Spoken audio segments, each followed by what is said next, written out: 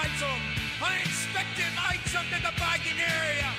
Please wait for assistance. I once got my own shopping for a smile I'll never get. 1 feet of card in 2 slots. to chase attention, death. Keep your little paper voucher, keep your blinking holy lights off your hands of closing time before I swallow what's not right.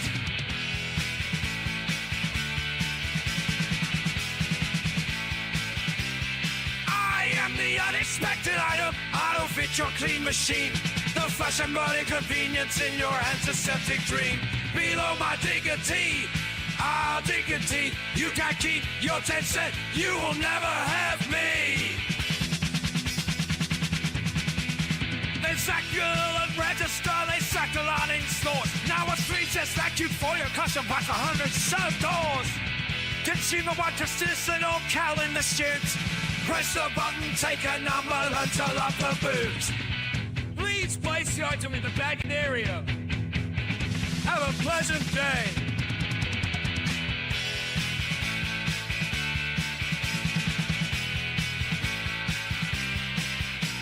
Another tax, another rule, another form to sign. A billionaire on every screen explaining how I'm meant to dine. He's saving all the planets from a bunker in the hills, while I'm rinsing out my tins to go and pay for someone's bills.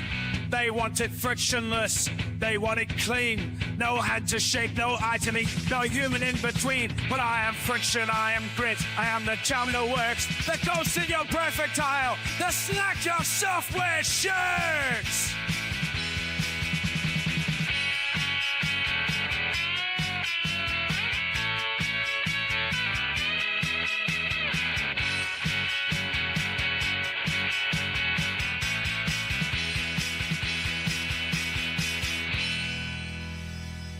Thank you for your custom. Please wait. Assistance is not coming.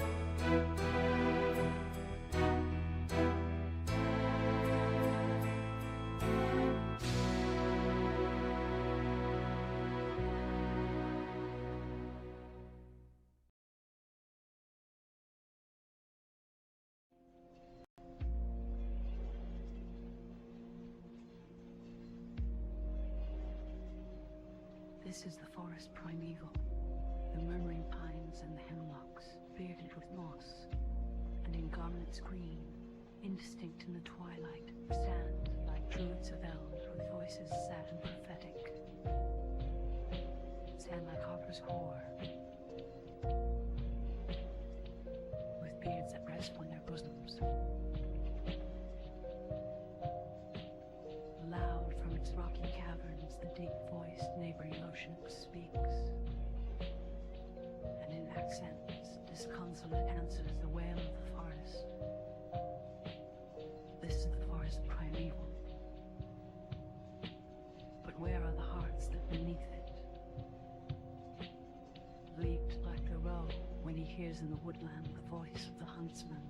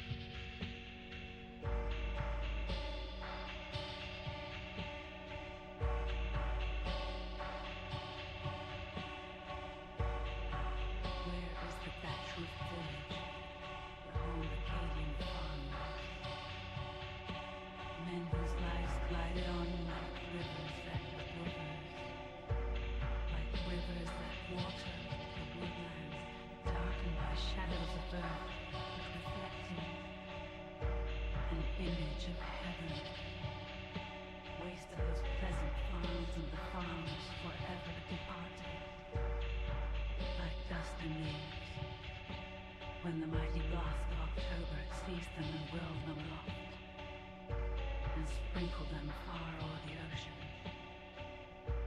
Naught but tradition remains of the beautiful village of Grand Prix.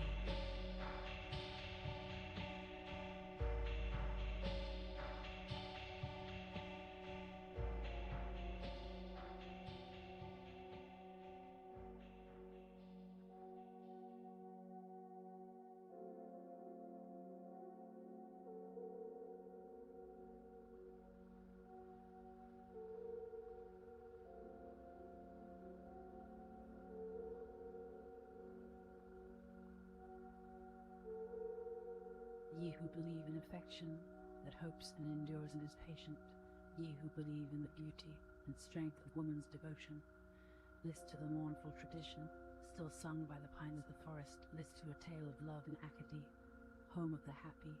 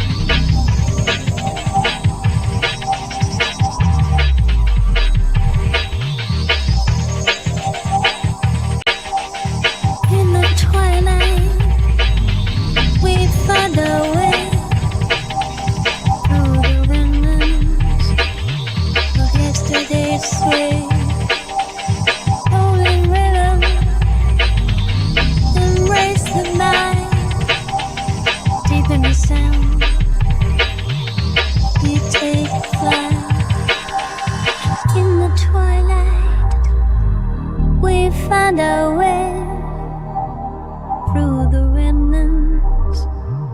of yesterday's ways.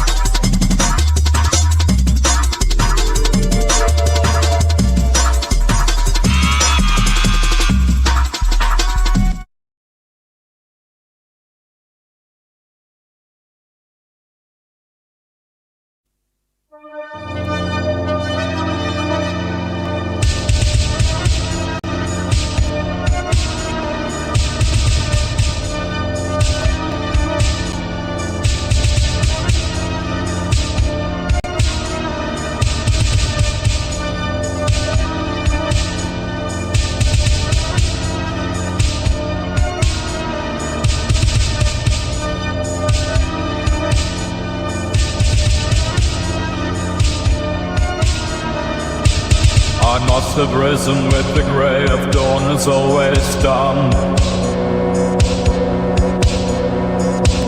When mist lay low upon the fields and hit the early sun, I must have stirred the embers back to life within the hearth, and taken bread and curse and silence as of little worth. I must have walked the boundary stones and marked what still was mine. The cattle slowed the crows above the same unchanging signs. I must have spoken little then, as is a man's way, and thought the world complete enough the day before you came.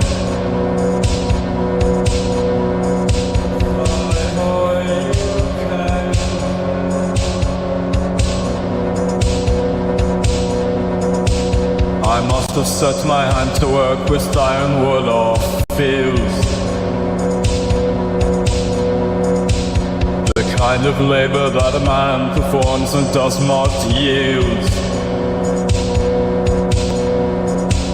The dots were near, the wind was sharp, the sky colored dull, and though the air was thick with signs, I felt it not at all. I must have paused at midday light to take a draught of ale. Among the others say words neither wound nor heal. And all the talk of gods and fates I let pass by the same. For nothing stirred within my chest the day before you came.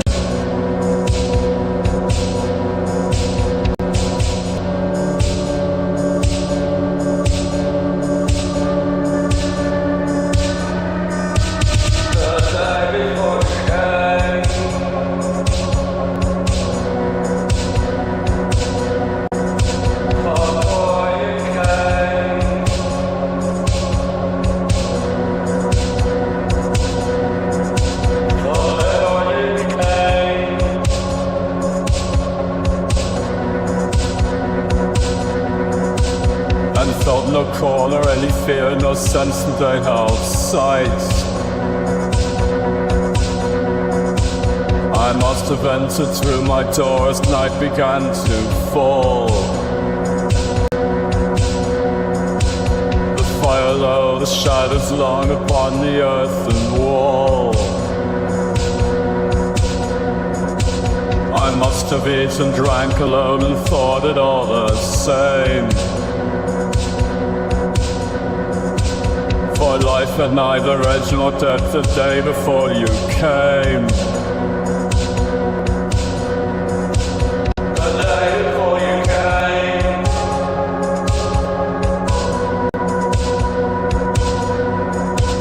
The day before you came.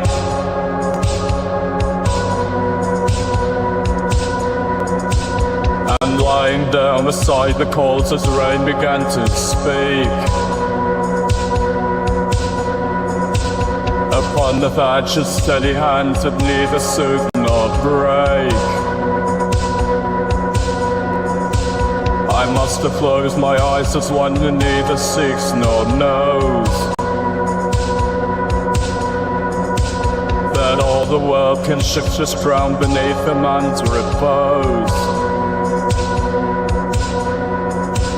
and stretch away the load of standing joy. It's strange to me I had no sense of something lost or waiting to be named. The day before you came.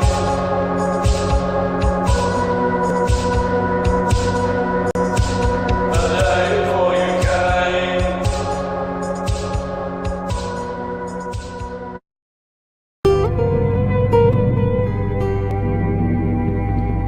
Down by Whitegate's iron gate, where the grey sky kissed the sea, stood a line of weary men and those who would not flee. The rain came down like judgment, cold upon the wire, but a stubborn spark was kindling in the belly of the fire. They spoke of aid for wounded hands, for engines of the brave. So the road was split for mercy's sake, as honor's code would save. But while eyes were turned and duty bent, beneath the careful lie, another wheel came rolling in beneath the watchful sky.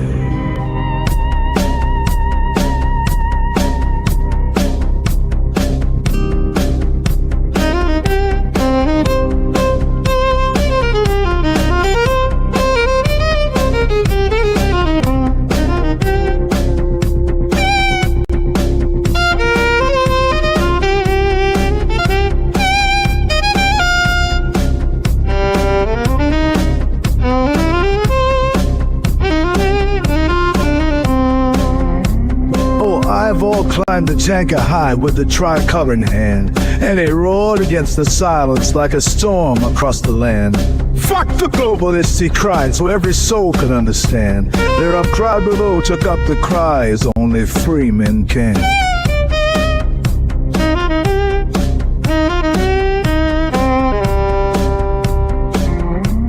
The line held firm with plastic shields and weapons at their side, but the men behind those visors had nowhere left to hide. For a laugh escaped the corner where the humans still remain, and the rain washed clean the posture that the uniform had trained.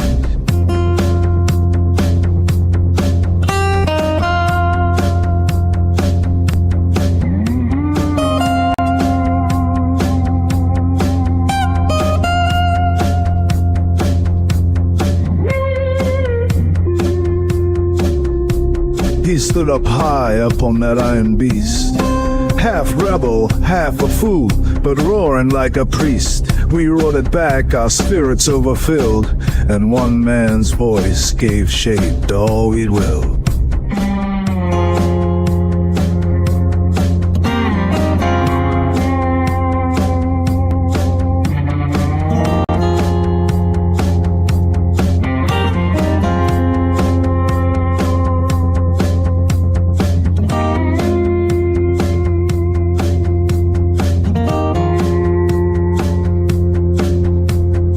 Ivor climbed the tanker high with the tricolor in hand, and it roared against the silence like a storm across the land. Fuck the globalists, he shouted, hear it echo man to man, and the crowd below took up the cry as only free men can.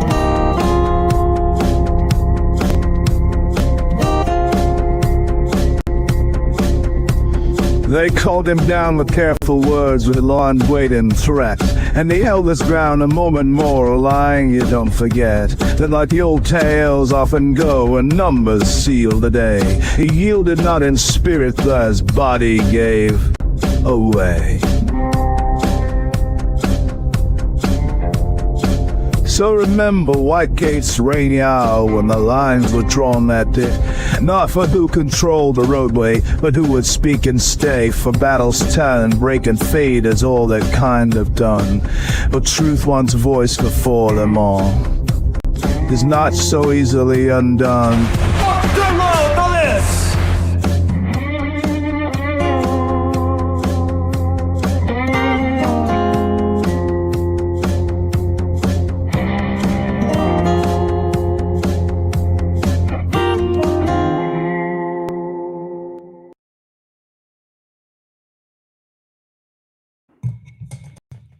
Howdy, folks. Ooh, it's a bit of a mess there on the video. Let me fix that. I was streaming straight from Udio, where I make my AI music. I hope you guys found it at least entertaining. How does this work again? There we go. Okay. Put myself and Morgan when he comes on the right-hand side. That's usually the best place to put someone. I'm your host, Howard, and as said, Morgan will be with us momentarily. He's there in the green room, ready to hop on when he wants, and you are viewing a rather pixelated view of Dublin Bay, Dublin Harbour, rather. There we go. How's it going? Good. What's going on with Dublin Bay?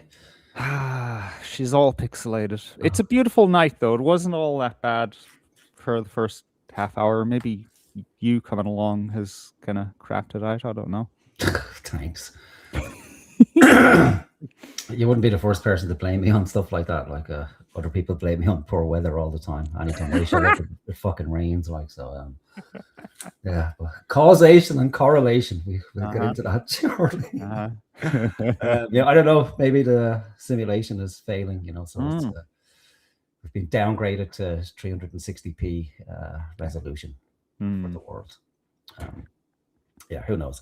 I don't know what the fuck I'm doing. It's been so long. Right. Yeah. The whole thing looks new now. There's like add person to the screen, and yeah, time waits for no man. Yeah. We're getting very deep tonight already. Yeah. Well, I mean, neither does the fucking busy work of tech companies. they have so many bloody employees that they have to give them some kind of work. So they say, yeah, just make a new feature and then just put the feature up. You know, who cares about fucking user experience or anything like that? Yeah. Yeah. If it works, it works. Just leave it a fucking alone. It's as simple as that, really. Yeah. Yeah. So it's been a while. I think it's been a month, has it, since we did our last show? It must be longer even. I can't even, what was it about? What was the last show about? I can't even fucking remember. Oh, fuck. Clara was involved anyway. Oh, of course, our dear friend and angelic creature, Clara. We will be discussing tonight again. In one, because we can't not. Yeah, well, it's not even that. It's just because it's going to raise a question for us later of why we do the things we do, and I'm not sure. I'm not sure I have an answer really about why we. I don't know what the exact crime is called, but whatever we did to Clara, why we decided to do that to her and others. You're looking much younger. It's because you've done away with the schmig, isn't it? There we go. Yeah, look at you. Yeah, I think so. Yeah, like an 18-year-old boy in there. I know. Right? You know why I did this. I don't know whether we'll discuss that or not. But when I did it, I was sitting with my mother and my sister, and they said, "He looks younger, doesn't he? But older at the same time." It's some female logic right there. Well, to be fair, right, the fella was doing my hair, and you know, I looked good, but then I said, "Look, I need it just the whole facial hair off, like down to the skin." And they said, "Right, enough, yeah." And they did that free of charge because it was my birthday. How about that? Very nice. And I then, when the facial hair was gone, I noticed how many like contours, you know, old man contours that the facial hair was hiding, and I didn't feel good about that. No, it's not good. Mirrors are terrible things, aren't they? Oh yeah. Yeah, I hate them. Yeah, you can't escape it, so you just gotta, I think, accept it. Try to reframe it. But I don't think there's ever been a time, has there, where people have viewed getting older as a good thing, except when you're like 6 or 12, where you can't wait to be an adult. Yeah, and it suddenly strikes you as like, well, fuck. What was all that want about? Like, can't wait to be an adult, and then when you're an adult, you just look back on it. I mean, you lie about being older when you're younger. It's crazy. In what way? Well, you know, I've done it before. You know, teen area, I would pretend to be older to people that I didn't know at all, and then of course it would be fucking obvious that I wasn't. Yeah, you're 12. I'm actually 42. No, you're not. No, you're not. Yeah, such is the nature of lies. All the foreshadowing. It's almost too much. Yeah. So I just wonder if people in the chat, if they're aware of Andrew Wilson and Candace Owens. I'm sure most people are probably aware of Candace Owens in some way, shape, or form. But there was this big debate, and the great debate, I think, as it was. Yeah. Which it wasn't. No. I mean, even as an idea, its ideal form of what it was supposed to be wasn't that great. No, it's not. It's yeah, they overbuilt it for a start. Yeah. the great debate. So if you don't, and I'm not too sure really about how the whole thing transpired to begin with. So I don't really watch Candace. I don't think I was aware she had a podcast at all. Like, I came to know her through her work with TP USA, before that as well, because you remember when the whole kind of anti-woke culture came to prominence in the States. So we had certain figures. We had Ben Shapiro, we had Candace Owens, Charlie Kirk, Nick Fuentes, Stephen Crowder. So we had this kind of handful of youthful new wave quote unquote conservatives who were making lots of noise and making lots of traction through YouTube. So that's where I came across her first. Beyond that, I didn't know she had a show. I don't know anything about her recently. And then the next thing I hear about the #1 podcast in the world. Like I think No. actually no, number 2 under Joe Rogan. Actually, no, I'm wrong. No, I wasn't Wow. aware. Even if I was aware of it, I probably wouldn't have listened, because generally, where women are concerned, it's like, it's a hard sell to get me to listen at all, and that's even with the people in my own life. And so I'm horribly biased in that way. But even listening to her talk, like, it didn't really grab my attention. To be honest, neither did Charlie Kirk or Stephen Crowder or any of them for that matter. It got old fast. And thing, so I would have obviously been aware of Joe Rogan and would have listened to his podcast again until certain things crop up where it's like you ask yourself the question, why am I fucking listening to this dude? For me anyway, they always appear initially as interesting and honest and intellectual, and then over time, like with everybody, like over time you get to see people's faults and where they lack, and except your own, because we're mostly blind to our own horseshit. But it's much easier to spot in other people. And you always have this thing, you build a relationship with them, and then you kind of hold them to a higher standard, and you have this parasocial relationship with them, and then it's like, well, why? Sorry, I wasn't really aware of Candace. I only really became aware of Andrew Wilson recently as well. So that would have been through initially being introduced to Jay Dyer, and then through Jay Dyer, you come across other people in the ortho bro sphere, if that is it is a sphere, isn't it? Like it's a recognized thing. Like, so there's a group of people. So there's Andrew and Jim Bob, and then other people as well who primarily focus on Orthodox Christianity, conspiracy, philosophy, and so on and so forth. So I kind of liked Andrew, like a style. So, very kind of logical, quote unquote mean, doesn't take bullshit, humorous, and basically likes chopping people down at the knees. Like, so it's good fun. Like, it's kind of a bit mean, I suppose, from the outside. Well, see, it's an old, 10 years old, the idea of blood sports, which is it's not high tier philosophical arguments, although philosophy is definitely involved, but it's mostly fuck me. It's mainly about just tearing the shit out of people and making people laugh, as well as, because you can't just fucking endlessly be academic. Nobody's gonna care after that. After a while, Yeah, that's a very niche audience, and generally it doesn't appear on YouTube. It's essentially restricted to academic circles. And like you said, it's dry as fuck. Like, who wants to listen to two academics talk about something for 6 hours only to come to no conclusion at the end of it anyway? So that's they came to my attention fairly recently. And then I noticed maybe about 2 or 3 months ago that Candace Owens comes to their attention. And then there's a kind of a little bit of a pile-on of taking the piss out of Candace Owens, at how silly her shit is. The one that caught me was when she was referring to Charlie Kirk and the Sumerian technology from that conspiracy theory from 10 years ago, Project Looking Glass or something like that. And then she got into her kind of private conversations with Charlie, how, either Charlie thought he was a time traveler and she thought she was a time traveler too, and then how Charlie would walk past lampposts and the lights would go out and stuff like that. And so it's that kind of stuff is probably best kept to your fucking self, because you can't help but come off as a fucking crazy person, Yeah. And so then over the following weeks, there was this kind of continuous, it's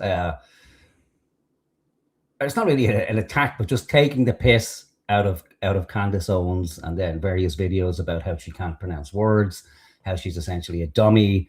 And so I'm like, okay, well, I didn't really listen to her stuff, but I found it entertaining. And then all of a sudden, the big debate comes on after Andrew goes on to Joe Rogan, and then start calling Candace out, because Candace was making these claims, essentially that Charlie Kirk was not killed by what's his name, Tyler Robinson. Yes. That there is a conspiracy involved.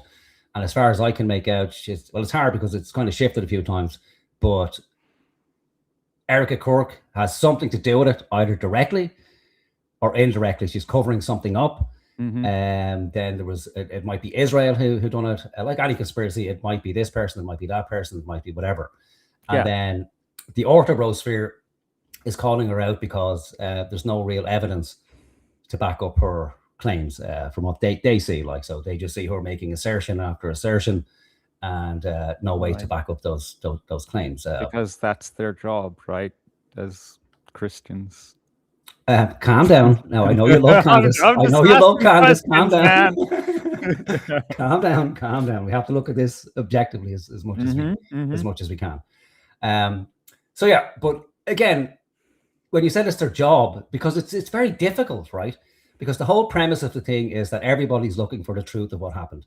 So Candace doesn't believe in the official story that it was Tyler Robinson, is this lone guy who kills Charlie Kirk. So she's looking for the truth of what happened so she can put it to rest, and then rest easy that she's discovered who the real killer of her friend is. And the Ortho Bros, and they're big into philosophy, and they're big into being able to justify claims, and big into epistemology.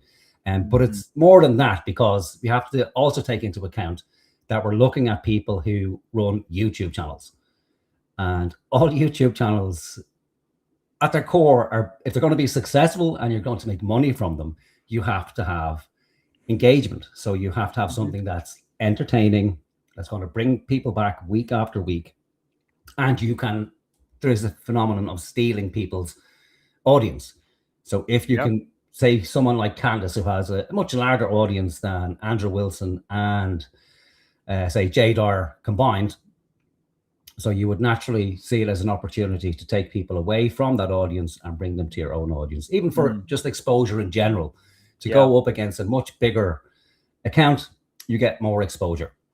Yeah, to third-party audiences as well, not just... Exactly. Yeah, good, excellent point. I hadn't considered that. But then beyond that, you have people, not so much Andrew, but I'm thinking of the likes of Jay Dyer, and to some extent ourselves, who have been kind of steeped in conspiracy culture for the best part of 2 decades, if not more. So, so you've seen all the conspiracies. You know how 99% of them are nothing more than simple assertions like, oh, I feel this is right, it could be this, it could be that, and nobody's really able to provide any solid evidence for those conspiracies. So you may as well, just mention anything like, so aliens has the same gravitas as, it was the Jews or it was space Jews, because nobody can ever back up their claims with any sort of evidence. And that's what Jay Dyer is particularly good at, as an example, where he wants people, especially around conspiracy, to be able to back up the claim with real evidence. And through that, well, then the conspiracy doesn't just get waved away as nonsense in the negative term, and someone goes, oh, that's just a fucking conspiracy theory. And I think there is something real in that they want people, especially people who have a massive audience, that if they're going to make these claims, well, then to have something real to back it up with. As far as Andrew Wilson is concerned, again, I can't know what a man's motives are.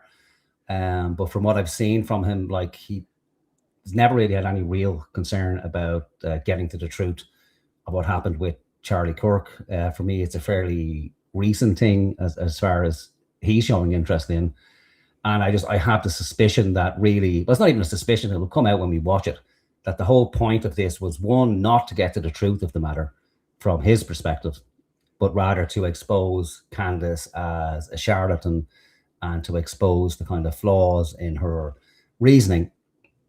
But everybody kind of on his side of the equation already knew that from the get-go, and it's not really unique to Candace. Everybody kind of does it, but like I said, we can always see it in others, but we can't see it in ourselves. So the whole debate was set up to be interesting. Initially, I thought, okay, well, if it's a normal case of Andrew at his best and Candace at her best, which I don't know what her best is, but I was convinced that Andrew would hands down easily win the debate. Not so much based on the prompt, but just based on his ability to kind of make people look ridiculous, to, bring arguments into a reductio, And normally what he does is he will try and drag it down into a philosophical debate around worldviews, which is where it normally goes, because normally they're talking about, in some way, shape, or form, worldviews, but you can't do it with this particular debate because it's around... It's a legal case. Exactly. Yeah. It's a legal case that ultimately gets decided based on evidence. And that was really fucking interesting for me, like, so how they're going to do it. So the debate prompt is set up as, I think from Andrew's perspective, his case is that there is overwhelming evidence that Tyler Robinson is responsible for the murder of Charlie Kirk. And Candace's prompt is that there's overwhelming evidence that Tyler Robinson is a patsy. So that's how it's set up.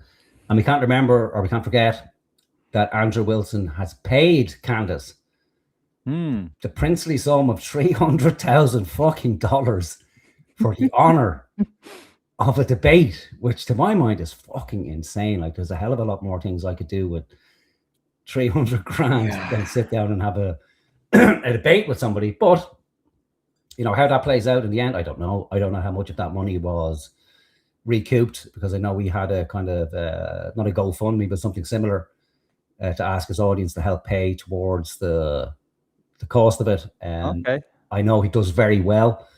Within YouTube, when I watch some of his streams, he normally has a monetary goal of $3,000 per stream. And 9 times out of 10, he hits that goal. And so that's usually 1 or 2 streams a week. So that adds up fairly fucking quickly. Not to mention then, you know, advertising from YouTube and other ventures he has. And then there was conspiracies about, okay, well, really, he's TP USA's boy, that they're paying him. And again, because of the nature of all conspiracy like that, there's accusations flying back and forth that, you know. So it's very fucking interesting. So I suppose we'll dive into the debate if I can remember how to load a fucking screen. Remember your player thing.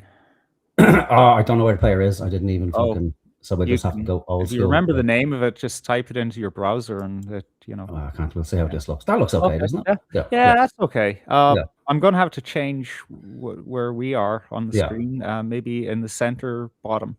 Yeah, that's good. Yeah, we can still see Andrew's shaking leg. Poor guy. He's a chain smoker, kind of like myself. So, you know, he wasn't able to smoke around the pregnant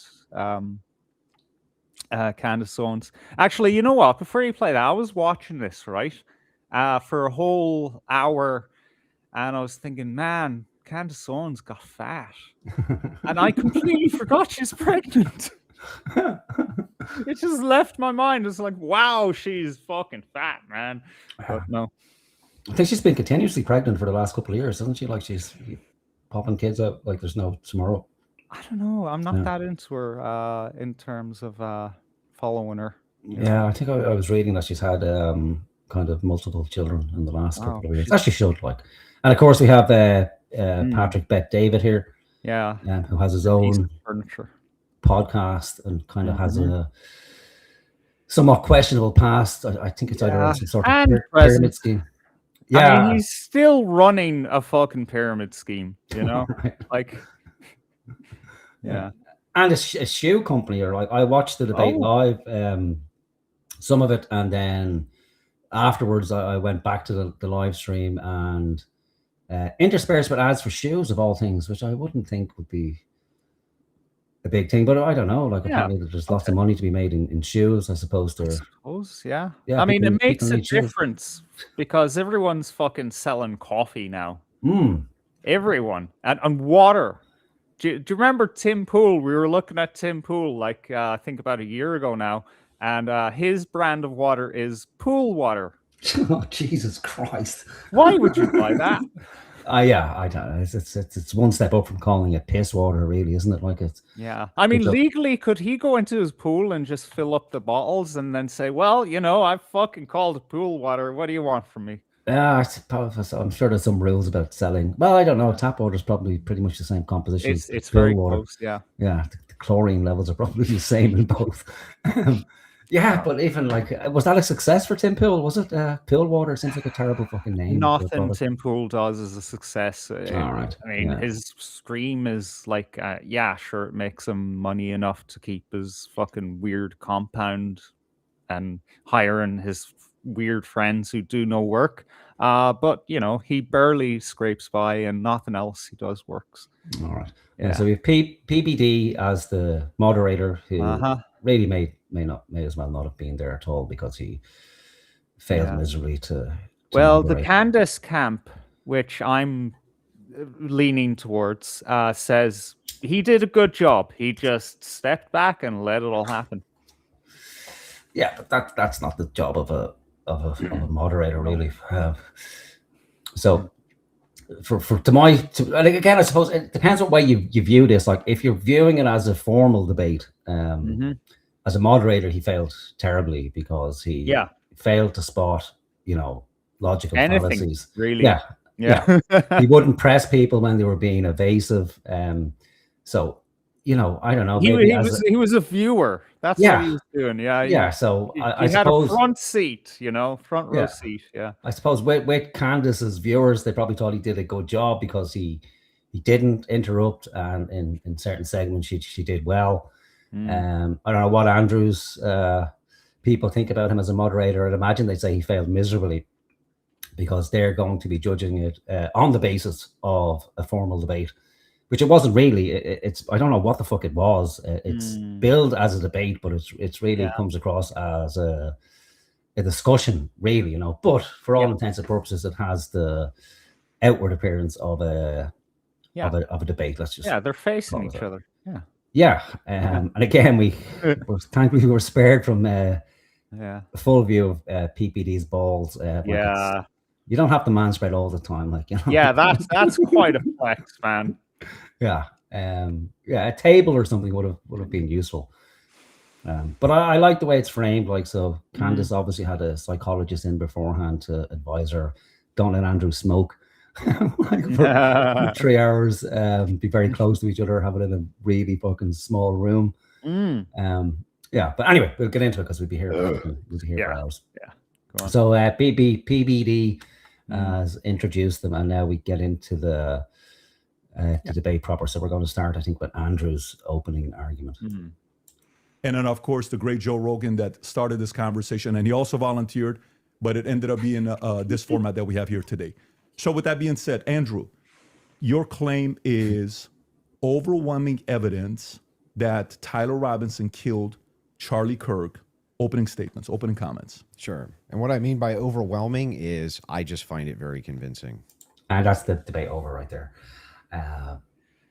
For me, that's the first half of the debate is now done. Because you can't do that. You can't do that in a formal debate, in a non-formal debate, in a general conversation with another person. Of course, you can do it, but it's probably one of the biggest fucking slimy logical fallacies you can commit, especially as it's the first words out of somebody's fucking mouth.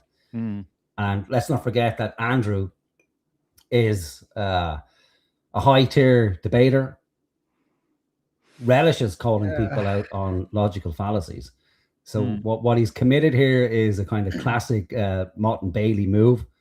So he starts off with this very, very strong claim that there is overwhelming evidence that Tyler Robinson is the murderer, and then immediately retreats to the much safer ground that what overwhelming means to him is only convincing to him, which is unfalsifiable. Like, I could fucking easily say that. Well, it's convincing to me. How can somebody disprove that?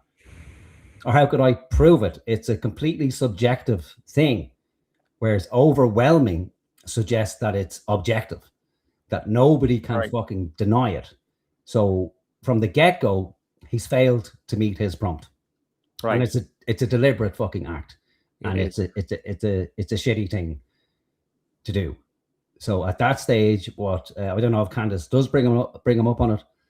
And certainly PBD as a moderator should have come in straight away and said, well, hang on a minute, like, what are we actually having a debate about here? The Well, he's not the debate. most clever of people. No, so it's like, what are we doing here? Like, you can't retreat from overwhelming to merely convinces you. If that's going to be the standard, well, then everything is subjective.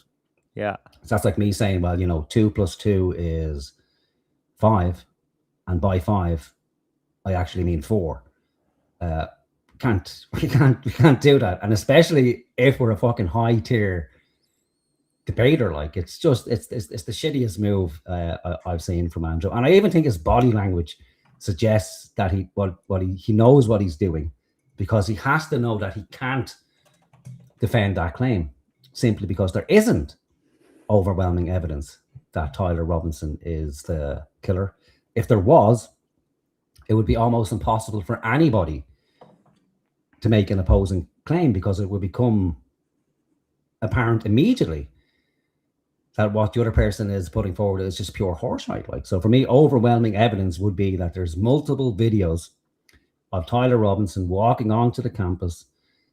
From the very beginning, we see, clear footage of him moving around the campus, clear footage of him going on the roof, and clear footage of him taking a shot at Charlie Kirk. That would be kind of overwhelming evidence. And then we have other accounts from different people, his lover, his mother, his father. That'll be pretty much overwhelming. But we've nothing like that. So all Andrew can do to kind of save his ass in this situation is to try and reframe overwhelming to merely what. And is that because at some point between deciding to have this debate and actually being in that room, he realized, oh shit, I can't actually prove? I'd imagine so. I think initially where he makes the claim of overwhelming evidence, it comes from a tweet he made. So it was probably said like, so I imagine there's some truth to it that when he said overwhelming during that tweet, he didn't actually mean overwhelming. He probably, in all earnest, meant, what he's seen so far convinces him. But between then and now, like, he's obviously agreed to the prompt that there's overwhelming evidence. He can't know that there is, otherwise you wouldn't need to change the fucking prompt. Like, but again, from what I can tell, the whole purpose of this debate is not to prove that. That's kind of like the candy he's throwing out to get Candace into this room, because to my mind, the whole reason for him being there is to try and humiliate her and embarrass her in front of a large audience. That's all I can see is the goal. Like, I can't honestly see that he cares too much about Charlie Kirk. He cares about the truth, because if you did care about the truth, you would know that at this stage, nobody's in a position to know what the truth is, because there hasn't actually been a proper trial yet. Anybody with kind of half a brain knows that there's nothing going to be convincing that's going to make Candace go, okay, well, yeah, I'm putting this to bed. Based on the trial proper, I now believe that Tyler Robinson was in fact the murderer. And if there's evidence that isn't to the contrary, I doubt Andrew's going to turn around and say, okay, well, there's enough doubt there now that I don't think Tyler is the killer.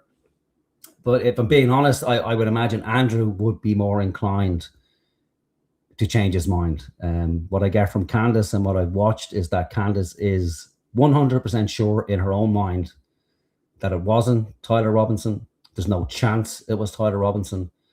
And that what she thinks in her own mind is the actual truth, and nothing really could change her mind on that. No matter what amount of evidence shows up to prove it was Tyler Robinson, she wouldn't accept it. But that's just my own take on what I've seen, But very disappointing from Andrew, I have to say.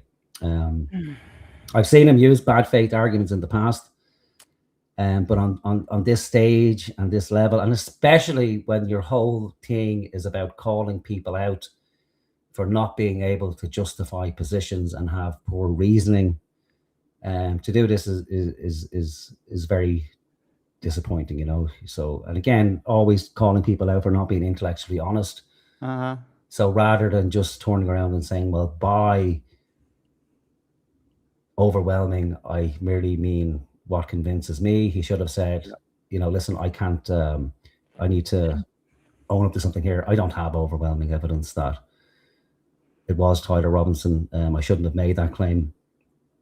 And then just be fully honest about what I really meant to say was that what I've seen so far convinces me. But then he's in the same boat as Candace, because what she's essentially saying is what she's seen so far as well convinces her that Tyler Robinson was a patsy. And neither one of them are going to be able to prove their claims, but Andrew's being clever and he's cutting off cross-examination from Candace by saying that. So now the whole first half of the debate, or the second half, wherever it happens, she can't really question him because he's already conceded the point. Yeah. But what doesn't come up is that, hang on a minute, you can't fucking do that. That's a dirty rhetorical trick that you just fucking pulled, And that was I couldn't believe it when I saw it, I was like fucking gobsmacked. It was like, hang on a minute, like what the fuck are you doing? Like, you've just essentially lost the first half of the debate. I think that's what most people mean when they say overwhelming evidence. And again, that's an appeal to popularity as well. So one after the other. So Mott and Bailey, then an appeal to popularity. That's what most people would think. Again, very fucking disappointing. Like, so it's, it's a bad look. And his own fans would have to know it because they're kind of steeped in this, they're familiar with logical fallacies. And I've seen people who are kind of Wilson fans and they're just willing to move by it immediately, not even address it, not point out that there are fallacies there. Just be very generous to him and say, okay, well, he's just clarifying his position. But he's not. So if you're going to be truthful, well, then you have to call out the horseshit on both ends, So I have a brief opening statement. On September 10th, 2025, Charlie Kirk was murdered. Many of you already know a lot about the events which occurred after Kirk's death. You remember the ghoulish laughter, celebrations, and madness we saw from leftists all over, from TikTok invasions, debates, posts on social media, destruction of memorials, and things like this. Within weeks of Kirk's death, a cottage industry began. Like, well, what bearing does that have on his argument? I don't know. I think what he's going to say is that because there is all this kind of, vitriol and celebration and ghoulishness on behalf of the left, well, that somehow it's only natural that you would infer that somebody from the left would kill Charlie Kirk. Right. Again, that logically doesn't follow. It's a bit of a non sequitur. But I suppose if he's now moving from overwhelming evidence to being merely convinced, well, then it's natural to think that if all these people are celebrating so much, well, then there was obviously a desire to have him killed in the first place. And, it's poor logic. And again, because everyone on that level and higher of notoriety has a lot of people who want them killed, Yeah. Like, I don't know, Netanyahu, Trump, Trump, there was a few attempts on his life, bad example. But, there's plenty of others who nobody's even tried to kill that we know of anyway. It just doesn't follow, man. No, it doesn't follow. It's natural to think it. But again, he is the opposing view from Candace. So the whole thing is Andrew is representing, cold logic, justification of positions, and Candace is primarily representing intuition. And that's it. Like, so just that's her whole thing that's being criticized, is that she doesn't justify her positions, that her whole stance is, I feel this, I think this, but there's nothing to basically back up the reasoning when she's pressed on, well, why do you feel that? And then there's never a kind of a logical chain, well, based on this plus this equals this. 9 times out of 10, it's I feel, or an anonymous source told me, which again is unfalsifiable. So if we're going to use that standard as evidence, which this is, it's going to, let's not forget, it's a trial. And if anybody tries to introduce something like I felt, or introduce, ropey arguments or logical fallacies, or hearsay to a great extent. It's just going to be dismissed. It's not going to pass muster, you know. Began to form, peddling various alternative theories on how he died. What special interest may have killed him, what nations were involved, and was our own government one of them?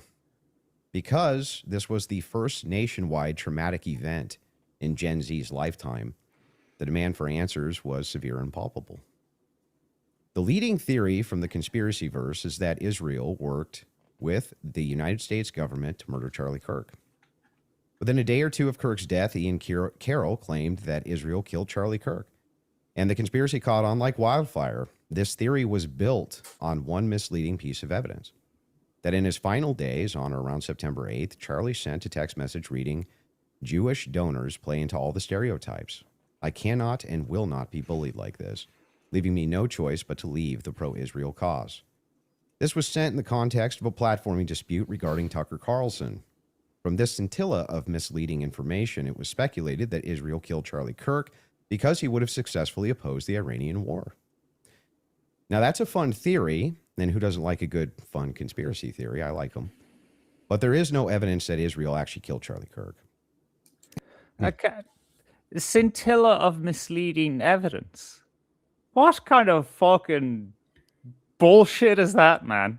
It's evidence. Yeah, And, but it's poor evidence, like so. But it's no, not really. When someone comes out and says these Jews are really being like Jews right now, that shows a lot of animosity.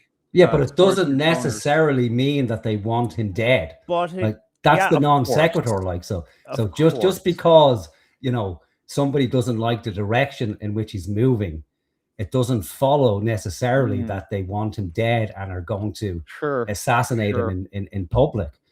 So But that's the issue. You're doing what Andrew Wilson's going to be doing throughout this debate, is demanding that one piece of evidence all by itself leads to the conclusion, when really we're talking about a collection of information that together in their entirety points towards a conclusion rather convincingly, right? So Yeah, there's a difference, There is a difference, but you're going to have to prove that, not merely Prove state it with other pieces of information. This is what I mean. You are expecting this one thing to all by itself justify the conclusion. No, but here's the thing, right? So if we have 50 pieces of evidence that are extremely poor, all of them combined doesn't make the evidence any stronger.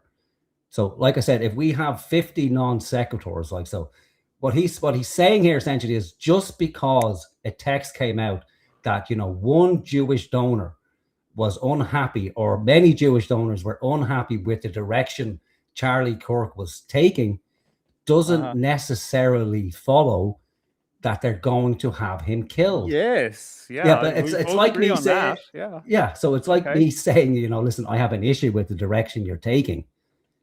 It doesn't necessarily follow that I'm going to have you assassinated. Even if you're assassinated 2 days later or a week later, it looks suspicious. It certainly warrants investigation, but it doesn't necessarily follow that because somebody was annoyed, that it results in an assassination. But okay, murder trials have convicted people on less absolute information that both you and Andrew Wilson are demanding. What more? And I'm not saying this one is like in a murder trial, one text like this would result in a murder conviction. Yeah, but that's not to play the logical fallacy game, but that's also a logical fallacy as well. Like, just but because we're talking about a murder trial here. Yeah, but what murder trial? I said, huh? What murder trial? The murder trial that Tyler Robinson is. I mean, what murder trial was somebody convicted? What murder trial was somebody convicted with less evidence than this? Like the majority of Wilson says this himself later. The majority of murder trials are circumstantial. Okay, heavily but you're avoiding the circumstantial. question. You're doing what Candace does. No. I'm explaining where I'm coming from. What murder trial? What most? That's what I've fucking Most. told you twice already. Most based on what metric? Most murder trials are based on circumstantial evidence. Sorry, they are, because you don't find DNA and the smoking gun around the corner in a ditch with You the don't, but you person's- certainly, but you can't. What they don't do is they don't introduce evidence as flimsy as that. Yeah, they do, and they add it to other pieces of evidence that paint a circumstantial picture that then a jury decides upon. Like, is this plausible beyond reasonable doubt? Yeah. Yeah. So, but nobody in the trial so far has introduced anything to do with, oh well, it's actually the Jews killed them.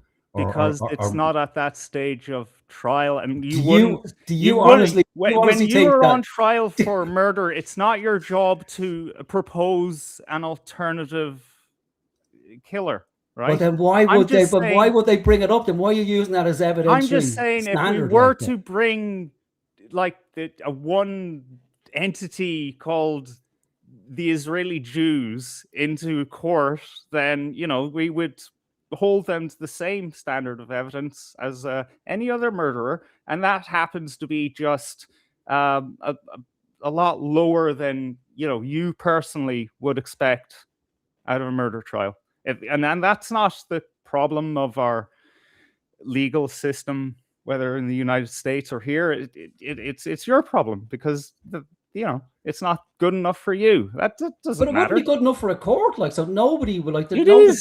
No defense team would bring in. Well, it wasn't actually Tyler.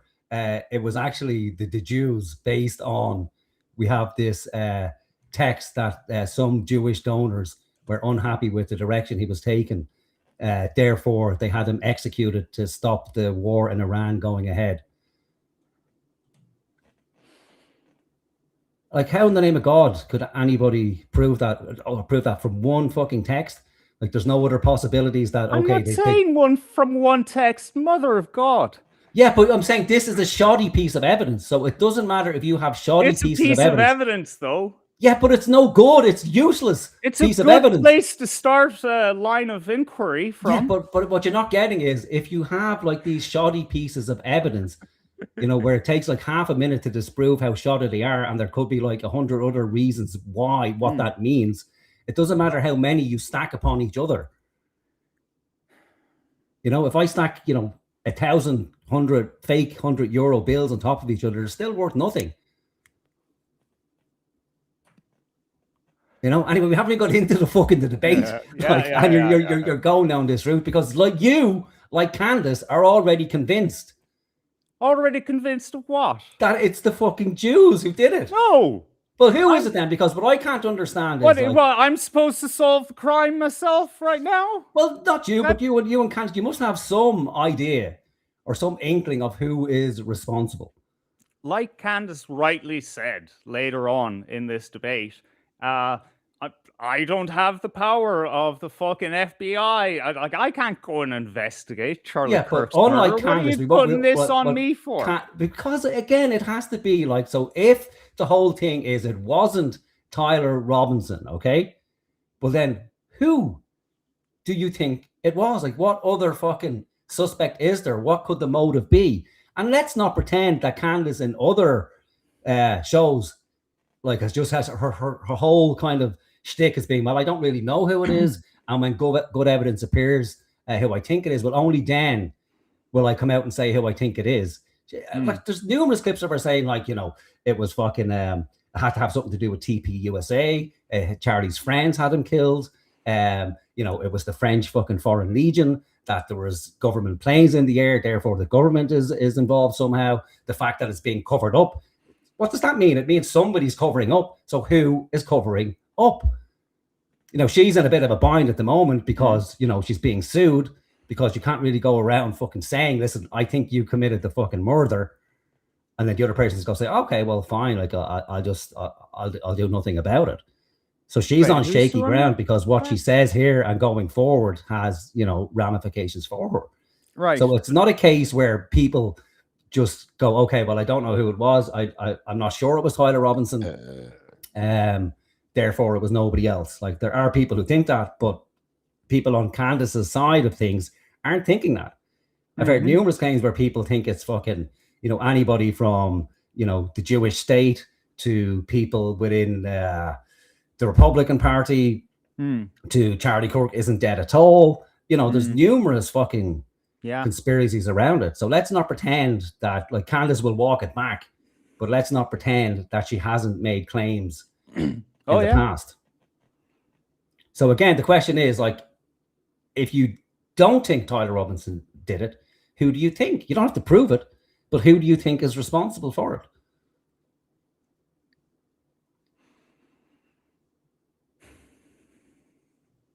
You asking me? Yes.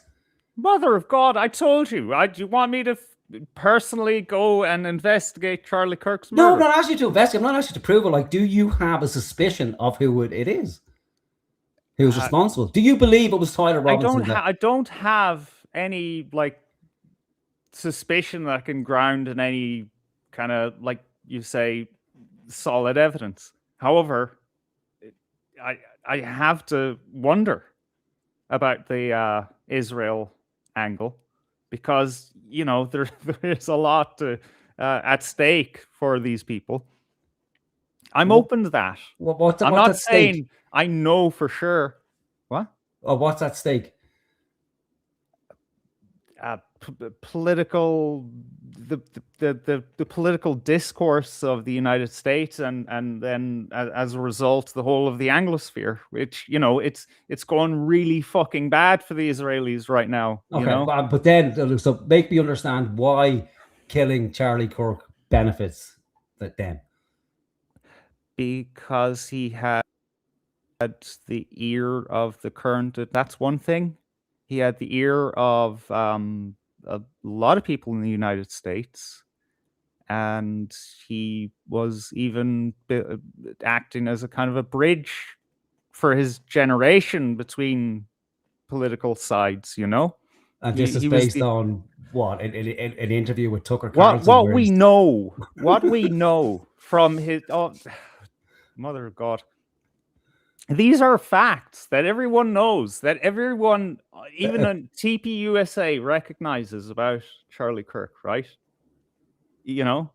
What facts? That he was the most important person on the planet? that he had the ear of the current administration. This is fucking true. Okay, so what does that mean exactly? Like, because the way it's coming across to me is that Charlie Kirk had the power to change the mind of the administration on the direction they take towards Israel. He was the most public facing one that had that level of influence, I guess. I don't know. I wouldn't call it influence. I don't know what it is, but he was in there, and he had more of a public face than even like JD Vance, like these things matter, They public matter. Perception and the media matters. It matters, but I can't see the leap from Charlie Kirk, changing his views, slightly on Israel, or starting to question his undivided loyalty towards Israel. And then that results in his execution. And as a result of his execution, like, everybody starts getting up in arms, and then there's this whole thing, well, it must be Israel, it must be Israel, it must be Israel, it must be Israel. Like, how does that benefit Israel? Now, I will say I'm open to the fact that it could have been Israel, but I need convincing, and I'm not going to be convinced on the basis of there's a text saying that his Jewish donors were upset because based on his interview with Tucker Carlson. And like I said, I'm not convinced with a capital C, convinced, yeah? But what I'm saying is, this is no small thing. You can't just say, oh, that's just a text, that's just something someone said. It's important, it has weight. And TPUSA was at the time, and still is not, just some little debate club. There's a fuck ton of money in that organization. Or organization, as in it was quite ubiquitous through the United States, and it was recruiting young people. This is an important fucking organization. Yeah, it's an important, but again, none of that necessitates his execution, because all by itself, I let's get finish it. the sentence before you move on. All by itself, like we can look Right. at the other supposed evidence that it points to Israel having him executed. So the way it's being presented to me is like, this is overwhelming evidence that Charlie Kirk was not only about to question Israel, but was about to start calling them out at every rally he had, saying, how terrible Israel is. We need to withdraw all support for Israel. Everything I've taught about Israel in the past is completely wrong. I've been duped. Israel is responsible for all the evils in the world. Every state needs to abandon Israel now, or it's the end of the world. There's nothing to prove that or even suggest it. All we have is a text saying that he was unhappy, or his donors were unhappy with a direction he was taking. And it just doesn't follow from that that, okay, the next logical step is we need to execute him publicly, because he's such a danger to the state of Israel that if we don't get rid of him now, the state of Israel is going to somehow fail and the world will turn against us, which the world already fucking has. There's 3 states in the world who actively support Israel. And, to my mind, Charlie Kirk is it not of such great importance that he represents See, right there threat. is we just have two different value judgments because of I guess we're privy to different types of information. I've come to a separate conclusion to you about how much of an influence that man was and could be in the future if he wasn't dead. So I guess we're just we put a different amount of stock in that whole storyline of him turning away from Zionism. That's what it all comes down to, and no amount of arguing is going to get us past that. And that's why this debate is a complete waste of time, except for the revenue that was brought in from it. Yeah, well, maybe, but with your point, your point assumes a lot.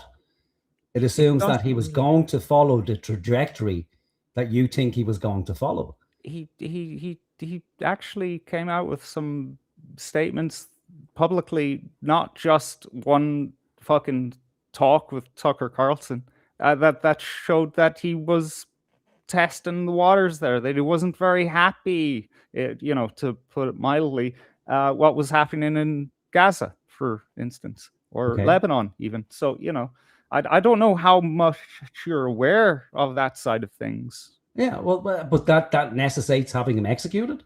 I suppose, if you are at the head, the top guy of this massive fucking organization, maybe. This is the Israelis we're dealing with, man. They do some fucking wild shit to make sure that their plan goes ahead, Okay, so who next? Tucker Carlson next? He's pretty anti-Israel at the moment. Candace, it would look pretty fucking wild if suddenly all of these people started dropping like flies, All right, so just one, just Charlie, because he represented the biggest threat to support for Israel. Yeah, because who's listening to Tucker Carlson, really? I mean, people. And then we go about our lives. Tucker Carlson talked to fucking Vladimir Putin, and that changed things a bit, but it wasn't like a fucking earthquake that really ripped the whole thing apart. Like the US is still at war, proxy war with Russia, right? So like nobody listens to Tucker Carlson, but they listen to Charlie. They would have. How do you know? That's what people are saying. How do you know that if Charlie Kirk had to come out and I'm adamantly against Israel, that all the evangelicals who are Oh yeah, of pro course. Yeah, Zionists wouldn't just abandon him, just go, well, those guys who's who've this been, guy? going to fucking Christian Zionist events when they were young in the 90s and shit like that. Yeah, no, you're not moving those people. No. But he had the ear of the youth. He was a young man. He wasn't that, old you don't like know us. that, like, so I do know it. Everyone don't. fucking knows it. TPUSA Everybody knows it. Candace Owens knows it. Everybody knows it. It's obvious. Yeah, It's is not. fucking obvious. It's but not. You can't prove it. You just wandered in off the street. You barely know any more than Andrew Wilson does about this situation. About this, you didn't even know who Charlie Kirk was before I brought it to your attention. For fuck's sake, that? I haven't looked into it, but how do you know it? And how do I know what? What you? Oh, fuck me. Go on, play. How the do I know fucking what? Debate. Play the fucking How do I debate, know or we what? won't No. get through How do this I know shit, what? man. How do I know what? You're just rope-a-doping me here, man. I'm not. I'm asking That's, you. no, How do I know? that's what you're doing. You're straight from Andrew Wilson's school. And you're straight from Candace's school. I feel. Thanks. I think. What? Did you say thanks? Yeah. You insult me. I can't insult you. That how it works, is it? Okay. All right. We'll play on. All right. And if Candace has some, I'd like her to actually show it to me. I'm open to suggestions, but to date, there hasn't been any. There is, however, tons of evidence that a leftist killed Charlie Kirk, just as Charlie feared they would. I believe Charlie Kirk, and I have the receipts. No, I didn't have a dream where he came to me and told me that the left killed him. No, he didn't come to me a dream and say, Candace Owens betrayed him. That never happened. In fact, I don't need dreams of any kind because I hold in my possession never before seen messages from Charlie Kirk to his security team on September 9th, 2025. I'm going to share the message with you today, which is the first time this information's ever been publicly revealed. On September 9th, Charlie's security team wrote to him, yes, law enforcement has been fully supportive and agreed to a security plan and posture. Tomorrow's event will be covered by both my team and the campus PD. If additional support is required, patrol units will be available. I have 11 on site. Charlie responded with this, okay, great. Remind them that they are there for one person's security only, because I'm somewhat worried the left is trying to kill me. That was okay. So again, now with the same level of scrutiny, just because he thought the left were trying, where he explicitly states, again, I haven't seen this message. No one has. No one has. And again, with the other messages that people have, they haven't been properly scrutinized. And those have been vetted by TPUSA themselves. They came out and said, yeah, those are real text messages. Sorry. Okay. Well, then I'll take your word on it. I honestly don't know. With this message here, again, we don't know, but for the sake of argument, we'll say it is true. Yeah. We just don't know at this stage. Sure. And so he believes the left are going to kill him. Now, in the previous messages, he didn't state, I believe Israel is going to kill me. Mm-hmm. But here he's stating, I believe the left is going to kill me. But again, it doesn't necessarily follow that the left fucking killed him. Yeah.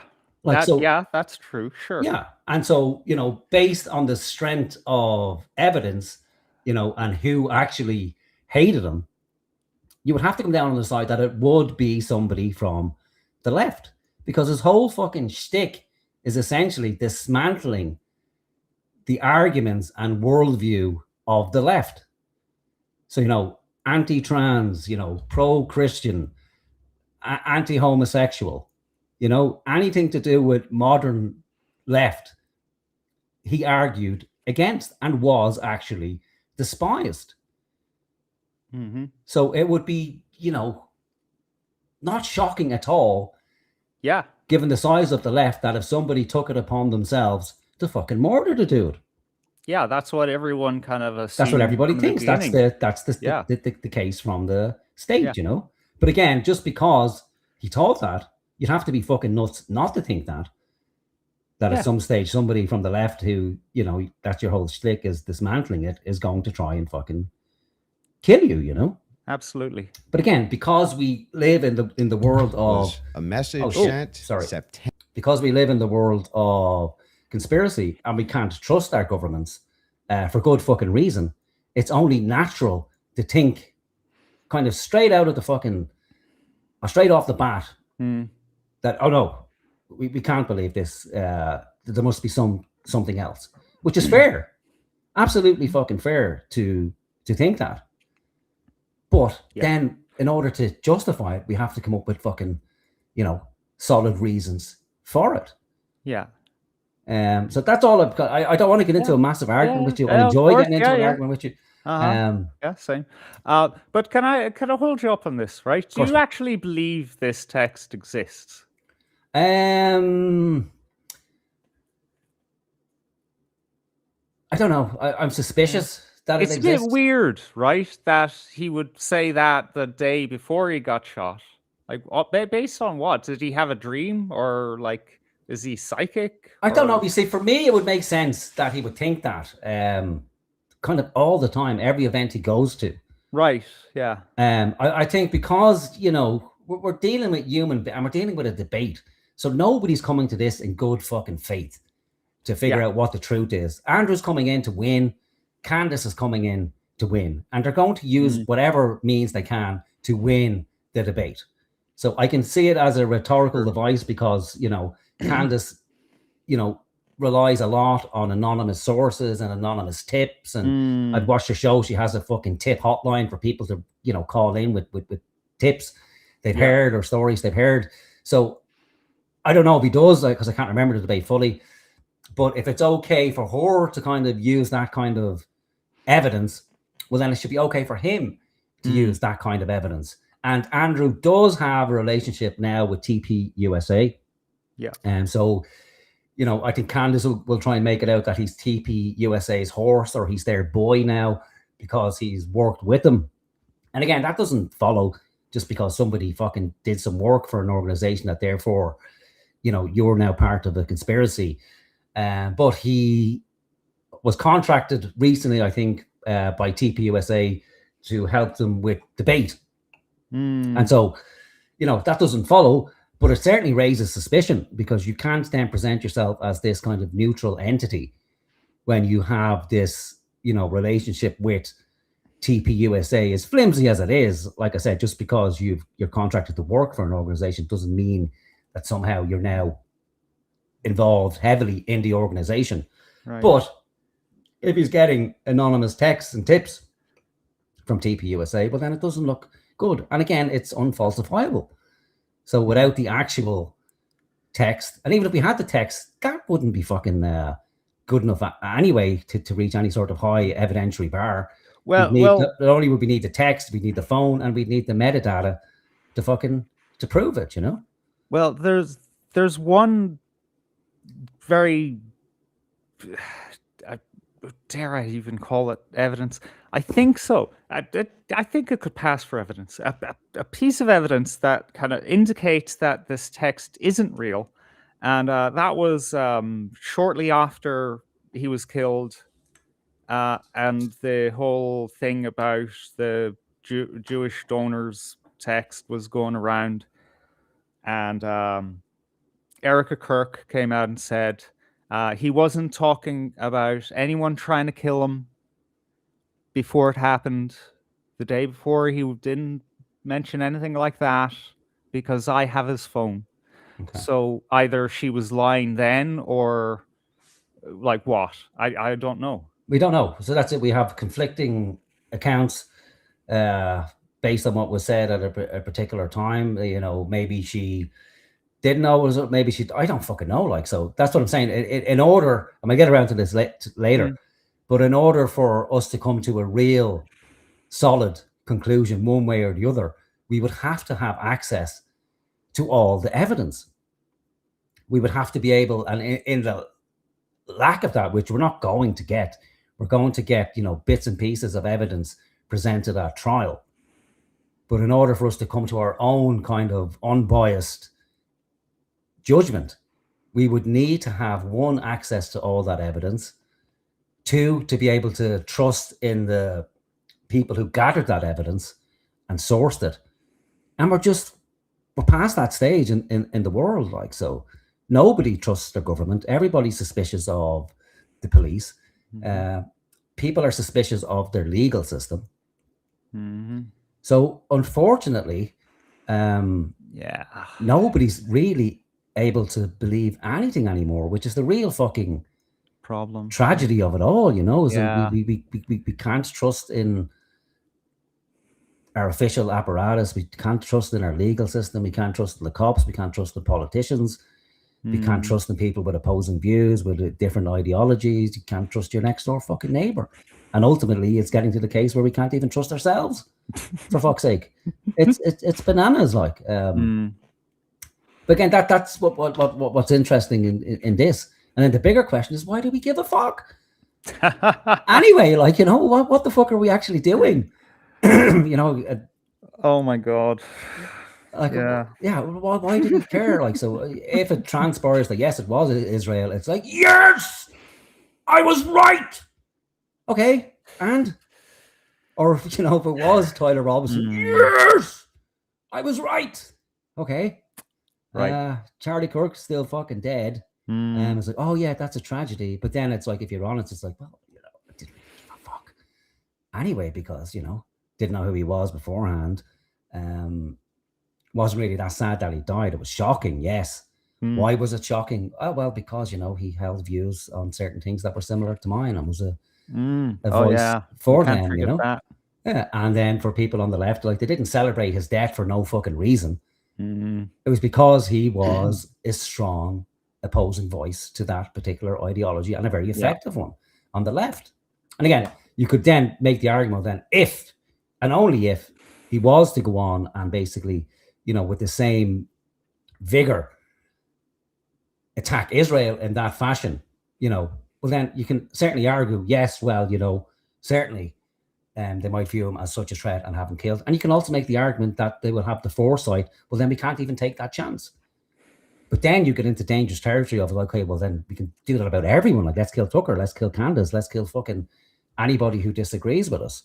But we can't prove it, but we can certainly have suspicions about it. And then we might have to get to a certain fucking state of affairs where it's okay, well, we can't actually prove any of this beyond a reasonable doubt. You know, you might believe it yourself, but can you convince somebody else of it? And why fucking should you anyway? What does it really cause other than just argument and friction between people? And I've never argued with anybody where they came around to my way of thinking, you know, maybe after 10 or 15 years and it had nothing to do with me. Like, you know, but we're so invested in these people and their fucking ideologies and, you know, proving ourselves right and the other wrong. I don't really know what the fuck we're doing half the time. Maybe we have to do it. Maybe that's the only way we can do it, to arrive at some fucking form of truth, or at least what isn't true, you know, but by this fucking very method. What are we, 5 minutes in? We've only got 3 hours left. Right, so what date is it now? The 20. but it's very interesting, and you know, if we can move beyond, you know, my guy, your guy, we might get somewhere. But it's very fucking hard to do that because you know, I think a lot of the time loyalty is more important than fucking truth, you know. And probably it's easier as well. It's easier to be loyal than to actually get to the truth of a fucking matter, isn't it? Right, so we listened to Andrew anyway. So I can't even remember what he said last. September 9th. Whatever could he have meant by that? Well, I think he meant exactly what he said. That he was worried the left was going to try to kill him. Now, we'll discuss this more later on in the debate, and maybe I have more never-before-seen evidence that exposes just how wrong and, in my opinion, idiotic many of these conspiracy theories have been. But that's what happens when you rely on what's called the evidence of the gaps. In other words, they don't have evidence, they seem to just make up evidence. And what did they make up? Well, in my opinion, kind of whatever lined the pockets. And I think it's ghoulish to profit off of the death of a good man. But we came here today to debate. And so, well, that's a bit of a contradiction. If it's ghoulish to profit off the death of a man. What the fuck you doing giving Candace 300 grand? Profit off the death, like. Come on, Andrew. But again, we see the strategy here. It's again, it's not to get a truth, it's to color people's views of Candace. It's an ad hominem attack on Candace, like, you know, only a ghoulish person would profit from that, when, you know, everybody with a large YouTube channel who covers anything then can be accused of profiting off something like that. Yeah, as soon as you reach the monetization threshold, then suddenly you're evil. Yeah, so then you're going to have to forgo all monetization, and that's a large thing with people, isn't it? Like that, if you make money off anything to do with expressing an opinion or taking a political stance, well, then somehow you're dirty. You're suspect. Yeah. So let's get to it. The debate topic today is 1, my belief that there's overwhelming evidence that Tyler Robinson killed Charlie Kirk, and 2. Well, no, it's not overwhelming now, Andrew. You can't reverse it back. Like you've already said, what merely convinces you, not overwhelming. I have to stress that because it's very fucking important. 2, Candace's belief that there's overwhelming evidence that Tyler Robinson was a patsy and didn't kill Charlie Kirk. In sum, the audience is going to decide who has more evidence supporting their theory.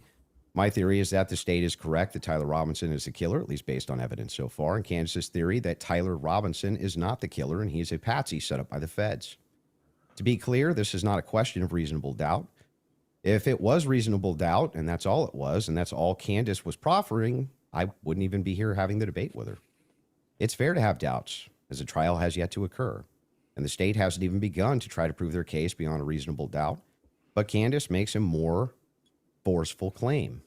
She claims that there's more evidence that Tyler is not guilty of murder and was set up as a patsy than there is for the state's case. And I just think that that's absurd.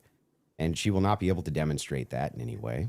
In fact, she has almost no real evidence at all of her theory, whereas my theory is supported by compelling witness testimony, physical evidence, multiple confessions, all of which are independently compelling, but which are even more convincing as each piece of evidence corroborates the others. You'll notice the term overwhelming was included in both theories. This is because Candace demanded I defend my use of that term, which I think is fair, in describing the evidence against Tyler Robinson. She, on the other hand, only wanted to defend her theory as merely viable. That is, until I showed her clips in which she said she believed the evidence of her theory, that Tyler Robinson's a patsy, was supported by overwhelming evidence. Only then did she agree to defend that position.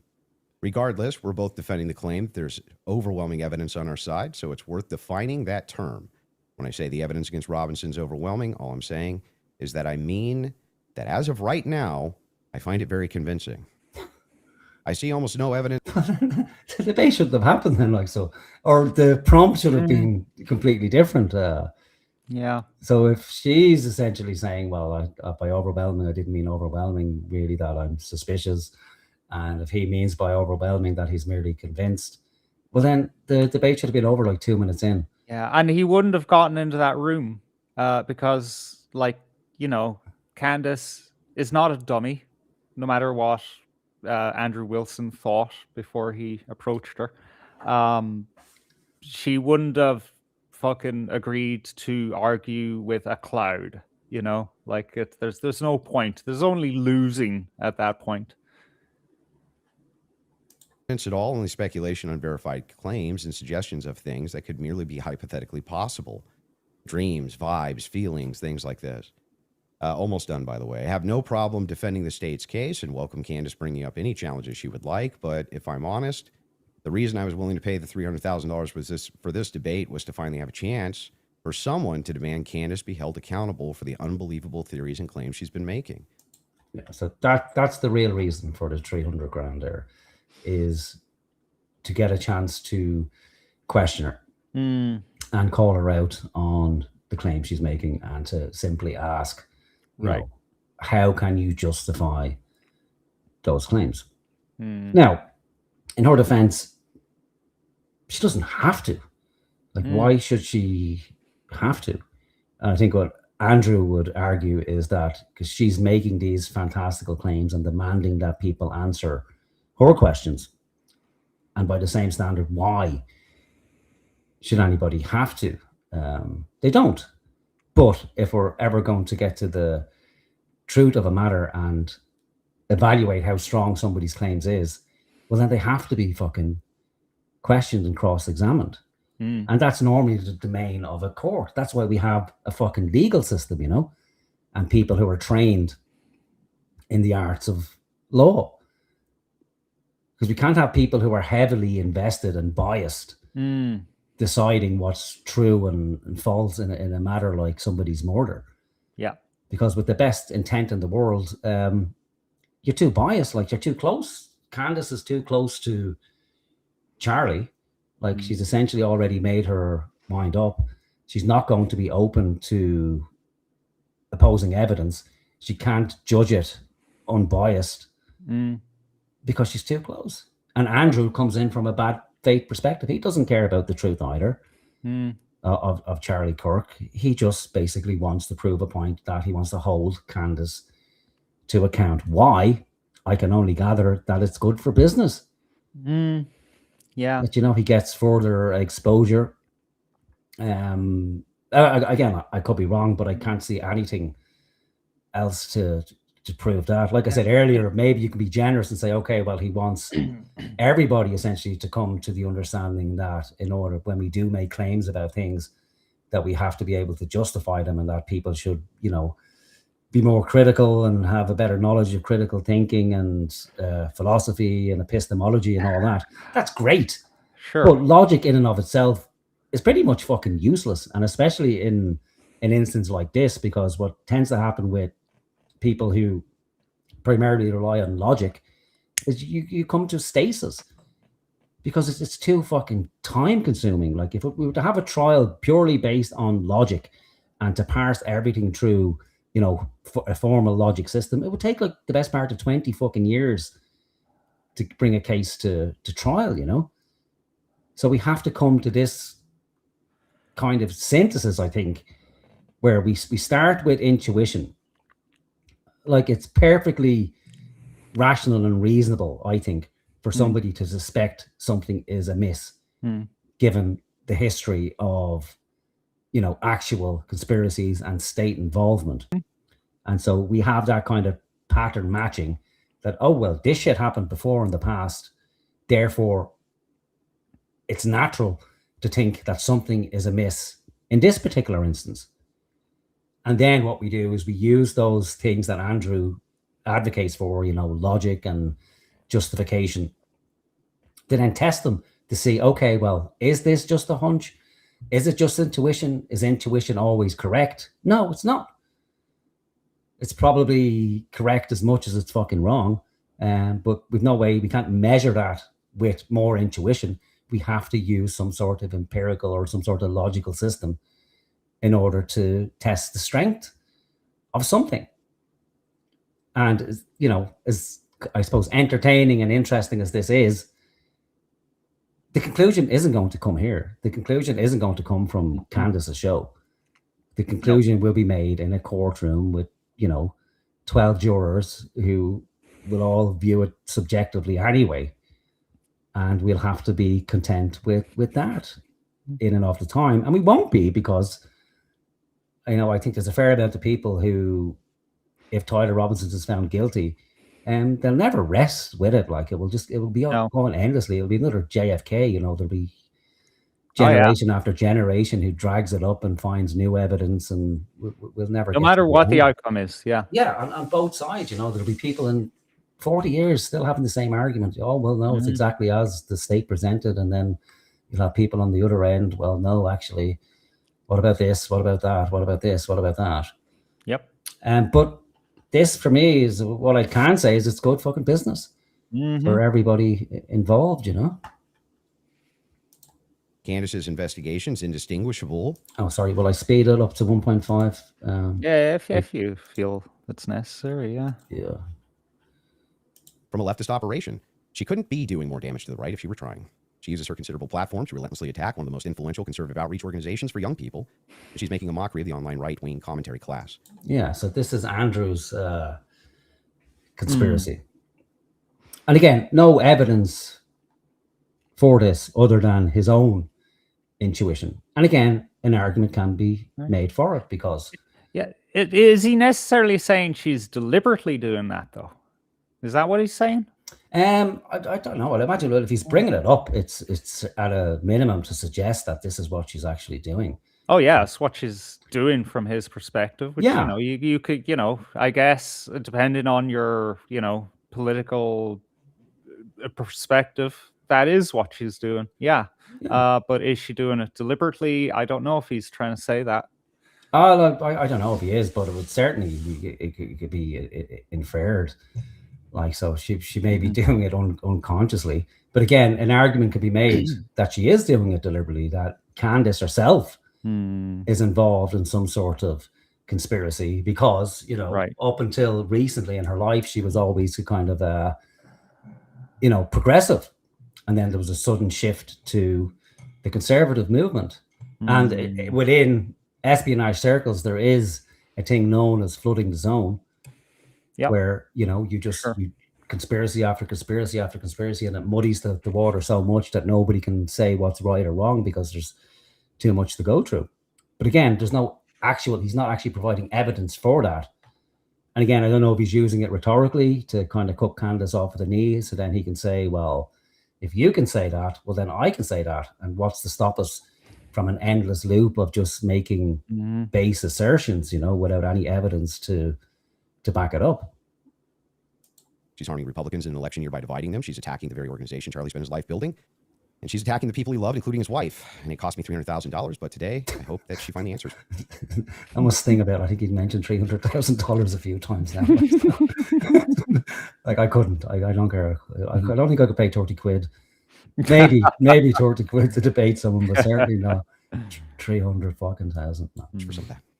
Thank you, Andrew. Candace? Get it out of your system. Okay, I'll have to slow down for Candace because she talks fast anyway. Yeah, rapidly. All right. So what did you say? Did you get it out of your system? Yeah. Okay. No, it's fucking, you know, precision strike, counter strike there. Yeah, it's pure bitchiness is what it fucking is. It's like I just dismissed it. Get it out of your system. You happy now? I did. Okay, great. Well, I'm not going to waste time with the preamble because I think I just want to get to the substance of the debate, and I will just speak to the audience.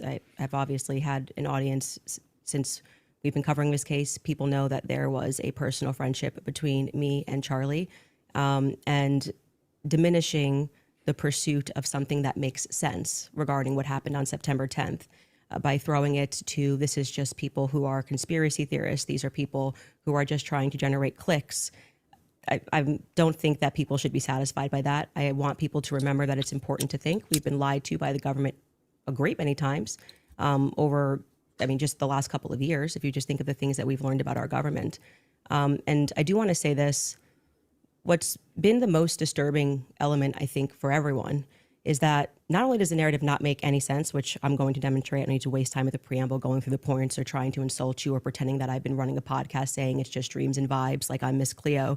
And that's the reason why it's taking so many influencers. It looks like $1 billion industry of influencers. Again, she's very clever. Like, what you said to me privately a few days ago with that was Candace is essentially a politician. Foremostly, yeah. That's her job, yeah. Yeah, and after watching this debate, like, that was immediately obvious. And obviously a woman, like, so there's so much passive aggressiveness in this, like, so it's like, so she's, you know, she's always saying, I'm not going to insult you, and then in the next breath, she insults him. Like, so it's fucking wonderful. To dispute everything Candace says is not because I'm on my platform saying I had a dream last night. I don't think I think that diminishes you as an argument. Obviously, we have presented a lot of evidence. You just presented a text message and said, this is evidence. Well, that's how this entire thing began. You're talking about how Israel got into the conversation. It was because immediately after Charlie died, one of the first things we saw was this push to make us all think and remember how much he loved Israel. It's because the prime minister of Israel, who's fighting like a 27-front war, felt that he needed to come do a little mini tour and to be, strangely, to state that I did not kill Charlie Kirk when nobody was having that thought that I can remember. Nobody was going, I wonder if Bibi Netanyahu killed Charlie Kirk. And then we had... Yeah, she makes a good point. Like, it's very suspicious Yeah. Netanyahu, even if everybody, and I know there were people at the time that were saying like Israel had something to do with it. And Andrew mentioned somebody's name, it escapes me now, who was quite prominent. But let's be honest, any event like that, people naturally go, Israel has something to do with it, or at least question it. Like, so, Yeah. I just wish people would be fucking honest about that, you know. But it is like very suspicious that the prime minister of a country would come out and say, listen, nothing to do with us.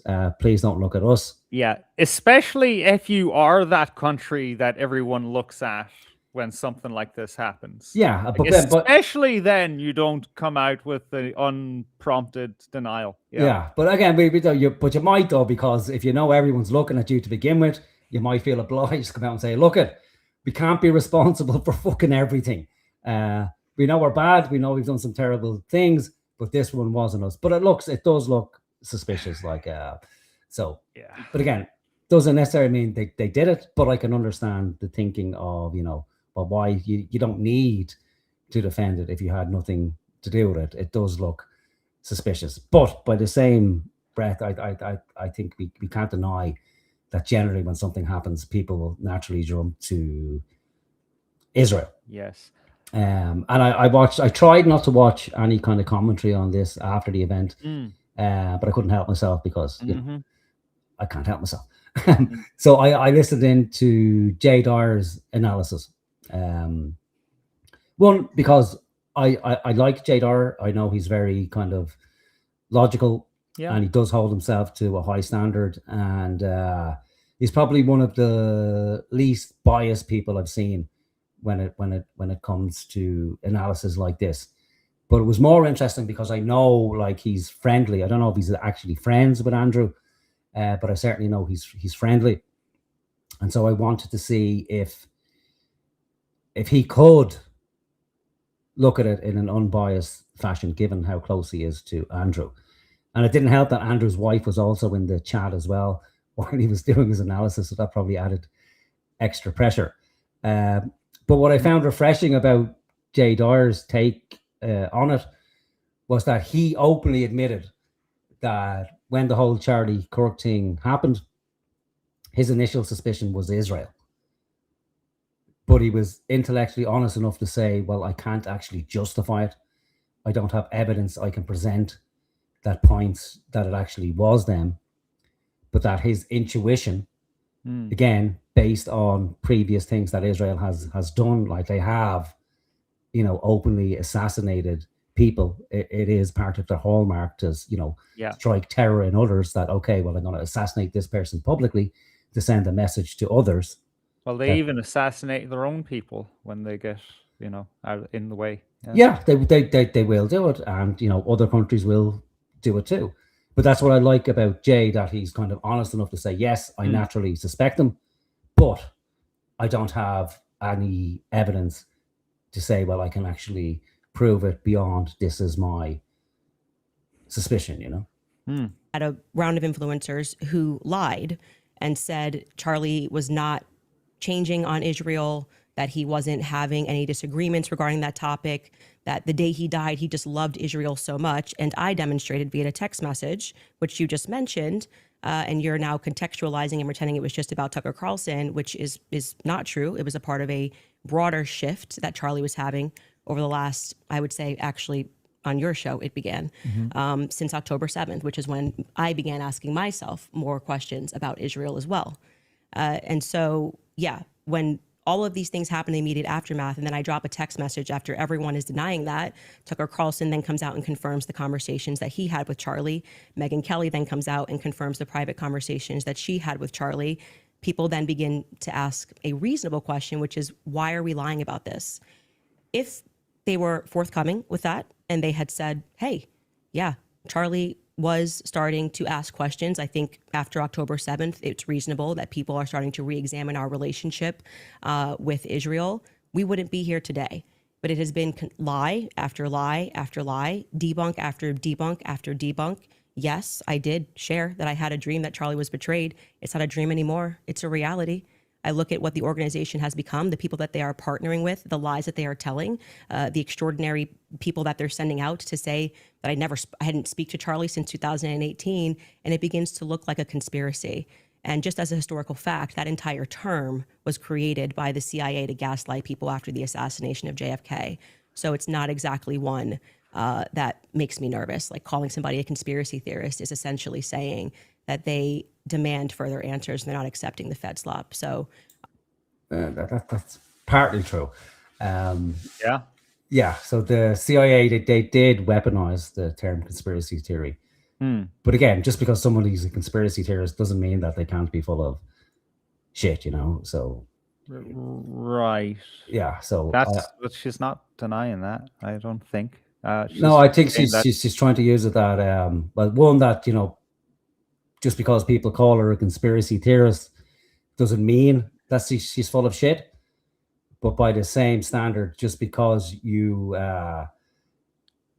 investigate conspiracies, it also doesn't follow that you're not full of shit, you know. Like everyone who's a conspiracy theorist likes to think of himself as a truth seeker. Well, she's not going to come out and say what you just said about herself, because nobody would. I know, right? So yeah, of course. Yeah, that's true. But, you know, like, you know, you can't hold her up on that because it's just standard fucking procedure. Yeah, but again, it's not really about her. Like, I know it might come across that I'm attacking. I'm not.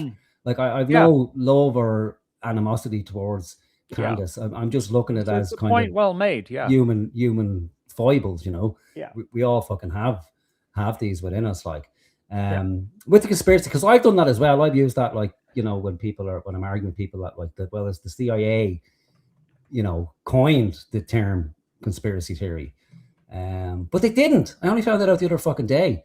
The person, they weaponized it, but the person who popularized it was Karl Popper, the philosopher.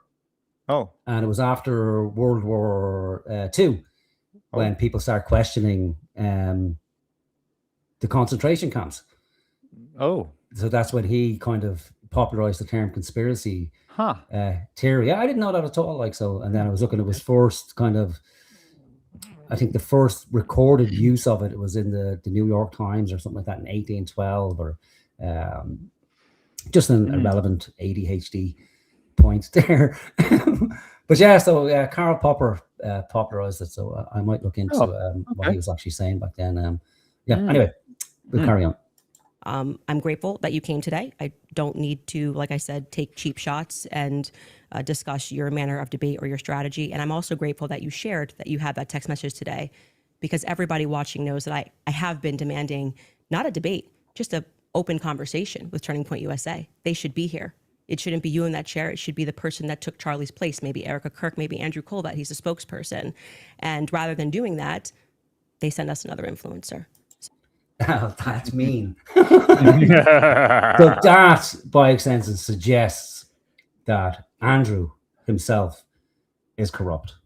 That any influencer who questions her is corrupt. That they're no.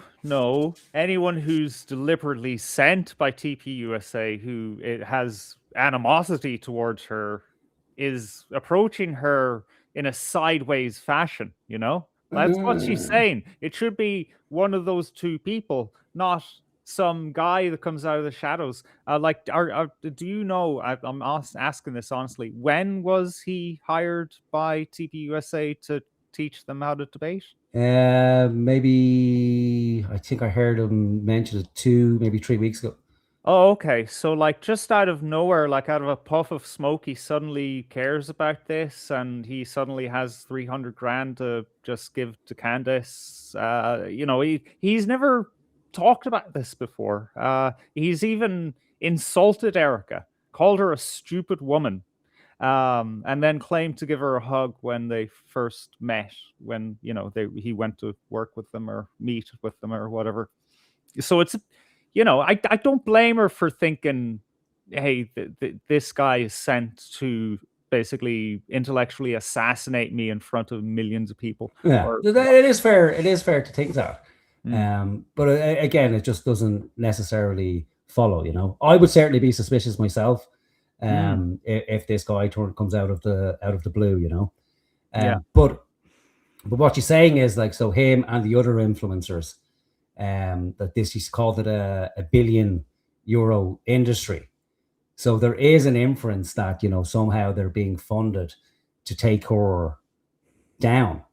And then what I'm saying is, by extension, then what, if you follow the logic, then anybody really who comes at her demanding answers from her must also be part of this group of people who are trying to take her down. So that would be Andrew, that would be Jay Dyer, because as far as I can tell, like, Jay Dyer is the one who recently started this line of interrogation with Candace, like, you know, taking the piss out of her. But she mentioned Miss Cleo earlier. That's Jay Dyer. So she's obviously been watching Jay Dyer. Oh, okay. I didn't know he made that reference. Okay. Yeah, because Jay Dyer is the one who just essentially, you know, was calling her a fucking wine mom and, you know, attacking her reasoning skills. That anybody who follows her is it's the kind of people who like true crime and mystery. Yeah, well, that's true. Yeah. Say again? That's true. I mean, yeah, definitely. Yeah, so true. it is. There is a you know, a strong narrative and a strong kind of mystery time story. It's like, tune in next week for the next explosive episode and the next explosive piece of evidence, you know. So yeah, and again, like I could tell because she's a woman. Now, I know I'm horribly biased when it comes to women, but I know that fucking tone and that insinuation that, and it should really be, if she's demanding that it should be someone from TP USA here, well then, and she outright says it, like, you know, you're their boy, you're the horse they sent. And maybe he fucking is. If he is found to be there, you know, at the behest of TP USA, or he's being paid to do this on their behalf, he's done. Like, that's it. Like, his career is gone. Like, you'd have to be exceptionally loyal to hang around and listen to anything he said after that. But I don't know. Well, I don't know if that is the case. Can I add one more thing to give context in defense of Candace? Sure. Before I like really fully took on board that the For You tab on Twitter X is like a mass psychological operation to like just drive people fucking insane and have everyone at each other's throats. I you know, allowed myself to be subject to that, and there was this period of like maybe 3 months. My memory isn't that great of the end of last year. There was a lot going on, and it was a weird time to live through. But there was a period of time where you would have these waves of people of all gradations of the influencer sphere, all the way up to the fucking top, like the Laura Loomer and fucking at the top of TP USA, basically calling Candace every horrible thing under the sun. And it seemed like they just picked there's one insult and this one word to repeat and repeat for like this section of like 3 days, and then they'd move on to another horrible insult, as if they had either like a collective consciousness thing going on, or they were getting a memo from somewhere saying, today you're going to call Candace an evil fucking bitch. So she has had to, I doubt she's scrolling X and absorbing all this. You know, she does 4 shows a fucking week. I don't know where she finds time to do anything, honestly. But this is what's been going on. These are the waves, the torrents that were coming upon her. If you don't feel like you're being persecuted after that, then you know you've like a mind of fucking steel. You know? Yeah, that's fair comment. Like, and it is reasonable to assume that, you know, there are people who TP USA will pay to go after her, like, because, you know, people, a large amount of people are slimy fuckers and will do almost anything for money, and especially if they have or their thinking is in line with TPUSA. That's not to say that Andrew is, but it's certainly reasonable to think that there are people, especially if they're all singing from the same hymn sheet and using the same terms and same references. We see it in mainstream media. So why would it be any different in this particular case? But we must remember that it's not happening in isolation. Like, Candace is attacking TPUSA. She is saying they're essentially complicit, if not outright responsible, for the death of Charlie Kirk. So we got to remember, she did openly say that TPUSA is responsible for the death of Charlie Kirk, that his friends had to be involved in that. So again, by the same standard, if somebody is attacking us, let's say, and accusing us, like say tomorrow you got assassinated, and then people are accusing me of, as having you assassinated for whatever fucking reason. I know, like full control of the corporation. There you go. Like talk about fucking grandiose thinking. But again, if people were attacking me, I'd be like, well, hang on a fucking minute. If that's how it's going to be, well, then it's all out fucking warring, But yeah, I don't doubt, like, there's numerous fucking instances of people being paid in journalism everywhere to run hit pieces and to attack people's credibility. So yeah, you're right. It's a fair point. It's perfectly reasonable to think. Oh. What the? Whoa, what the hell?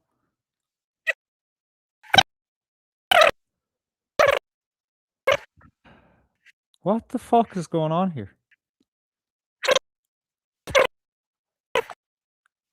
Can you hear me, bro? You're coming across like a chipmunk, man, but even faster.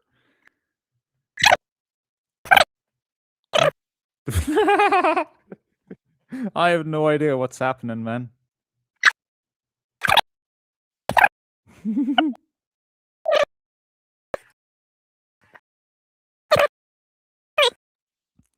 Is everyone else hearing this chipmunk, Morgan? Gremlins, Frank Barron says. I think you're going to have to do something, man. Go away and come back, maybe.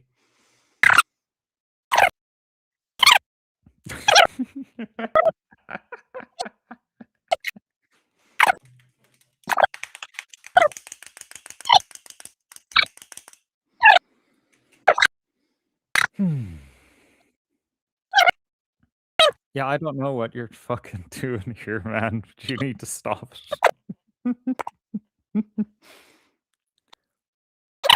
it.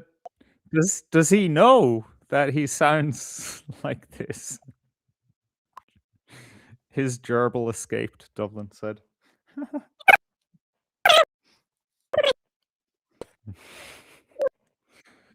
Oh man, this night is weird enough.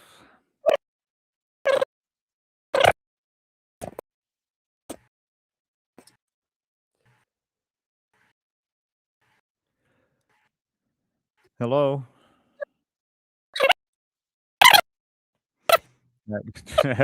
Education says keep going. Yeah, I suppose. I mean, but it wouldn't be much if we can't understand each other. Oh, fuck, I need to go to bed. Fuck me. This is too much.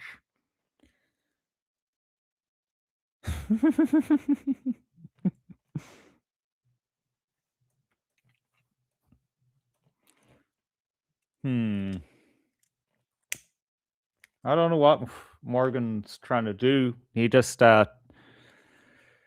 turned off his feed. He hasn't actually left the software. Morgan, there's a problem with your microphone. Thank you for mentioning that, Frank. But he doesn't watch the chat because when he's presenting video, which he often is, that takes up his whole video. His whole screen. He doesn't have a second monitor as much as I've been asking him to get one.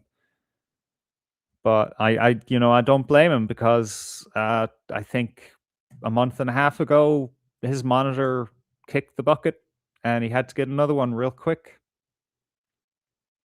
So even if he did have a second monitor, he'd be down to one now. It's just the way human nature is.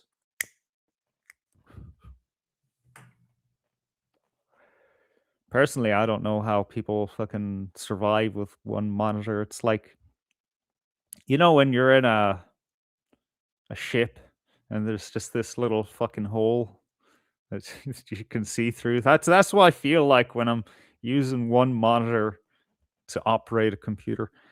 For me, it's a necessity to have a dual monitor because I'm working with several programs at a time, reading references and sending, receiving emails while I'm coding or what have you, or editing video. Morgan went full Tweety Pie. Another good old reference. Yeah, I don't know what he is doing to troubleshoot his situation. Frank, I don't know if he could hear me, but I think eventually he found out that he wasn't being heard. I hope that he comes back because I could really use going to the jacks. No holes in the ships I sail in, says Pat. Okay, I don't know what that means. No holes. Oh, all right, I guess. So that was a wild thing that happened in the chat very early on, wasn't it? Some of you may have seen. Like, it's insane. The things that people get into their heads.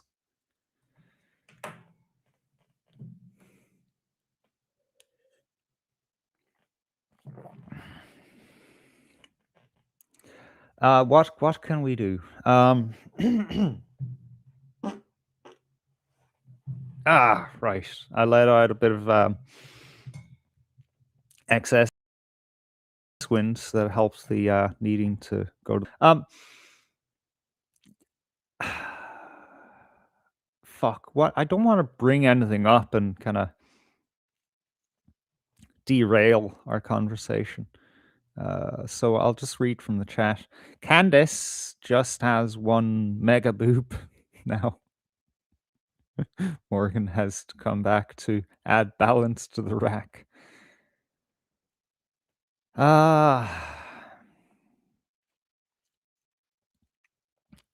Yeah, that was a reference from an hour ago now. That we were Andrew's boobs. Very mature. Very funny.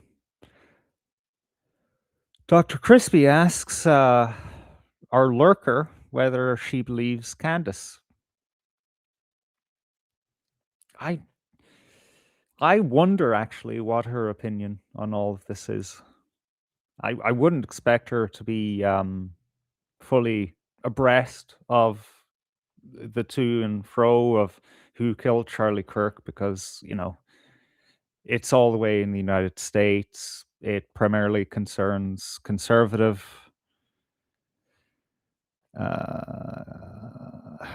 issues and characters. I wouldn't blame her if she didn't know the first thing about it. Morgan said, right, it's my end as I can hear you clearly on YouTube. It's good troubleshooting there from Morgan. It's clear that Mossad has decided that we're being too much of a threat. You know, we're exposing their grift right now by tearing apart Andrew Wilson's lame attempt at taking Candace to task. That's what it is, though. Morgan may try to, you know, push back on Candace, but I don't think he can very effectively without going to the Andrew Wilson route of, as someone said in chat, so what is knowledge? Arguing things right down to the very first principles. It's a great way of escaping the actual conversation. And if someone isn't trained in that philosophical discipline, it's just you get stuck in it. It's like a muddy trench in Ukraine in the winter, you know? It's like once your foot is in it, I mean, your foot might come back out, but you know, your boot's going to be peeled right off your foot on the way. Like, it just comes as a complete surprise. It's like, what? What do you? What's the meaning of the meaning that? What? What are you talking about? I think that we gotta keep the. While he's troubleshooting further, I need to keep the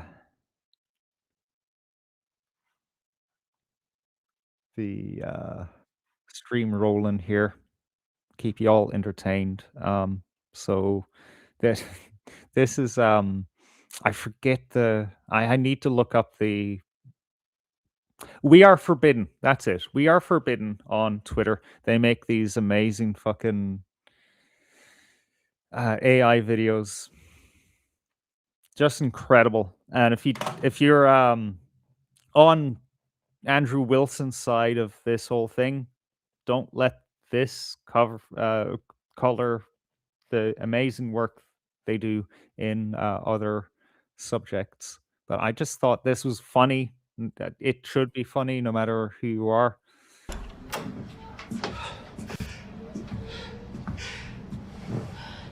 Andy, baby, no, stop. It's okay. It's okay. It was bad! It was bad! Eric is gonna kill me!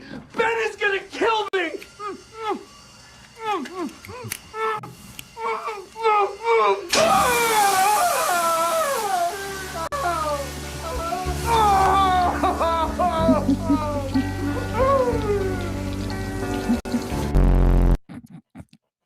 It's just so fucking stupid. I love it. I thought I had more of them downloaded.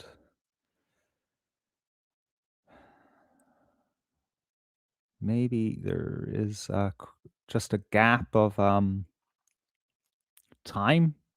No, it's just that I hadn't it downloaded. Okay, we'll have to find it manually while Morgan comes in. Oh, here we go.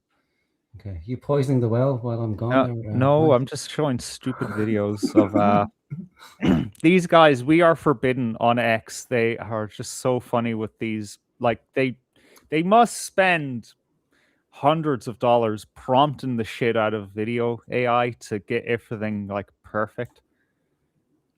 Hang on, let me get this video back up.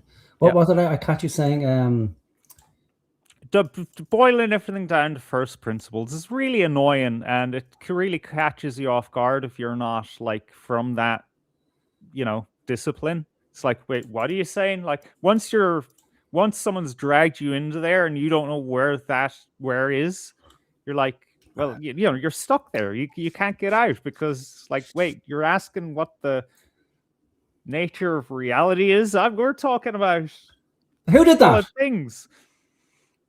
You do it often. Wilson does it every fucking argument that he has. Well, it depends on what the person's talking about, you know. Yeah. So yeah, I think it's valid. Like I don't think it should be used in every conversation. No. Like I did mention earlier, people can use it as a tactic to drag people into the weeds. But it certainly needs to be discussed. Like so we can't, you know, dismiss it altogether as like it's not worth talking about. Like, you know, how do we justify a position? Oh, totally. Yeah.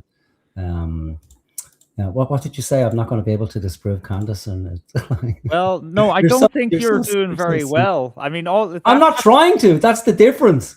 All right. I'm not fucking trying to. And that's the problem with this fucking team fucking horseshit. I'm not team. taking a team. I just find her. Don't lie. Don't lie. You told me you fucking loved Candace. Oh, I do. Yeah. As a Well, person, then how could you not be in a team if you fucking love somebody? Because I'm not infatuated with her. There's a difference, right? I can see what her grift. That's why I don't watch her show, because like you mentioned earlier, it's like tune in next time for the next explosive piece of evidence. Wilson had her dead to rights there when he was joking about when maybe I'll release the text on my own show. You got to drip feed the information. That's the one good point Andrew had all those 3 hours, in my opinion. Oh, The rest was just a cloud. I disagree. All right. We take a poll on the chat, like, so who thought, who they think won the debate? Candace, You don't want to hear that answer, man. Why not? Okay, all right, go ahead.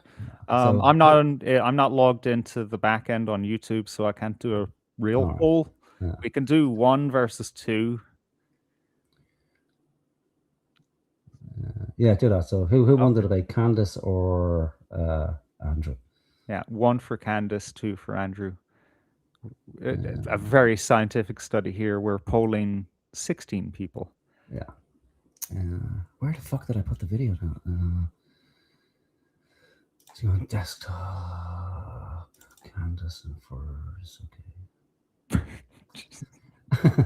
No, education has me pegged there. I love her with all the irrationality that love entails, but I retain my objectivity. Yeah, there Howard you go. Brain, 23. There you go. Jesus Christ. Right, somebody send that to me in an email. That's going on the cunt's gravestone. Candace.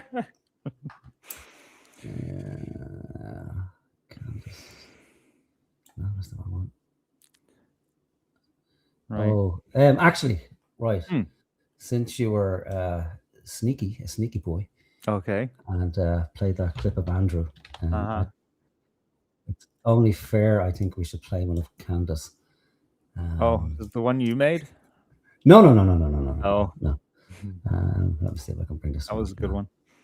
We can play that later. Okay. Did we get a result on our scientific poll? No. Well, Pat says 0. And the only other vote was 1, and that's from education. All right. Ever engaged audience. Okay. See that. Okay.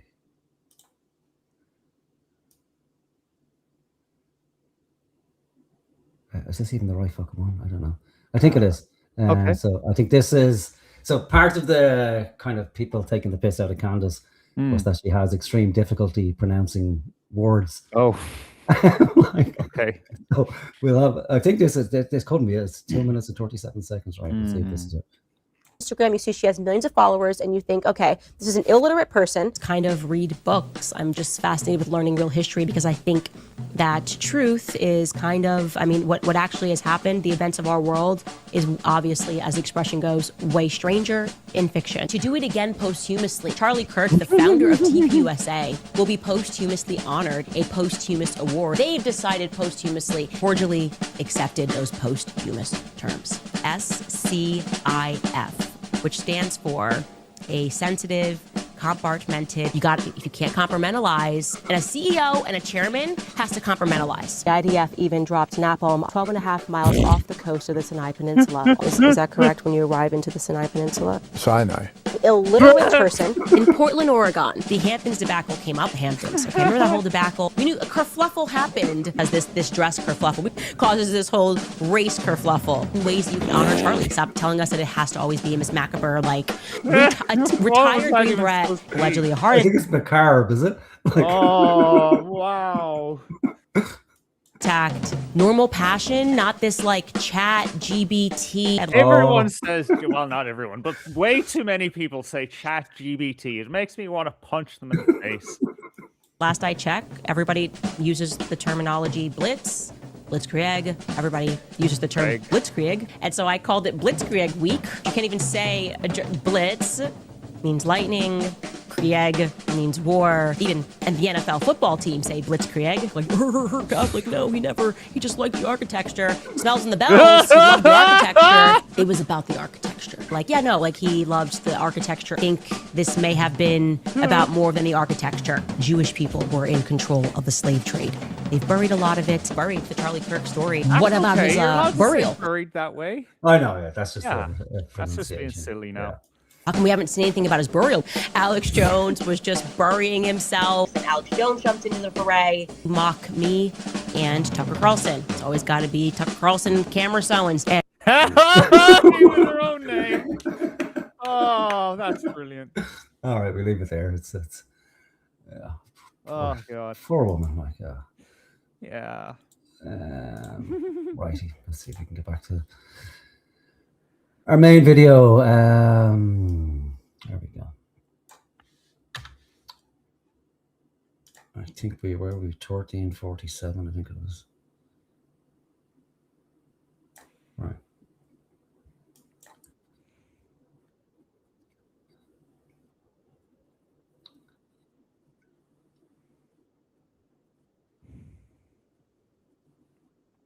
People are calling Andrew Wilson Mr. Pickles, and I think it just sounds better than Mr. Olives because of the whole olive jar thing. Someone brought it up in chat that he couldn't open a jar of pickles or something. Yeah, and then the producer managed to open it, and he was all kind of your ego would be hurt, but what the winning move for Andrew there should have been, because he's a thinker, right? He's an intellectual.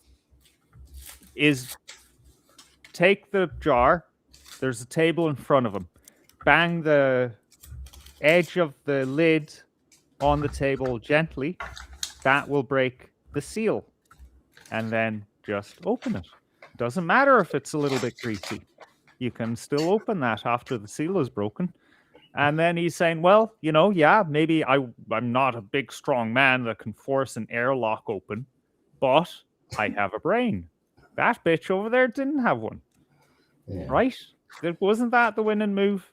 It was the winning, but, it's hubris, Who doesn't think they can't open a jar of pickles, Yeah. Especially I know I can't, That's why I do the bang thing, Yeah, generally, but I don't even do the bang thing because I've had times in the past where I've done the bang thing and it hasn't worked either. Oh, so now you just look stupid on two separate fucking levels because you're not strong enough to open it in the first place. You don't have the brains, so you just look like some fucking Frankenstein's monster banging something on the table and then nothing happens. Yeah. So the real move is you just get a knife, you place the knife under the lid gently, give it a little bit of a flick, and then that breaks the seal all the time. So it lets the air, and then you can gently screw it off, But whatever fucking works, Yeah, it's only through our errors that we actually learn. Yeah, that's the truth. Yeah, and if the better way around it is just to say, open your own fucking jar of pickles, bitch. Like, how dare you assume that just because I'm a man that it's my job to open the pickles. Bingo. That's pickles for you, No, I was wrong. That's the actual right answer. Yeah. Can you do me a favor and talk to the audience while I take a piss? Yeah, sure. Let me just bring up the chat. Yeah. Yeah. So we didn't get anybody. Didn't anybody say whether they thought Andrew or Candace won the chat? No, I don't think so. So from my perspective, I thought Candace won the debate, but in a kind of a roundabout way. I actually thought both of them actually lost because nobody actually lived up to the prompt. But I suppose kind of optically it was terrible for Andrew, and especially during the end of the debate. He came off very bad. And again, it didn't really prove anything to me. I already knew Candace couldn't reason very well, that she relied heavily on intuition and conjecture. And I think going into it, I held Andrew to a higher standard to begin with. So maybe that's what fucking colored it for me. So Frank's saying they both won and lost. Maybe. Yeah, that's even too measured for me. Yeah, no, I just thought it was a loss for Andrew for those reasons. One, the kind of rowing back on the initial prompt, and then during the latter end of the debate, when he's called upon to list the charges, he outright fucking lied, and that kind of soured it for me. I can understand why you do it. Everybody fucking does it, especially if you're trying to win an argument. You know, nobody wants to admit that, oh well, I don't actually know. But it's easier. Like, and again, it just shows that he's intellectually honest if he can just hold his hand up and say, well, I simply don't know, or I can't remember. But to try and bluff by saying he remembers all the fucking charges and then it's proven that he doesn't, it's a terrible fucking terrible look, you know. How do you manage to walk yourself into that? You know, I wonder. Like, I was just saying, like, it's natural, like. So I think generally, if we're involved in an argument, you know, you don't want to be seen as not having the knowledge, you know. And it has to be ego, you know, where you just can't admit that you simply don't know. Especially in something like this, because the whole fucking thing is premised on that people have knowledge of the actual events, like. But then with something as simple as, well, what are the actual charges? That just displays that you have very poor knowledge about the case. Like, that's kind of essential to the court case. It's like what the person is being fucking charged with, and it then just exposes that you've got a lack of knowledge around it, you know. And I can understand that. Like, so, you know, obviously for Candace, it's a big thing for her. Like, it's every day. What did you say? 4 times a week she's doing a show. Yeah. I don't know if 4 days a week are solely dedicated to Charlie Kirk, but she's been on the case from the get-go. She's heavily involved in it. It was clear from the debate that she's a good knowledge of what's going on. She has all the facts, all the details, a fair amount of knowledge around the case. And it was clear Andrew simply didn't, and hadn't done his homework. And normally he does. Yeah. So other than what the average person would know, again, given on what they've seen on X or stuff like that, and that's very kind of surface level, you know. I think it's because maybe he actually believed that Candace was, in fact, a dummy. And clearly she's not, like. So she obviously doesn't have the same knowledge around philosophy that, say, Andrew would have. And that's fine. Like, that's just a skill. It doesn't necessarily mean because someone doesn't have knowledge of a certain thing that they're stupid, you know. That's not the case. It just means she doesn't have certain knowledge around a certain thing. And she could learn from that. She would probably learn, you know, quicker if she came off where she was embarrassed by the whole thing, but she didn't. It was kind of not to a great extent, but the opposite of that for Andrew, because Andrew, in my mind at least, came off looking bad, you know. So this is the guy, supposedly, who's schooled in these that particular area of knowledge, and he just looked bad, you know. Yeah, and I think it's hubris. It has to be hubris, just thinking that, you know. It must be because let's be honest about Andrew's professional past. Who's he been debating? OnlyFans models who are half his age, atheists and Muslims. Like, they're like the bottom of the barrel intellectually. I mean, let's be honest. Yeah, well, with Art, he has faced some good people, and he's obviously an intelligent man. Like, he knows how to debate. It's not like he uses pure trickery. Yeah. And people can learn from him. Like, he's a skilled debater. Like, but everybody meets their match. Like, this is unfamiliar ground. And so Dr. Crispy is asking me, so what are the 7 charges, Morgan? I don't fucking know. And that's an honest answer. I don't know. Beyond not knowing, I don't fucking care, because it's not really of that much interest to me. Who killed Charlie Kirk, who's right, who's wrong. I don't fucking care. I'm not heavily invested in it. So, I'm not beholden to Andrew Wilson. I'm not part of that, Team Andrew.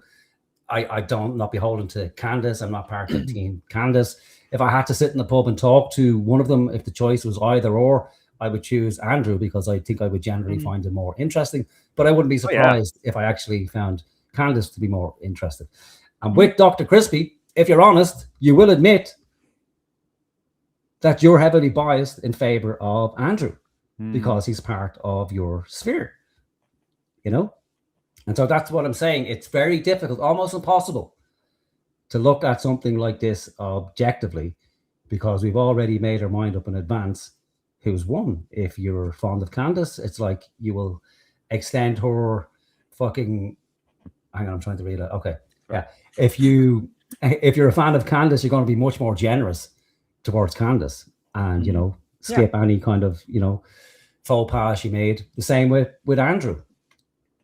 If you're fond of Andrew, you'll forgive him much more easily. And again, like I said, if I had to choose, I would naturally fall more towards Andrew, but I'm not so attached to him that I'm going to, overlook what I see as a problem. Sorry, what did Dr. Crispy put back up there? Oh, yeah. Oops. Oh. We're both trying to control it. The French Foreign Legion did it to deflect Candace away from the Brigitte McCann investigations. Yeah, you're right. You're right. There's, from Candace, and again, this is not kind of Andrew versus Candace. Therefore, because I think Candace won this particular debate on my own criteria, therefore she's right. She's not. Like, there's fucking tons of shit that she's been wrong on, and making mad assertions, and that's fine. Like, but by the same standard, like, Andrew just doesn't come off looking well, Andrew overall, might come off better because he's very measured in what he asserts, because he knows that in order to make assertions about who did it and who didn't do it, he needs strong evidence to back it up. But on the flip side of that, it can lead to stasis where you never actually say fucking anything. And it depends really on how high your standard of evidence is that you're gonna reach, But I've seen Andrew be humbled in another debate where he debated an objectivist, and he was horribly embarrassed because he met somebody who had more knowledge than him. And my bigger question is, like, what's the motivation for going into these debates? Is it just to win? Fine. Is it for the truth? I don't fucking think so, because everybody's arguing for a worldview. And with the Ortho Bros, it's the Christian paradigm, the Orthodox Christian paradigm that they're arguing for. And the same with everybody fucking else, like, which is fine. But that's not the topic of our debate here. Mainly, it's to get through the fucking video, have some fun with it, and just talk about our observations. And then if there's anything we can fucking learn from it, and if there is, what good is it? And why the fuck do we listen to these people every fucking week, week in, week out, with our precious time? And what good does it do us anyway? Ultimately, I'm leaning towards fuck all. Really, like, at the end of the day, like, in a lifespan of 70 fucking years. Yeah, but sunken cost fallacy. It's like, do I want to admit that to myself? Yeah, I know, right? But ultimately, where does it fucking lead us? Like, think to yourselves, like, How many times have you fucking invested your emotions and time in these people, only for months, weeks, or years down the line to realize ultimately that they're full of fucking shit and they disappoint you? And it's like, oh my God, I can't believe I spent all that fucking time listening to that person and hanging on their every word, only to discover that, like the rest of us, they're just fucking flawed individuals, you know? So maybe I should have learned my lesson when I figured out who Alex Jones was in 2006. Yeah, I should have just said, all right, look, they're all fucking gobshites. But I didn't. Okay. Apologies, Crispy. I assumed you did, so that's my bad. I know what to. Okay, fair enough. I assumed you did because Andrew, Jay, Jim Bob are in the same circle. But by the same extent, I doubt you're unfamiliar with Andrew Wilson. Absolutely. But Dr. Crispy does link us to Jim Bob and Dire Streams and other. And I'm thankful for it because I wasn't until recently. I wasn't aware of Jay Dyer or these guys. So absolutely. Yeah, I'm the better for being introduced to them. So but then it's very difficult. Like we should be able to just talk about these things without much controversy. Maybe I'm reading too much into it. I don't know. It could be me. I'll take the hit. It's me. Right. Okay. It's always me. It's easier just to accept that. I like Jim Bob. Not that I always agree with him, but he seems like a nice guy. He doesn't seem like he's, bitter and has an agenda or anything. No. Yeah. I watched a little bit of his analysis as well, maybe 5 minutes. And again, he was very fair. And generally they are like Dyer, Jim Bob, even Andrew, can be fair because they will look at it logically, and you can't help but be fair, really, when you look at it logically, if you can take as much emotion out of it as you possibly can. So it's a useful fucking tool, Right, let's carry on. 13 minutes, dear God.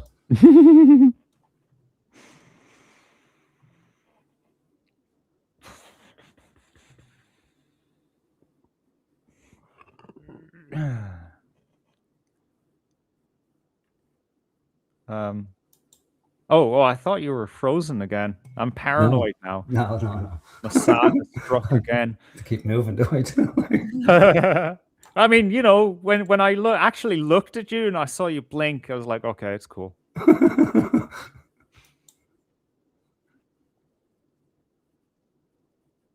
Oh, education has a good point. Just because you saw Jonesy for who he is, an actor, doesn't stop him from being entertaining too. How else were you going to consume American news? Yeah, that's the American way, is that, it's entertainment. He did say from like the late 90s that he wanted to be Crazy Eddie, but of the conspiracy kind of conservative talk show kind of bent.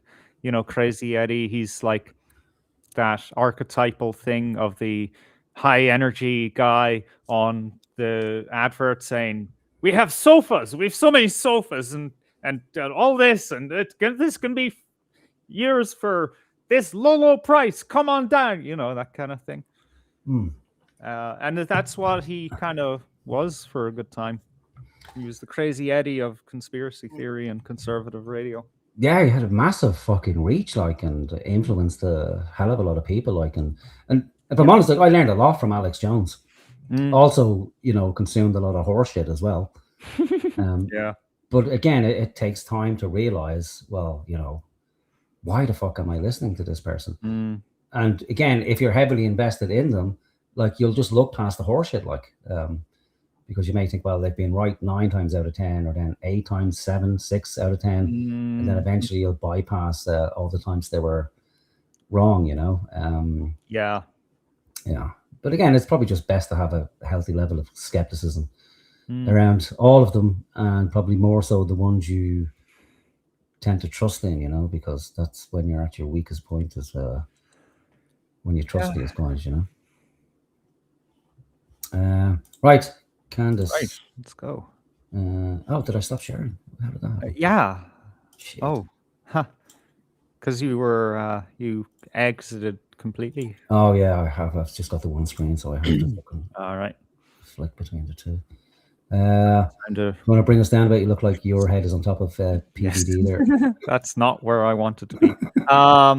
For some reason, it's loading. It's taking its time. Wait, what the hell? Oh, dude! Like, no, things weren't this broken before. Like, do you know what I mean by adding fucking features and shit? That Jesus Christ. Oh, hang on, let me grab a cigarette lighter for you 1 second. Mm-hmm. By the way, this whole thing about AI taking tech jobs, it's called AI washing. We figured it out. People aren't actually being laid off because of AI. They're being laid off because, particularly post-COVID or during COVID, they just hired fuck tons more people than they actually fucking need to run the corporations, you know? So under the guise of, oh, AI is automating all these programmers' jobs, they just fucking fired a bunch of people. So that might be going, leaning towards a better world. I don't know what's going on, man. Yeah. What do you mean exactly? What do you mean by what? What do you mean by going on, and where exactly is here? Yeah, until we have those nailed down, I mean, we can't even begin to answer that question. Righty. I've consistently said on my platform, I would say yes, he was. I don't know what role he played, but as the shooter, 0%. Do you have any evidence for it? For what? My percentage? The fact that he didn't shoot and kill Charlie Kirk. Yes, which I'm hoping we're going to get to all of the evidence that he feels that he has. I mean, I'm not even convinced that Charlie was shot from the rooftop on Losi that day, based on the evidence that has been. Do you think he was shot? I do not think that Charlie was shot from a 30-06 from Losi. Yeah, but just shot at all. I don't know. I think that a projectile hit Charlie, and I'm open to other people's presentations, but I have not seen any compelling evidence that Charlie was shot by a 30-06. Can we see maybe if we're going to have an olive branch to each other, if maybe we can establish what we consider the facts of the case to be first? Yeah, sure. Okay. Can we stop here? You don't. When I was watching this live, I caught like the first 20 minutes, half hour live because I was going out to drink with friends, and I caught the rest in patches. When I heard this, I was like, "Oh, this is nice." On part of Andrew Wilson, because he's usually like a rabid dog, just tearing into his opponent. And it was just a side that I never saw before. Here, so let's define our terms here so that we can, have a nice talk. That's cool. Good one, Andrew. Yeah. Again, it's unusual to see Andrew like this. He's normally more aggressive. When I was watching JDR's analysis, I can't remember who it was. I think it was one of the moderators. I was kind of chatting a little bit with them in the chat, and I mentioned that they were saying he's probably done that because it is a larger audience. He wants to. He doesn't want to come across as very, very aggressive, which made sense to me. It's a wider audience. Doesn't want to come across. He probably should have, but that would have been more effective, because Candace does have a tendency to evade. Just like with that question there, like, well, you think he was shot? It's like, well, she doesn't really answer. I can't say one way or the other. Well, she did answer. She said, First of all, she said, I don't think he was shot with this particular gun. Yeah. And I don't know. So she did eventually answer the question. Yeah, but I don't think because then further down the line, she's going to say that it was something else, So for me, they're fairly simple questions. Do you think he was shot at all? It's like, no, I don't. Or yes, I do. But it might have been this rather than, well, I don't think he was shot with a 30-06. But do you not see how she feels that she has to be rhetorically defensive here, where she can't allow someone else to take control of the conversation. She has to kind of put a few roadblocks up there to slow the advance of. Yeah, but that to me, that's horseshit. Like, it's like I don't understand that. It's like I thought the whole fucking point is to get to the truth of the fucking matter. I know it's not the debate like topic, like it's a debate like where one person has to win. To me, that's like, why does it have to be this fucking way? Why can't it just be a case of, okay, well, let's sit down and see what's actually fucking true. What do you actually think happened? And then just say it without fear of, losing per se. It's like, it's me, like, maybe it's just me. I'm fucking weird or something, or that's my standard. That's it's very idealistic. I'll say that. Yeah. Yeah. But I don't get it. Like, so, to me, maybe it's an efficiency thing for me. It just saves fucking time. Like, what do you think happened? This, okay. It's not like someone's going to go, oh, you fucking retard. Well, it also goes back to her being primarily a politician, right? Politicians, they don't answer straight questions. But Candace answered more questions straight than the average politician. So you have to kind of say, oh, okay, you're being a bit squirrely. What can you do? Yeah, I know, but the thing that's frustrating about it is that she's supposed to want to get to the bottom of the fucking Charlie Kirk mystery. Like, so how she's going to do that is a mystery to fucking me if she won't let people know what it is she actually thinks happened. Like, so, do you think it was a gun? No, I understand she's not going to say no, because then he's going to say, well, what do you think it was? And then she's not going to answer that either, because she's not going to be able to fucking justify it. And so for my whole point was, that's why the whole thing was essentially pointless to fucking begin with. Because she's not going to be able to justify her beliefs about what happened. And he's not going to be able to justify his fucking prompt, which is there's overwhelming evidence. Mm-hmm.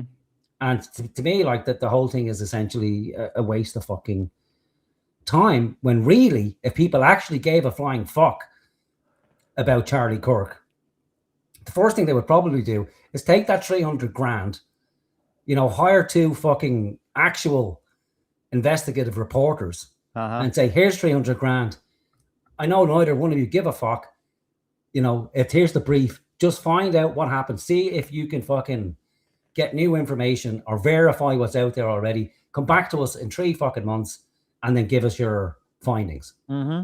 And then, that to me would be an easy way to, get to the bottom of what happened. But when you have someone like Candace, who already has, I'm sure has her own mind made up about what actually happened, like either it was Israel and a combination of TPUSA and whoever else that killed Charlie. Mm-hmm.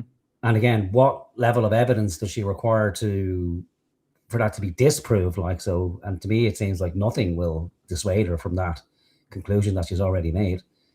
And Andrew, I think Andrew could be persuaded one way or the fucking other, But again, I don't think he's coming in here in good faith that he just simply wants to know what the truth is about Charlie Kirk.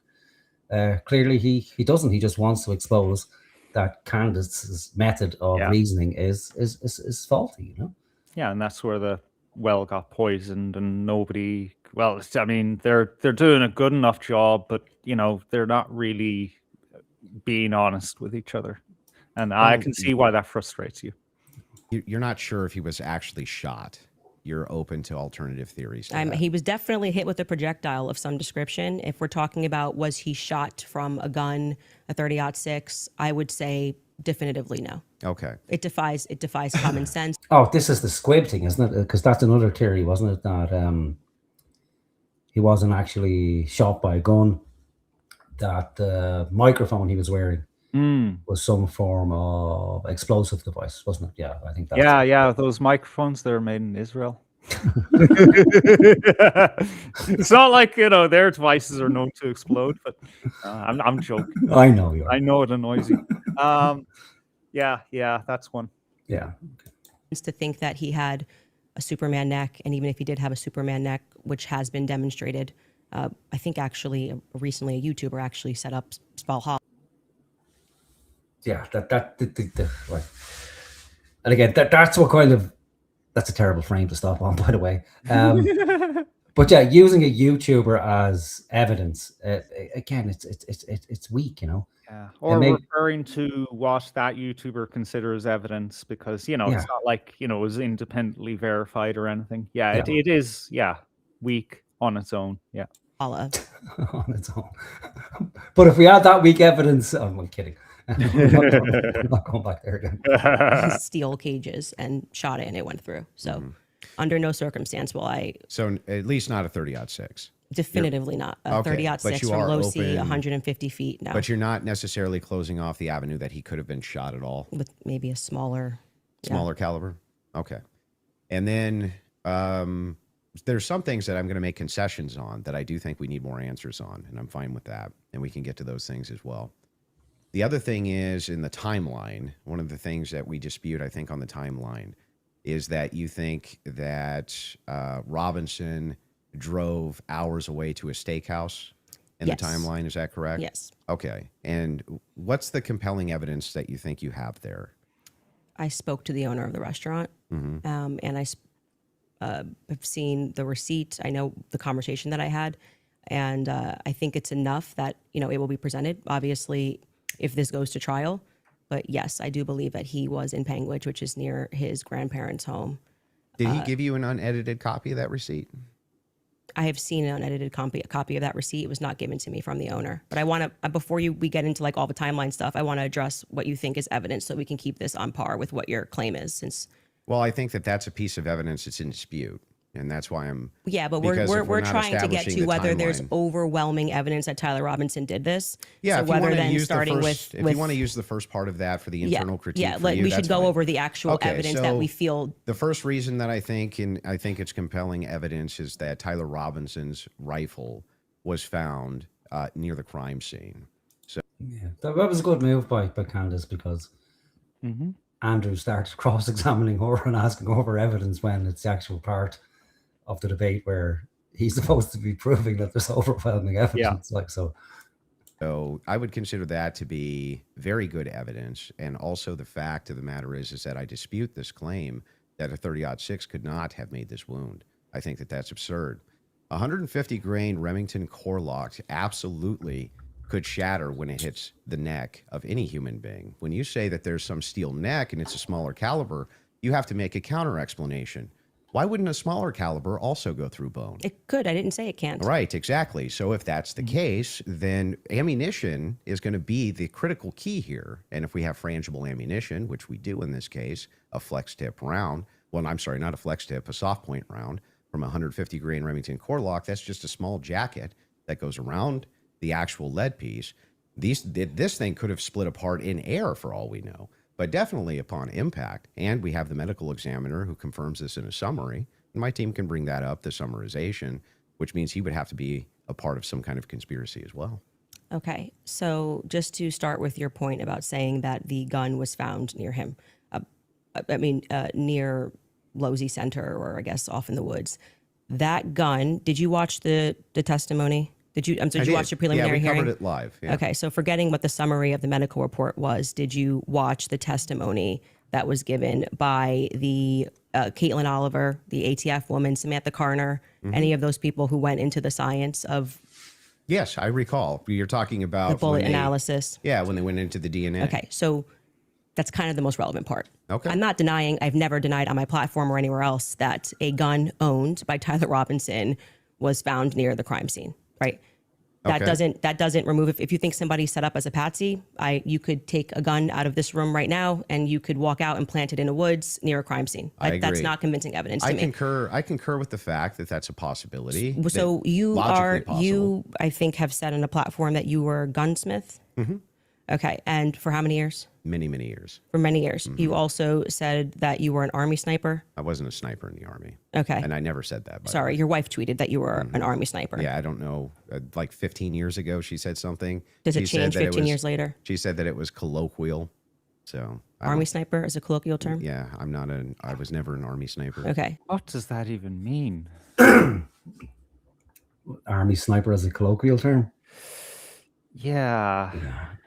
I don't know. Again, it's it's irrelevant to what we're talking about, but rhetorically, it's good because she's now it's a form of an ad hominem attack, and she's essentially suggesting that one, Andrew was a liar. If not Andrew was a liar, his wife is a liar, and then we can infer from that, well, how would his wife come to the conclusion that he's an army sniper? It would mean that he had to tell her that he was an army sniper, or that his wife was lying at the time. So again, it's a kind of it's a dirty move. It gets the audience to start questioning his honesty about everything, and we're now focusing on well, hang on a minute, like so he said he was a sniper, and he's not a sniper. If he lie about that, surely he lie about This is where the philosophical realm and the legal realm are kind of clashing here, because if we were in a court setting and Candace was a lawyer and he was a witness, what she's doing is she's impeaching the witness, saying, hey, this guy comes along and he says he has this knowledge in this area and he lied about his credentials. That's not good. So the jury will then say, oh, actually, maybe I shouldn't, take what he says with as much weight, or just doubt it completely. And the jury in this case is the audience, So that's where those worlds collide. Yeah, and again, the world of the politician as well, like the political rhetoric again, play the man and not the ball. Like, so if we can suggest that somebody has been dishonest in the past, it then throws doubt on everything else, But again, and now there's people actively investigating his military credentials because of this. Like, so that shouldn't take long. No, it's a matter of a freedom of information request, and I think the person who took up the gauntlet is the same person she referenced as the expert with the bullet to the neck, Valhalla. So he's another YouTuber who despises Andrew Wilson and is fully on board with Candace's line of reasoning. So now he's basically sent in a freedom of information request to get records on Andrew Wilson's military history. And again, that's I suppose it's human nature to want to, if you've been attacked by somebody, well then, by extension, you're going to attack back. And ultimately it could result in, if that's true, like if he has lied about his military history, granted, with the sniper thing, he said he never said he was a sniper. It's not a colloquial term in any way, shape, or form. I've never heard somebody just refer to somebody who was in the army as a sniper. It's fairly specific, It's a specialized role within the military. Sorry, I was just reading your message there. And so it's going to be interesting in the future if we do find out that he's bullshitting about his past in the military. That's going to be a killer. That's actually, it could lead to charges, So it's essentially stolen valor. I think it's a federal offense if you lie about your past in the military, and it's not respected at all socially. No, it would be very seriously. Be killer, and especially for Andrew's core audience, which is because he's a kind of big MAGA guy, he's a supporter of Trump. And I mean, pretty much a diehard supporter of Trump, where finds it difficult to bring himself to criticize Trump. And he makes a good argument for it, because his whole thing around that is, well, in the absence of supporting Trump, that the alternative is much fucking worse, from his point of view, like not from a global perspective, but from him as an American. If, say, Kamala Harris and that administration was in place versus Trump and his administration, at least for Andrew and his fellow political travelers, it would be a much worse scenario for America, But back to the military thing, like it's irrelevant to the discussion. Yeah. But rhetorically, it's good. It's good. It's awful. But if your goal is to win the argument by hook or by crook, well, then it's fair game. And Andrew has engaged in the same thing. Yeah, as you said at the very start, his first sentence, you know, that we were well far away from the Platonic form of the debate, you know. Yeah, it's not a dialectic here at all. It's heuristic. It's pure like I must win. Yeah. By hook or by fucking crook. What did you do in the army? Did you teach? Then I corrected it and said you taught rifles in the army. No, I didn't teach rifle. No, I taught rifles as a private citizen. Okay. And I was an NRA instructor for many years alongside my gun shop. As with your expertise, when she gave testimony on the stand, Samantha. Yeah, well, even with his expertise, again, he's not a ballistics expert, so. Yeah, he's and just... he hasn't investigated crimes involving firearms. Yeah. The coroner, that there was dust and there was debris that was found in the gun barrel. Yep. And then when we had the person who, and this was, I believe, Caitlin Oliver, who explained painfully about the DNA, the prints. Well, let's start with a point at a time. I'm not done. You said something, so I'm going to finish my thought, right? You don't want to do a point at a time? No, well, sure. If you want to respond to, well, I want you to respond to 2 points. debris. I want you to start with 2 points. Okay. Dust and debris in the gun barrel. Yeah. Secondly, the fact that there were 5 sets of prints, 5+ actually by the end of the testimony, 5 sets of prints for which we already had the woman who worked for the FBI forensics testify that above 2 prints, if you're taking a sample, it's no longer a science, right? She testified that when they took the sample of what was on the trigger, they saw 5+ prints. And among those 5+ prints, Tyler Robinson's was the most degraded. So I would like you to explain how Tyler Robinson's prints could be the most degraded when she said, actually, you could have DNA on something that you've touched. You could have DNA on something that you've never touched. And to get DNA degradation, they've looked at pieces, items 20, 40 years on that don't have degradation. Yet Tyler Robinson's prints, amongst 5+ other prints, were the most degraded on that weapon. Yeah. So let's get into all 3 of the claims. Can we stop here? Sure. This is weird. I don't know why she said prints. And neither PBD or Andrew Wilson would have picked up on that error because they don't know the case, obviously. But what she's talking about is DNA. There was DNA found on the gun, not prints. Okay. At least not in this case. Okay. Was there no prints found on the gun at all, like, or?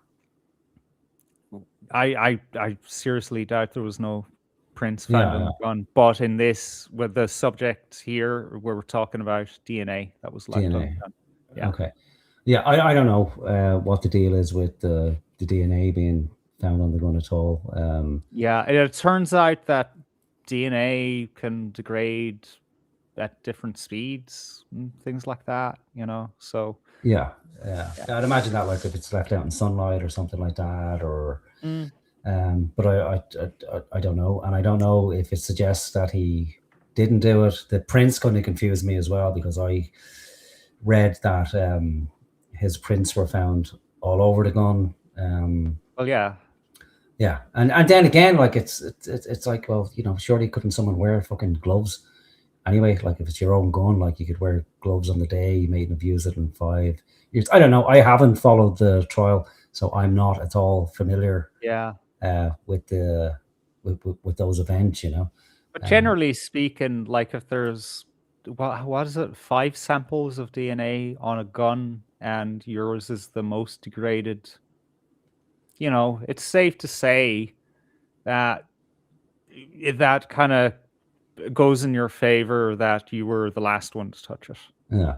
Well, you know? Yeah. And I did read that I think it was the DNA on the trigger was degraded, but there was also DNA on other parts of the gun that wasn't degraded. Okay. So I don't fucking know one way or the other. Like I said, I didn't watch the expert, what we're going to have to do is when the trial starts proper, if it does, that's when we'll get a better idea. And I probably will watch it because I'm invested because because we're doing this. Like it won't be next week, but when the trial comes up, it's I think everybody's going to be watching. It's going to be one of those fucking show trials. I hope it's televised. It normally is, isn't it, in the States, or is it depending on which state it's in? Like if they're showing the fucking Lindsay Clancy trial and all that, they're going to show this one. I mean, I think there would be riots in the streets if Americans don't see this one, because it's like, what fucking what's that fella in the 90s who fucking murders his wife and OJ, yeah. I mean, it's just a thing now, Yeah, that was great. I have to say, like I watched every moment of that trial. Like it was, it was epic. I wish that I was conscious, like as in like my brain functioned, where I was able to watch that as it was happening. It must have been thrilling, man. Oh, it was pure drama. Like I even remember the car chase when they I know, that's what I'm thinking about. Like, oh my god, really? That's happening? Yeah, it's like and it's like, who the fuck is OJ Simpson? And 2 weeks later, it's like you've known OJ all your life, Yeah. And especially when you found out, it's the guy from the Naked Gun movies. He couldn't have done it. He's so funny and harmless in the movie. With debris. When it comes to debris, firing a rifle doesn't always blow the debris out of the barrel. Okay, you think there could be debris and dust. He just fired the weapon. Sure. Okay. Not only that, he left it in a forest. Now, I don't know if you agree with me, but if you leave a rifle in a wooded area, it's also possible that debris could get in that way. But I'm not even sure that that's what the... Depends on the debris, man. It easily could. Come on. Well, yeah, but what debris are we talking about? I guess we're not going to know that until the trial. Well, it could be dust. Like dust can get in, and he is correct because I looked that part up. Guns can be fired, and there's still debris left inside. But again, we don't know the amount of debris. Like you said, we don't know the amount of debris they're talking about. Are they talking about tiny fragments? Are they talking about fucking a giant sycamore leaf still being in the barrel? We don't know because we've better things to be fucking doing with our time, and neither one of us is as heavily invested in the case as Candace is. But just because she's heavily invested in the case doesn't mean that she knows everything about it either, or that she's willing to weigh things equally. Like, so anybody watching with that level of emotion invested into it, it's essentially confirmation bias. You're going to be looking for the things that point to your predetermined conclusion. Cases, I think it's far more likely that you fired the shot, it just didn't blow all the debris out, and it often doesn't. You'll find this if you take Grandpappy's dirty rifle and it's all dusty inside the bore and you go fire it, you'll often look down the bore and there's still dust. Okay. Happens all the time. Okay, and the prince? Yeah, and that's where he would be. His opinion is worth something. Yeah, I suppose after time, dust kind of just settles and becomes grime, Yeah, that and kind that of would thing. being a gunsmith and he has experience. He would have actual knowledge. Like, if he's being honest, but we don't know. No, But, I'm inclined to believe him. I me saw too. videos of him, having people out in the range and stuff. Yeah, so the prince, we don't know all of the details on just yet. We do. It was excruciatingly long testimony on the prince. We don't, because they haven't gone to trial, so we don't know on the print front. But Tyler Robinson's DNA was on there. You made the claim that Lance Twig's DNA was on there, and it was not. Well, when she gave the testimony, hold on. First, let's go to your first point, because that's wrong. We can get a fact check on that. What do you mean we don't know until it goes to trial about the degraded prince? She testified, and this is the person who took the prince. Yes, but the problem is that inside of this particular testimony, you agree with me that there's going to be much more of the DNA analysis during the trial, right? But you also would agree that her fact is not going to change, that among the prince, his was the most degraded. So I'm asking you to address that. How could that be possible? Let's give it... So you're saying earlier it's not the prints that are degraded, it's the DNA, yeah? Yeah, so she's still confused. Okay. Yeah. Let's just grant this for a second as a possibility that his fingerprints were degraded. It's not a possibility. It's a fact. The person who took it. I'm just granting it for the sake of... Okay, so they're both talking shit, like, so. Yeah. It's not a fact that the grades are, and this is the point in case, isn't it? It's like they're how easily we're convinced of what we know is an actual fact. When the only fact is that we don't. And what's this fucking goon doing? This is what I was thinking. You know what came to mind? You know that I love it. I'm not mad into my Simpsons, but there's a few pivotal moments I remember, and there's this scene where, you know, Homer's doing something retarded, and then it kind of zooms in on his head, and you can see into his head, and there's, you know, these farm animals going, you know, and it's just a circus inside. That's what's going on in PBD's head right now. Yeah, he reminds me of a bouncer at a strip club. You know, always looking at you, make sure you don't put your hand on the stripper, like, or you're out of the fucking club. Yeah. It was pointless in him being here, like, really, it fucking was. Yeah. Of argument. You should grant it because it's a fact that she presented. So now it's granted. So what? What do you mean, so what? Yeah, so what? What does that prove? It proves that if his prints were the most degraded amongst 5 of them, you're going to have to explain how that's possible if he's the one that recently fired the weapon. Yeah, so wait a second. You're saying that it's an impossibility that if his fingerprints are the most degraded, I'm telling you to explain it. You're the gunsmith. Well, so wait a explain second. it. How would a gunsmith give an analysis on fingerprints or DNA? Do you think that I work in a DNA laboratory? I think, yeah, but he's right though. Like, so this is where the usefulness of, you know, logical thinking comes in, because immediately he's able to basically expose the fallacy, like that just because he's a gunsmith doesn't mean that he has knowledge of fingerprints, you know.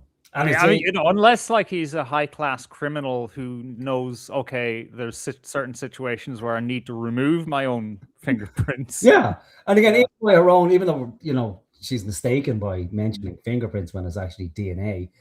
But yeah, I'm sure like a fingerprint could be wiped, you know. But again, the whole thing is pointless because she's talking shit, and he's defending something that is irrelevant anyway. Like, yeah. So your answer is, I don't know. You can just say you don't know. You don't have to. But I did. No, you said, so what? Yeah, so say, I don't know. I actually don't have an explanation for that, prove, Candace. Though, is my question. Well, I think that what it would... You know, that, but at the same time, you know, he's asking what does that prove, because he's trying to draw out more from her. Yeah, but the lesson here is neither one of them will say, I don't know. Yeah. So she's already said that, you know, refused to say that she didn't know. Now he's refused to say he didn't know. And now she will probably refuse to say she doesn't know either what it actually proves, but maybe she will. Prove is that it is a more viable theory that people who had stronger prints on the gun may have used it more recently. Did they say who else had fingerprints on the gun? They named Matt Robinson explicitly. Okay. And this was a part of the testimony where she was speaking about how they got samples of elimination samples from the home of Amber Robinson, Matt Robinson, and Lance Twiggs. Those are the 3 names they named. So are you saying that Twiggs? Would you like me to finish my statement? I just want to make sure I'm clarifying. I'm trying to finish the answer, but it can't be clarified until the answer comes out of my mouth. Okay, so go ahead. This was a portion of her testimony where she was explaining how they got elimination samples from the home. And she named Matt Robinson, Amber Robinson, and Lance Twiggs as the elimination samples that she was using. And so she explicitly said, some of them, so we can assume 2 out of the 3, were their prints were found on the gun. She explicitly named Matt Robinson as someone who had prints on the gun, and then said there were 5 people that they had taken that sample from. And again, what's also relevant here is the earlier testimony, which came from the FBI forensics analyst, I believe it was on day 2, where she said that when you're using those mixtures and those samples and you get up to 5+, it's really hard to make any sort of a determination. So both of those things are relevant. If you can't explain why his prints are the most degraded and you're saying he is the shooter, it's not really a so what. It's an open-ended question that people have a right to pursue. It's not a conspiracy. It's actually proof of my claim that there's evidence that he was set up as a patsy. Yeah, but I don't know. Well, if that's the case, right? So if she's arguing that there's other prints, right? Even though it's DNA. But she may actually be conflating prints and DNA evidence. So there, you know, Yeah, well, let's say one or the other. Like, Yeah. so there's still evidence on the gun that somebody else has handled it. Yeah. And she's saying that Tyler Robinson is the patsy. Yes. Okay. So then the next question is, okay, is she suggesting that one of the other people's prints or DNA who was on the gun fired the gun? Or is she going with, well, he's a patsy in the sense of that some other entity, either one of those other 4 people or handled the gun and brought it to the location. Yeah, or hid it in the forest. Well, that's what I mean. Yeah. Yeah. She's not saying someone else fired the gun. Okay, so her whole thing is it wasn't the gun at all. It's just that somebody. Yeah, else... the gun was just placed there to, further the, the connection that it was Tyler Robinson that was there on that day. Yeah. Okay. Okay. It's all very fucking. It seems very elaborate. Yeah. Yeah. Anyway, we'll carry on. I got bogged down because I'm not even sure it's worth our while listening to this, considering they're talking about fucking or conflating 2 things. But we'll carry on anyway. That wouldn't prove anything about him being a patsy. It said it's evidence to support the claim that he could have been set up as a patsy. So this is why I said earlier, so what? Because even if it's the case, this doesn't have an explanation for it yet. That doesn't actually give you any evidence in your corner for Tyler Robinson being a patsy. Okay, hang on. I didn't cut you off. The idea was you would need to actually explain how this would... Pardon. Sorry, go back. Sorry. Am I to speak or are you going? Yeah, no, go ahead. Okay, so this is where it got inverted now because she's defending her position that there's no incontrovertible proof. What was the prompt again? That it was doubt, beyond doubt or something. Yeah, the prompt was there's overwhelming evidence. So I mean that is a piece of data that he should consider as taking away from the overwhelmingness of the evidence, and he's not given that to her. Like, just objectively, that should be true. If we even know what the fuck we're talking about, But that's like his claim is done. Yeah. From the get-go by his own admission. But he's not arguing like that, and she didn't pick up on that either. Yeah, so, I know. Yeah, because he's now arguing like that. There's, he's merely convinced. Would demonstrate Tyler Robinson. This is tied into Robinson being a patsy. Are you claiming that these fingerprints were Lance Twiggs or that he had any DNA there? I think the reason he keeps pressing this Lance Twig thing is because she did in a previous video, one of her videos, state that Lance Twiggs' fingerprints or DNA was found on the gun, and then I think it transpired later that in fact they weren't. So I think now I don't know for sure, but again, it's just it's trying to, prove the fact that she was wrong. Yeah, fair enough. Saying that it could be Matt Robinson, it could be Amber Robinson. That sort of information is going to come out during the trial. How would that tie into the idea that he's a patsy? Yes, though? because if his is the most degraded prints and the information that I shared on my platform is true, that this gun was given to Tyler Robinson as an heirloom. I had conversation with members of the Robinson family, Twiggs family, both of them. What did she say? Sorry, conversation. Yeah. Sorry.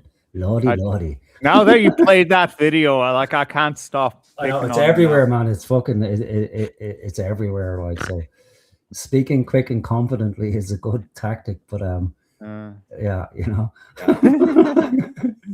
Like I said, we're not just dreaming. And if we're having those conversations, and they told me that gun was only given to Tyler Robinson because it was a family heirloom. Okay, so it was his grandfather's gun or great-grandfather's gun. Okay. I don't remember the difference. I don't remember which one it was. Oh, get to the fucking point, woman. Jesus Christ, like. So he got it because he's the firstborn. So, but he's not much of a shooter, is what I was told. And so he has this because he inherited it, essentially. So if I get something from my grandpa and I put it up on the shelf and I own this, you could see that could be. How do we get to the patsy part? Yeah, thank you, Andrew. You don't let me ever get to the end of the sentence. So because you don't get to the end of the sentence. That's fucking why. Like, oh my God, I want to strangle the bitch. Like, This is not unique to her. I'm sure now if people are objective if you have women in your lives. Rope-a-dope. How could we get to the Patsy part Okay, if I can't get to the end of the I'll wait sentence? patiently till we get to So the that Patsy could be a part. reasonable explanation as to why there was dust in the barrel, because he doesn't often shoot this weapon and he is indeed a fisher. And it could also be a reasonable explanation. He's a fisher? I don't know what Fisherman, that has is to do it? with anything. It doesn't have anything to do with anything. It's No, like it's not like one excludes the other. Yeah, it's because he's a fisher and he likes to draw. And he went to the zoo that day. That reminds me of the time I went to the zoo. I mean, to be fair, I mean, she was setting up a point that the gun is largely unused and he's not, you know, he doesn't tend to unuse it. I'm sorry, he doesn't.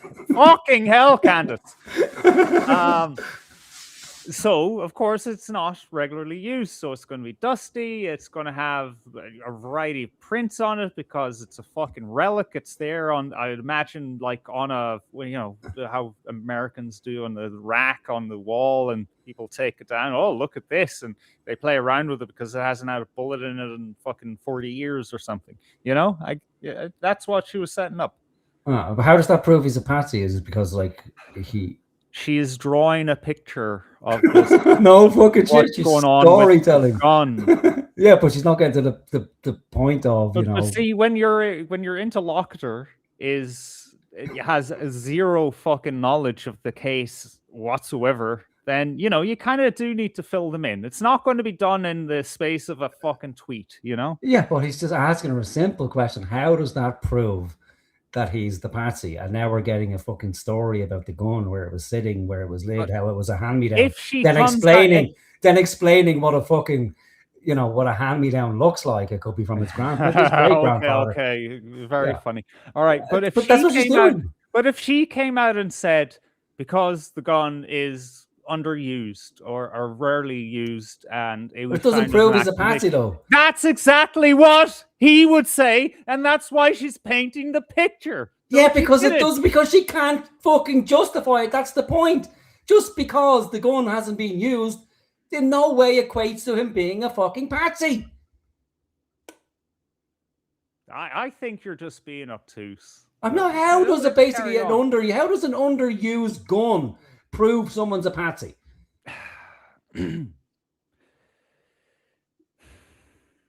Well, you know, it's not like you can just pick up any old fucking gun and shoot it the same. What? Yeah. What does he have to do? Buy a new gun? And then that would prove that he's... What do you mean? No. You've got to have experience with a gun. Not an individual gun, although that might help if the gun is really fucking old, you know, there might be some quirks about it. You know, there's a lot of fucking different things that come into this, you know? Yeah, but her claim is that he was, you know, it proves he's a patsy. How? See, this goes back to, you know, this one piece of evidence or fact doesn't by itself prove the point, so but it doesn't prove it by. But that's what you're saying. That's what you're saying. But you know, there has to be a constellation of evidence, and I'll go back. But it's a constellation of shit, is what I'm saying. No, like, it's not. It is the fact that the gun is old. That the gun is 5 years old, 10 years old, 20 years old, 40 years old. It doesn't fucking matter. And in no way, in any way, shape, or form, proves he's a fucking patsy. You know, and what we got to go on, we got to have her word to go on. If she spoke to, spoke to. The primary owner of the gun happens to be the owner of the DNA on it, which is the most degraded. Doesn't prove that. That was the oldest DNA on it, but it indicates it. You know, these things matter, man. But what does it indicate, and how does it prove he's a fucking patsy? Oh my God, what does it indicate? It indicates that it's barely used gun. Yeah, it's a gun that it was barely used. Could it have been used? Could it have been used on the day? It's a gun that the alleged owner hasn't used. In what? And how long? No, at least not long enough to be used to fucking shooting it.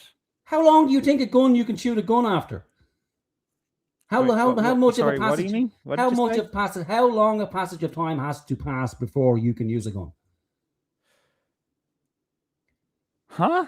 You're saying basically that the passage of time has so much passage of time has passed that he can no longer use the gun. Is that what you're saying? No, but it indicates that it was just not really used at all under his care. It's not a Yeah, but guarantee. just because it's not used doesn't mean it can't then be used on a particular fucking day. So merely by the age of the gun or the condition of the gun in no way proves he is a patsy. No, not on its own. But what else then? Not one piece of evidence ever proves anything in a trial. So what's that piece of evidence worth then? What does it prove in and of itself? Oh my God, are you like autistic or something? No, what does it prove? Tell me what it proves other than the fact that the gun was old. It's an underused gun. Then what it does that indicates prove? that What the does that owner prove? rarely Nothing. uses it. Yeah, so what? What do you mean, so what? He barely uses it. Because he barely uses it, that's evidence that somehow he's a patsy? Yes, it is. How? It's evidence. How It's often would evidence he have to use it? Would he have to use it every day? Because Not genius. to be a patsy? Do you just bring random weapons with you that you have no plan on using if you're going to go commit a crime with another weapon? And there was no other weapon, right? So that indicates that that weapon was transported by somebody else and placed in a convenient location. How? How? I don't know. Fucking ferries.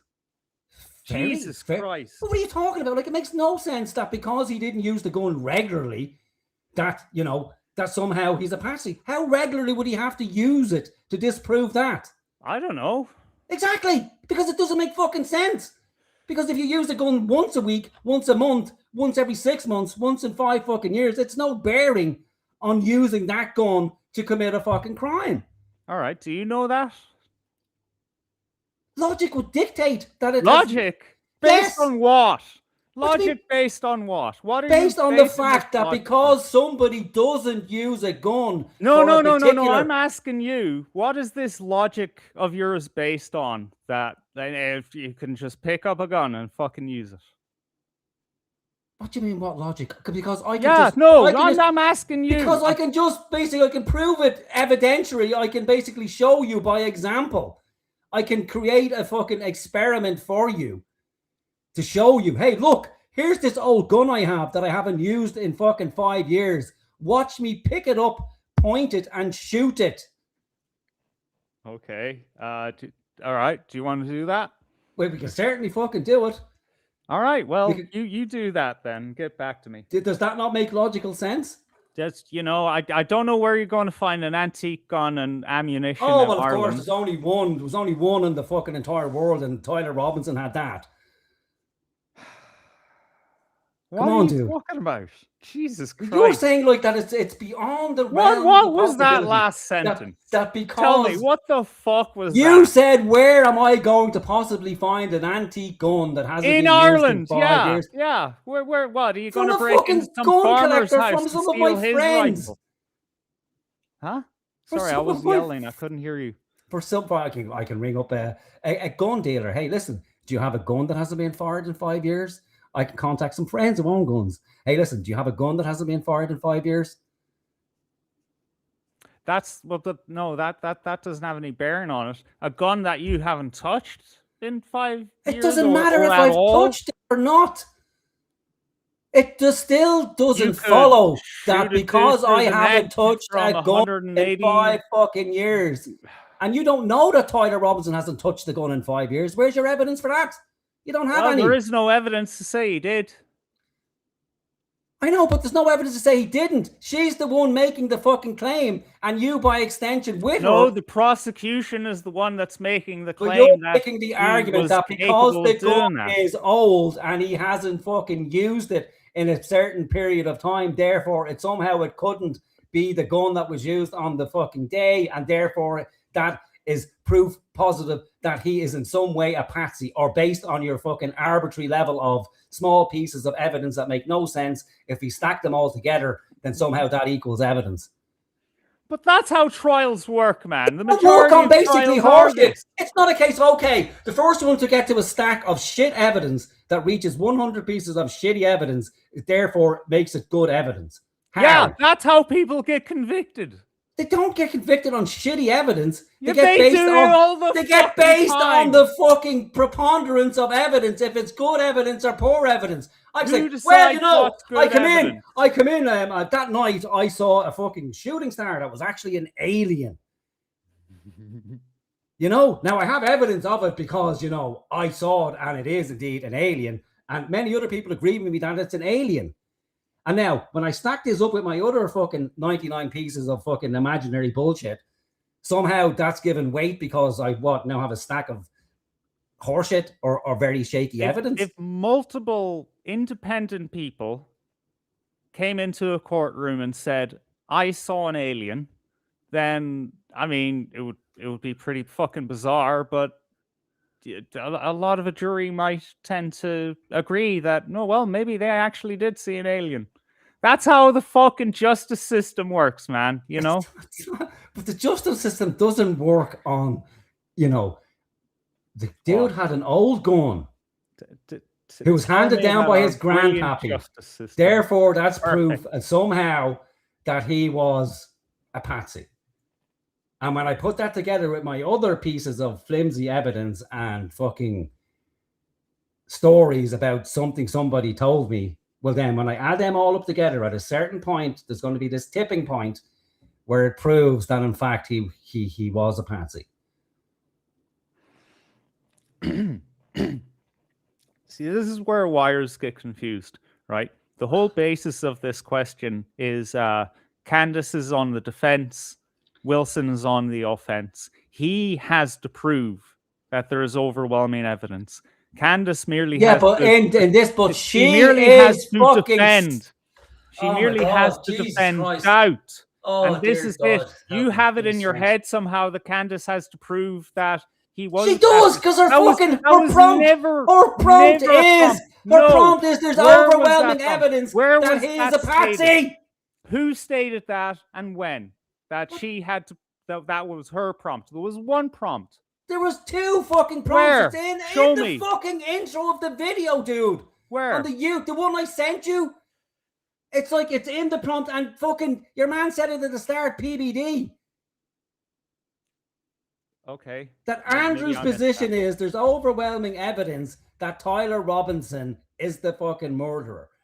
And Candace's position is there's overwhelming evidence that Tyler Moore is a patsy. Or Tyler, whatever the fuck his name is. But you're missing something important. Oh, PBD is a fucking retard. Okay. Oh, I see. He doesn't understand what he's saying. Come Oh, on, we right, both of know course, that. of Right? course. No. So What you did know they the real agree prompt, on? do you?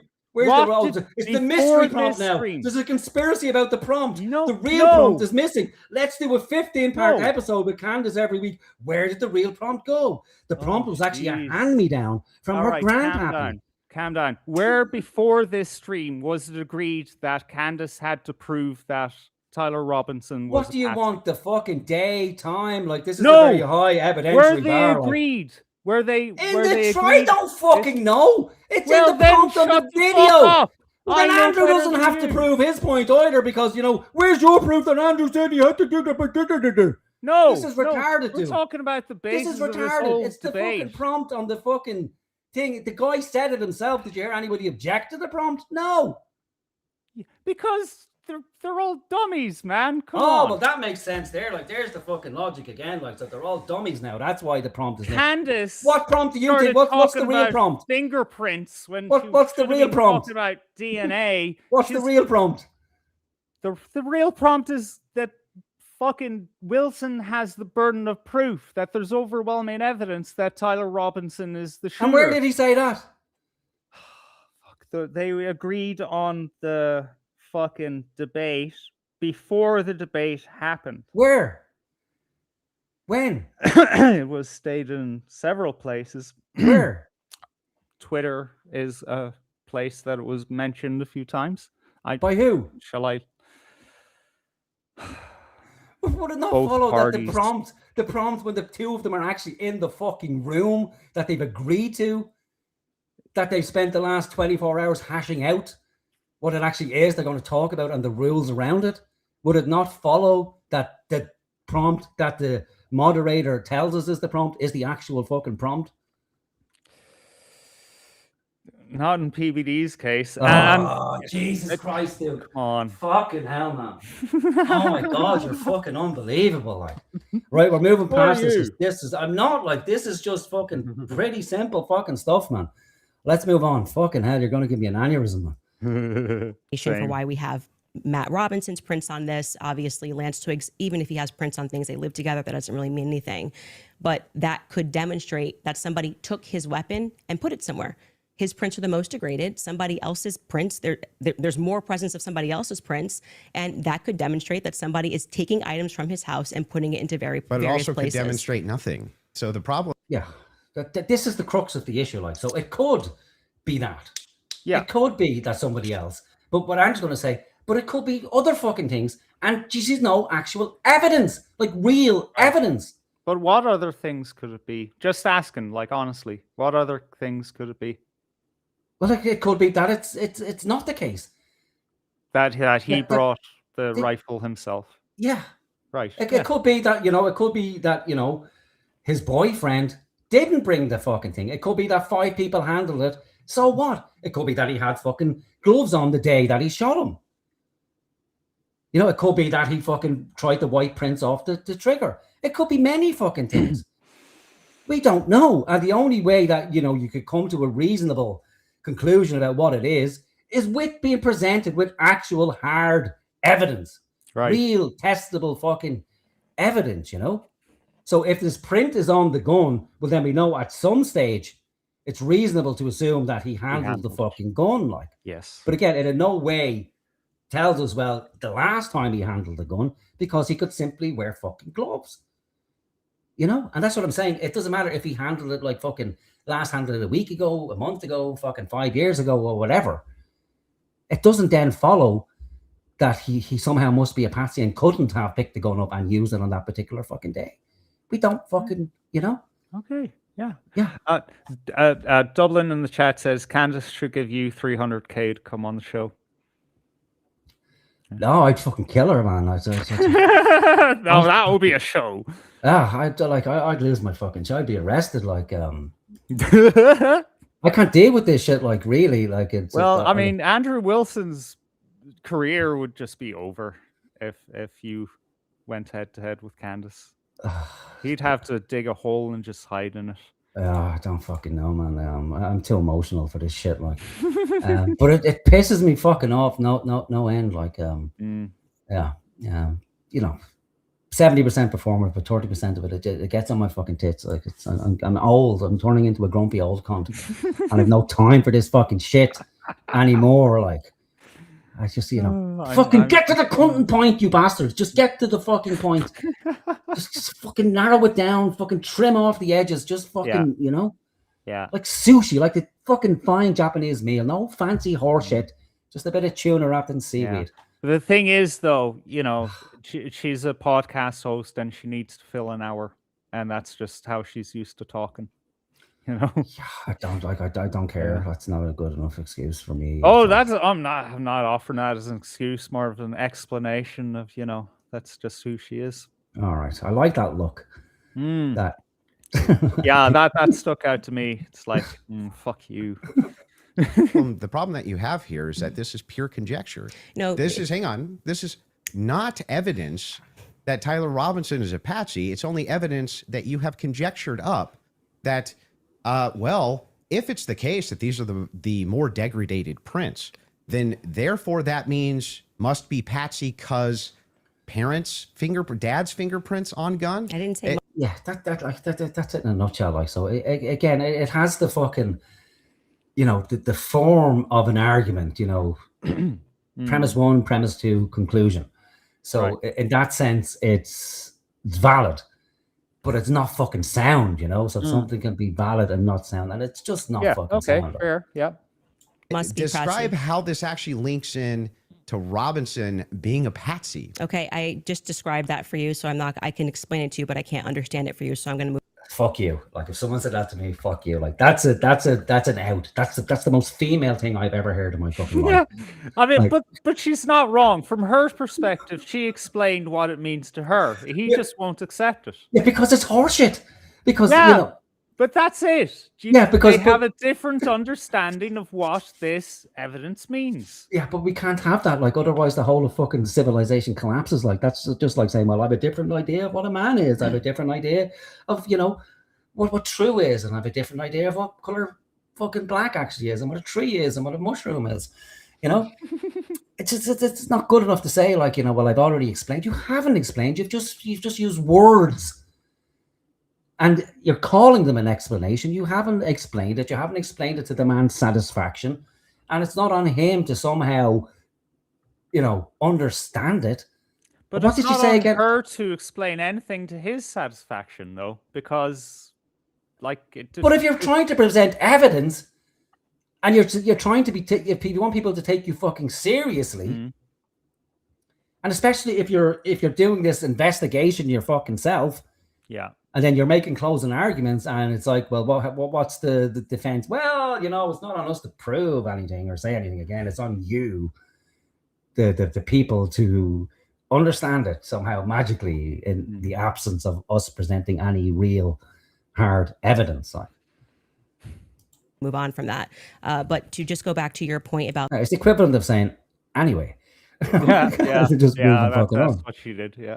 this is not evidence, you can't make that claim because the entire basis for why you think that there's evidence for Tyler Robinson being the person that took the shot is based off of a hearing under Utah 1102 rules, meaning that they are doing the exact same thing that I am doing.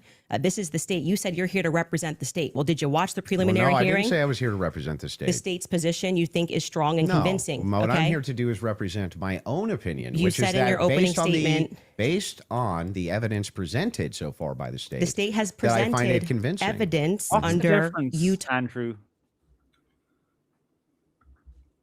That's just being a snake. Do you agree? Yeah, it's been slippy, like, so it's true he's not representing the state, Yeah, but we literally. know that's not what she fucking meant, like, so she's Yeah. she's just made a slip. So even if he's not representing the state, okay, but he is essentially representing the state's position, the official story, if you want to call it that. He's saying that based on what they've proved is evidence enough for him to think that Tyler Robinson did it. Now he's walked that position back, obviously, because initially it was overwhelming evidence to him. Now saying, it's convincing to him. There's something there. It makes sense to him that given what they've presented, that there's, good enough evidence to suggest that it either is Tyler or it may well be Tyler. And in the absence of anything else to prove otherwise, he's going with the fact that it is Tyler Robinson. I think what Candace is going to try and make the argument now is that he's just as bad as her, because he's unquestioningly believing in the state's position, and there's some validity to that.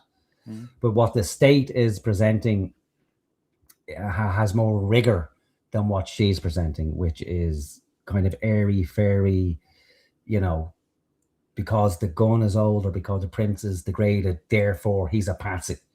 Like you can't make that logical leap without. You're unfairly characterizing her. To be fair, How? she's doubting the preliminary evidence. Like, this isn't the trial. This is the point where the judge has to decide, is there enough evidence here to proceed with a trial? And that's very thin. You don't need a whole lot of evidence to take someone to trial.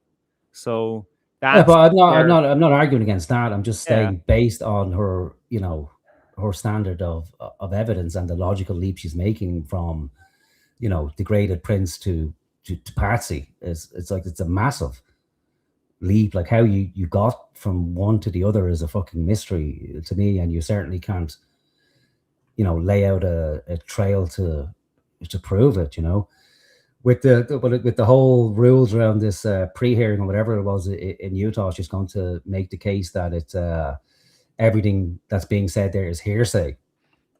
Now I don't know the rules around that, but I've listened to a few lawyers talk about it online, and it's not the case. And in many cases, hearsay is actually allowed in trials proper.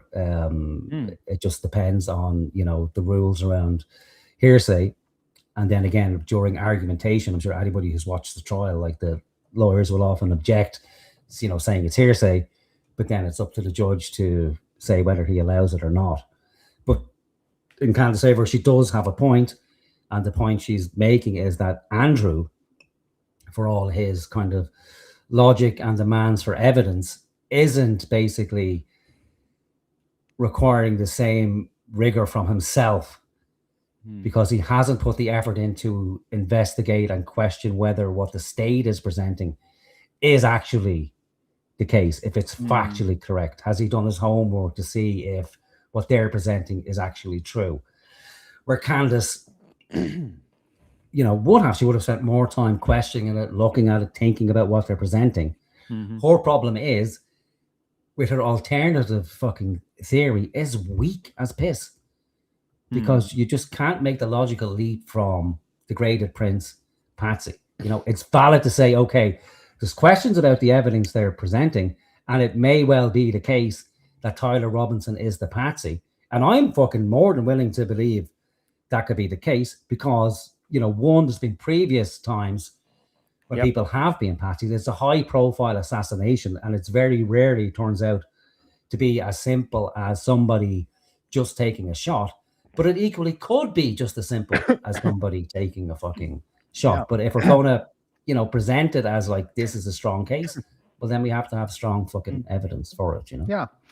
And if I may raise a third possibility of what's going on, is that, like, if you're committing a crime and you would prefer not to be, you know, caught for the crime, an option is to set up someone you know for the crime. You know, it may not even be a grand conspiracy of geopolitical ends. Could just be some other leftist who wants to exactly, you know, it could be some fucking, you know, Antifa cell he got himself involved with, like, and you know, it could be many things. Discord server, hang on a minute, now I'm getting worried, like, because I'm in your Discord server. Like, what do you set me up for?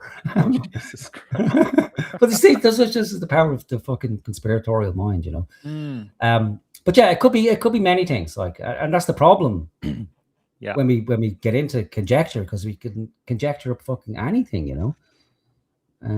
But at some stage we have to go, okay, well, you know, how do we evaluate these fucking claims? And it's true evidence. And then it's like, okay, well, just because something's presented doesn't necessarily mean it's evidence, or, you know, it's good evidence. It may be piss poor evidence, it may be, you know, some convincing evidence, or it could be overwhelming evidence. And obviously the best evidence to have is overwhelming evidence, because then it's essentially, you know, it's very hard to argue against it. And Andrew doesn't have overwhelming evidence, and Candace doesn't have overwhelming evidence, and neither one of them are going to be able to prove their fucking claim, like.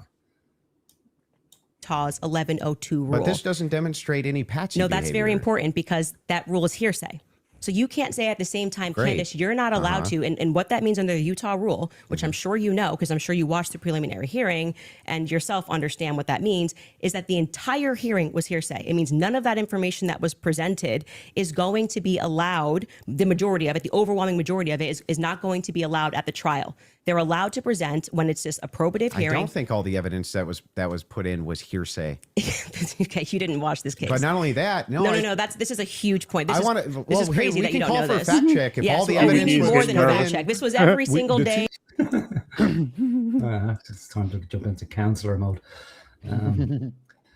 Yeah, I don't know the rules around this evidence. Yeah, neither do I. So it's really it's and surely someone coming along and saying, "Hey, so I took a look at this DNA and this is what it was." Surely that's not hearsay. It's not hearsay. Like, no, I think hearsay is allowed or something like that. I'd imagine that would make sense, that you can introduce in the preliminary hearing, you know. Well, yeah. What's considered. hearsay. Otherwise, or then it maybe would cons- just be the trial. yeah. that you're So having. Yeah. yeah. So there might be something that's way out of line that's got to be heard here, and it's like, okay, well, no, we can't proceed with that in the actual trial. But like I said, we don't know. And it's a good rhetorical tactic for Candace because she knows he doesn't have great knowledge around the trial. Or he hasn't spent hours watching every minute of it and then investigating the hearsay fucking rules and what have you. So it makes perfect sense to kind of trap him on this, Yeah. And the back is Utah actually Rule saying they want to 1102. go there. So they said there's a medical examiner's explanation of the shooting that's in the back. Rob, if you want to pull it up, and then Candace, if anybody from your team wants to pull something up, no problem as well, but they're requesting it. If you guys got it, pull it up so we can show it. And in the interim, is that it? Yeah. So I'll read this. Just what are we looking at, just so we know? Yeah, so this says the bullet, or at least part of it, sequentially perforated the interior left of Mr. Kirk's neck, strap muscles of the left side of the neck. This is a summary, by the way. Left common cartoid on the left internal external jugular veins. The bullet also obliterated the left side C27 vertebrae, transacted the cervical spinal cord. Medical examiner observed a significant portion of Kirk's cervical spinal cord was traumatically absent. Mr. Kirk suffered from other severe injuries, including bilateral, apical, and posterior intercostal hemorrhages, pulmonary, apical hemorrhages, multiple disruptions to the thyroid, et cetera, et cetera. So the summary of the examination is that he was shot. Okay. That was what they were pulling that up for. Okay, and I'm not disputing that he could have been hit with a projectile. We're not disputing that, so I don't know why this was brought up as a fact check. Could you bring up 1102 Utah Rule? Because this is an unbelievable point that you're making by saying that I am not allowed to infer off of evidence. You can infer. I'm trying to follow the inference. But your entire reason, like you asserted that you believe there's overwhelming evidence on the basis of what we saw in the preliminary hearing. The entire preliminary hearing was hearsay. Yeah, I'm fine with your inferences. But no, you just literally said I couldn't do that. Yes, I can. No, I didn't. I'm just saying from your inference, how do we get to Patsy? This is how you got to Shooter. The Tyler Robinson did it No, the same no, way no, that I you didn't got to get to Tyler just Robinson. Shooter from that. Yes, you did. You again, this is something important, so we should pull up a fact check about what the 1102 Utah, and under their constitution, for the sake of a preliminary hearing, they do not have to have hard evidence. They don't have to put people on the trial. I agree, they don't have to. But no, that's why the entire hearing was basically hearsay. Officer Bagley But was not saying all of it, like I said. the overwhelming majority. again, no dispute. Outside of the one But that you don't want to not give. what's Please don't in cut me off. dispute, though. Outside of that is what's in dispute. It It's means not. that your entire brand of saying you don't have evidence falls apart when the entire preliminary hearing is based off of hearsay. In fact, Lance's testimony before they had about an hour debate. Actually, maybe it was more than an hour debate before he sat, and they said this is not going to be allowed. You wouldn't even be allowed to do this. We'd be able to cross-examine him. The questions that they're asking Lance are all leading. And what did he say? Well, I'm the magistrate under Utah Constitution. 1102. It is my job to allow all of this so we can see if the state. Yeah, you're right. She's confused. I think she's equating hearsay is allowed here with everything here is hearsay. Which just isn't the case. Yeah, that's not the case. Yeah. He has enough here that we can then move to a trial, which will then, they would not allow this stuff. They would say we get to cross-examine Lance. Lance But just you're can't arguing willy-nilly things I'm say. not disputing. No, but the entire substance of your argument is that people can't infer off of evidence. No, That's what you're saying it's to not. me. Yeah, so I've mentioned this a few times throughout this debate, like that she thinks he's somehow telling her she's not allowed to think. When he's not saying that, he's just kind of pushing her and okay, well, you're allowed to think, but please explain to me how you got from A to B. And that's really all he's asking. And she struggles because she either won't or can't lay it out like.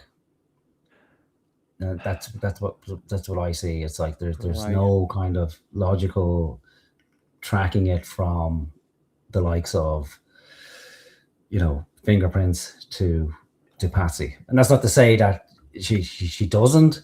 She just simply, when pushed, can't. when you say Candace, here, you I'll can't give you talk the about the degraded argument prince, which is a now. fact. Yeah, I'm not and then saying infer that. off of that Didn't say that. Tyler could have been a patsy. You're just telling literally you, making stuff up. So I'm here's not what the making stuff position up. is. I'm I'm not making asking stuff this. up. I'm have saying Rule 1102 that ready I if you thank wanna you. read Let's it. pull that up. Just Let's pull pull that up. how I'm you doing get there from the exactly what the inference. state did. I Okay. am looking at a piece of evidence, and I am saying. But you're not showing me how you get there. Can you from the describe to the inference. audience what Rule Yes. 1102 So this, means? just so everybody who's watching this at home understands what I'm saying, even if he doesn't. What Andrew is arguing is that I don't have the right to extrapolate from Never a made that fact argument. like Just making it up. Extrapolate.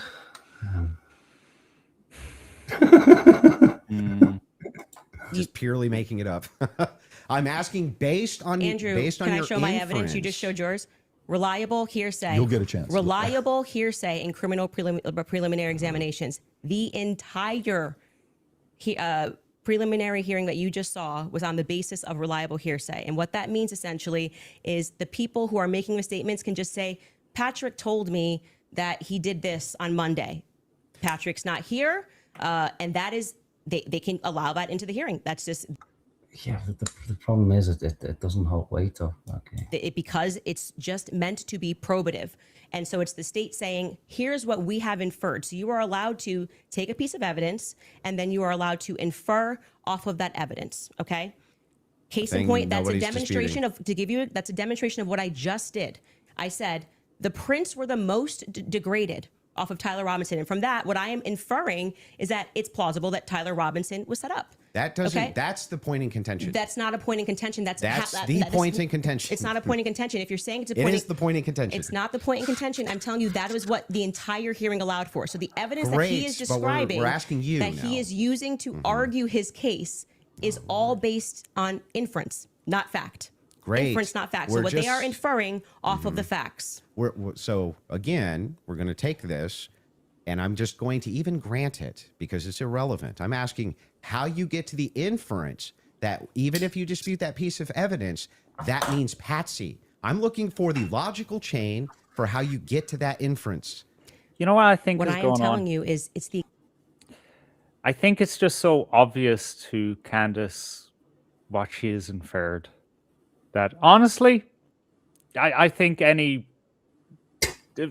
fucking sincere person Oh is my able God. to understand. Oh my God, boys, stop. If the DNA and not prints, if the DNA of the suspected shooter is the most degraded, we can put that on our scales to lean towards Patsy. Yeah, Or but lean that's away from two problems. So that's basically your own fucking Moten Bailey and a no true Scotsman fallacy thrown in there to begin with as well. Any sincere, listen to that, people. Any sincere people would come to the conclusion. Therefore, if you don't come to this man's conclusion, you're not sincere. No, what I'm saying is, like, if you're generous intellectually to another person, you could see that this is what she means. That's what she bit. But the point here is what he's saying to the woman is, you can't just infer and then be expected for other people to accept it when you're pressed to say, okay, well, please explain to me how you got from A to B when, as far as he can tell, there's no logical train to suggest how degraded DNA or fucking lack of fingerprints equals Patsy. And what she's saying is, well, because they can use hearsay in this preliminary hearing, therefore it's okay for her to use hearsay whenever she wants. And it is. But what she's missing is, with the preliminary hearing, that will actually go to trial, where it is a requirement that somebody, has to basically present evidence of how they got from an inference to a conclusion. And what Andrew's trying to do with her is apply that same standard by asking her, well, how do you actually get from hearsay to proof? And Candace is just happy to remain in the land of hearsay. Right. Which is fine, because it's very difficult to get from hearsay to actually make a positive case for not just what she's trying to do, which is almost impossible, but for anything.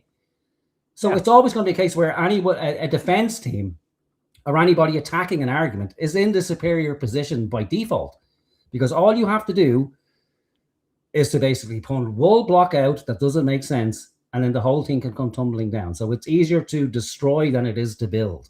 And the same with arguments or fucking worldviews, like, or any sort of philosophical system, you know, a fucking monumental task to build it. The same with a case, very difficult to build a case, very easy to pull it apart.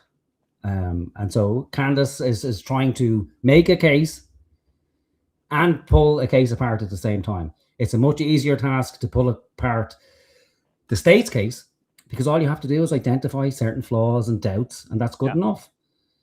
But she's also trying to build a case of what the alternative theory is, and it's weak, man. It's very fucking weak, incredibly weak. And when pressed to say, okay, well, please explain to me how you got from there to here, she can't, other than to say, well, I feel that's the case, or based on this and that and an anonymous source. And so in her mind, you might be right, based on what she knows and the information she's gathered. She may be convinced that the whole thing is true and it makes sense to her, but when pressed by someone else to explain it to them, she can't. And then if she says, you know, oh, well, you know, X told me this and Y told me this, like, she may well believe it, but from an independent standpoint, it's not good enough. It's like, so what if you got an anonymous source? What does that mean? What does that prove? Nothing. It just proves that an anonymous source told you something. And the same person can say, well, an anonymous source told me that what that anonymous source told you was horseshit. Yeah. And both have the same weighting, which is nothing. Absolutely. Yeah.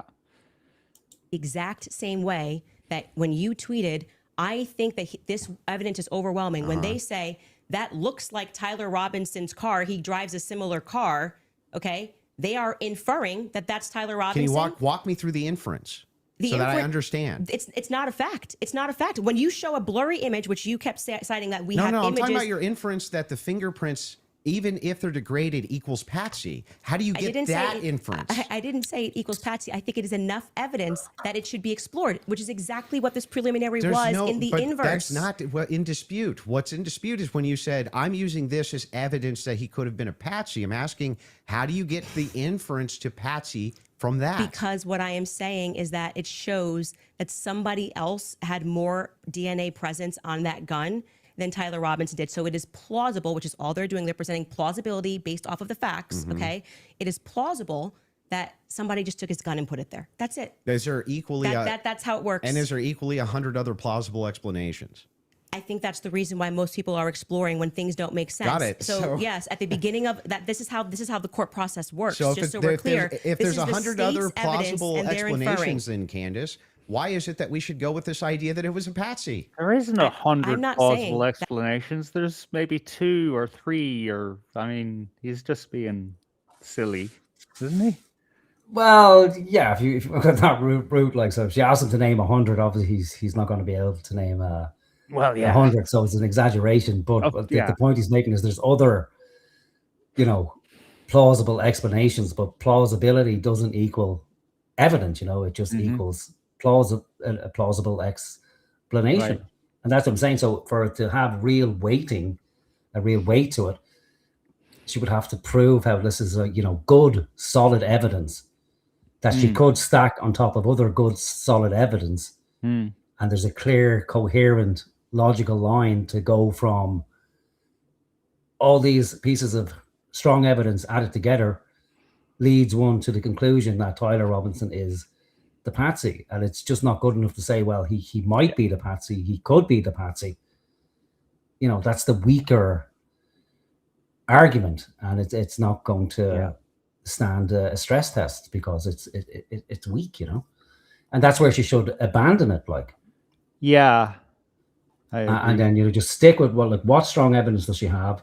And again, she's a much stronger case to attack the state's position, because she's correct. Much of the evidence they have is also weak. Like a blurry image of a car, you know, what that proves, like, that it's a blurry image of a car and it could be somebody else's car. It doesn't mean that it's you know, it's his fucking car. But by extension, it also doesn't mean that it's someone else's car. What it tells us is, here is a blurry picture of a car.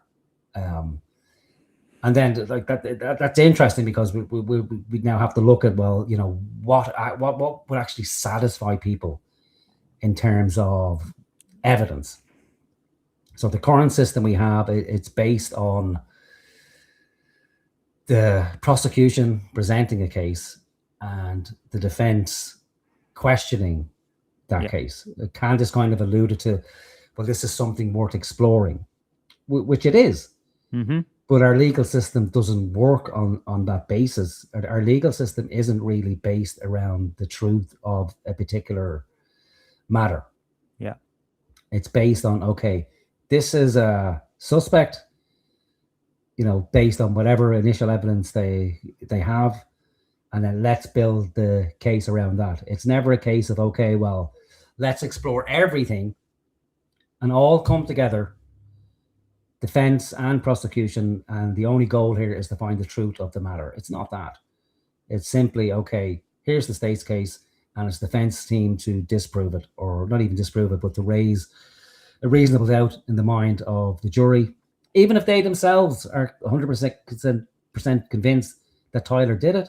Even if he confesses to them that he did it, as far as I know, they'll still defend the man because that's the nature of the system, as flawed as it is.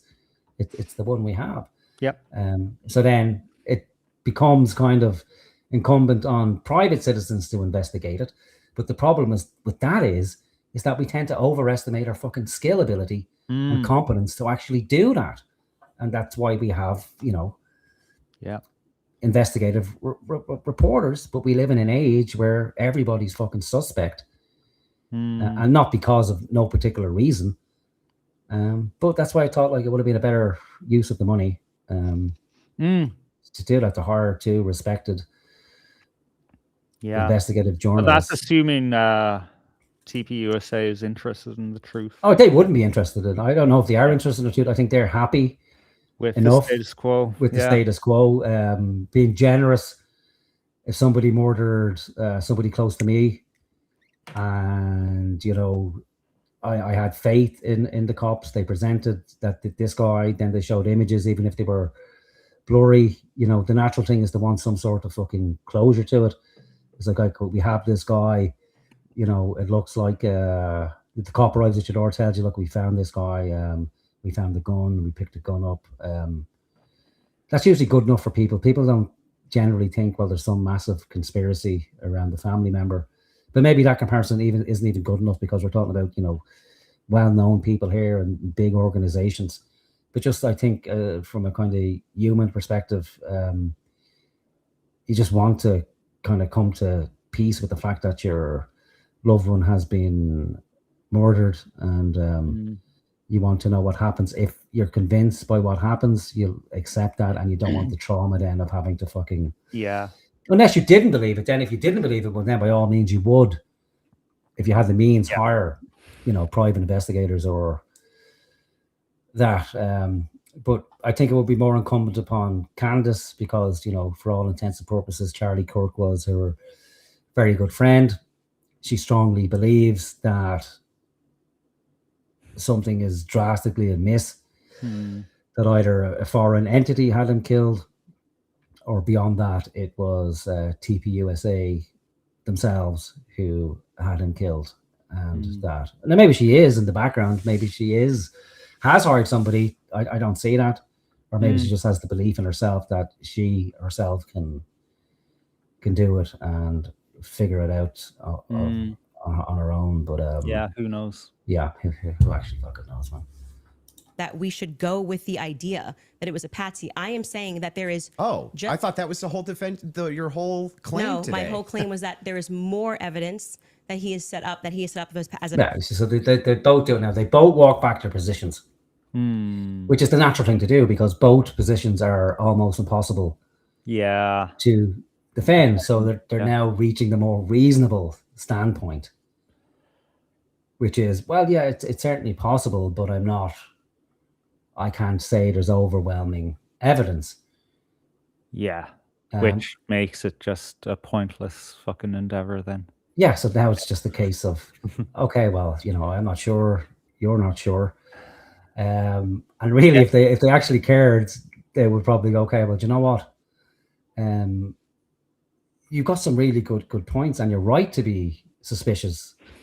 And from Andrew's point, well, listen, I'm really good with logic, and I can help you, sort through some of your theories and point out flaws. And it's not a judgment on you, because that's the way you'd have to talk to someone like Candace. You'd have to kind of reassure that you're not actually attacking her all the time. It's like, listen, it's not an attack on you. I'm attacking the method and the ideas behind it. And I don't know, man. That's most people, in my experience. Most people are really fucking defensive about. Oh, if they are, like, that's true. Like, it's just because I have a bee in my bonnet about women, and it is more pronounced. It is more pronounced in women. And to prove that point, the next show we do, I'm going to say it now. We'll be looking at a very famous German philosopher, one of the most respected philosophers of the last couple of 100 years, who was very influential, like Nietzsche himself. Adored this man early on, at least anyway, kind of a precursor for existentialism, and he has a very balanced view of women. And so we'll be looking at one of his essays in particular, and we'll use that as proof. So if anyone wants in advance, if you want to prepare in advance, it's Schopenhauer and his essay on women. So if you have time, give that a read or give it a listen. You'll find it on YouTube as an audiobook. And if you have the time, get your wife or important women in your life to sit down. No. Don't do that. Dude, it's great. Like, I did it with my wife 5 minutes before she. Oh yeah, and how is your relationship going forward? Let me know in a week or two. Yeah, well, it's fine now, but of course, being a woman, it will brood. It will sit and brood, and many questions will be asked in the mind until eventually something inconsequential, like leaving a cup on the table, will throw her over the edge, and then the questions of Schopenhauer and his views, and therefore my views on women, will be brought up. Patsy, how does that equal evidence of Patsy? I don't know how many times I can say this. Like, I'm saying that I am using the exact same mechanism that you are accepting for some reason in the Utah courtroom. Yeah. Right. To say, I'm going to look at the evidence and I'm going to infer an alternative theory. So you just saw the states and you're accepting it. And they have not presented any concrete facts. You listed on your own Twitter that what you found to be convincing was something that looked like his car pulled into the driveway, a blurry image. No, I didn't. The standard white guy coming up the steps that could literally be anyone. This never happened.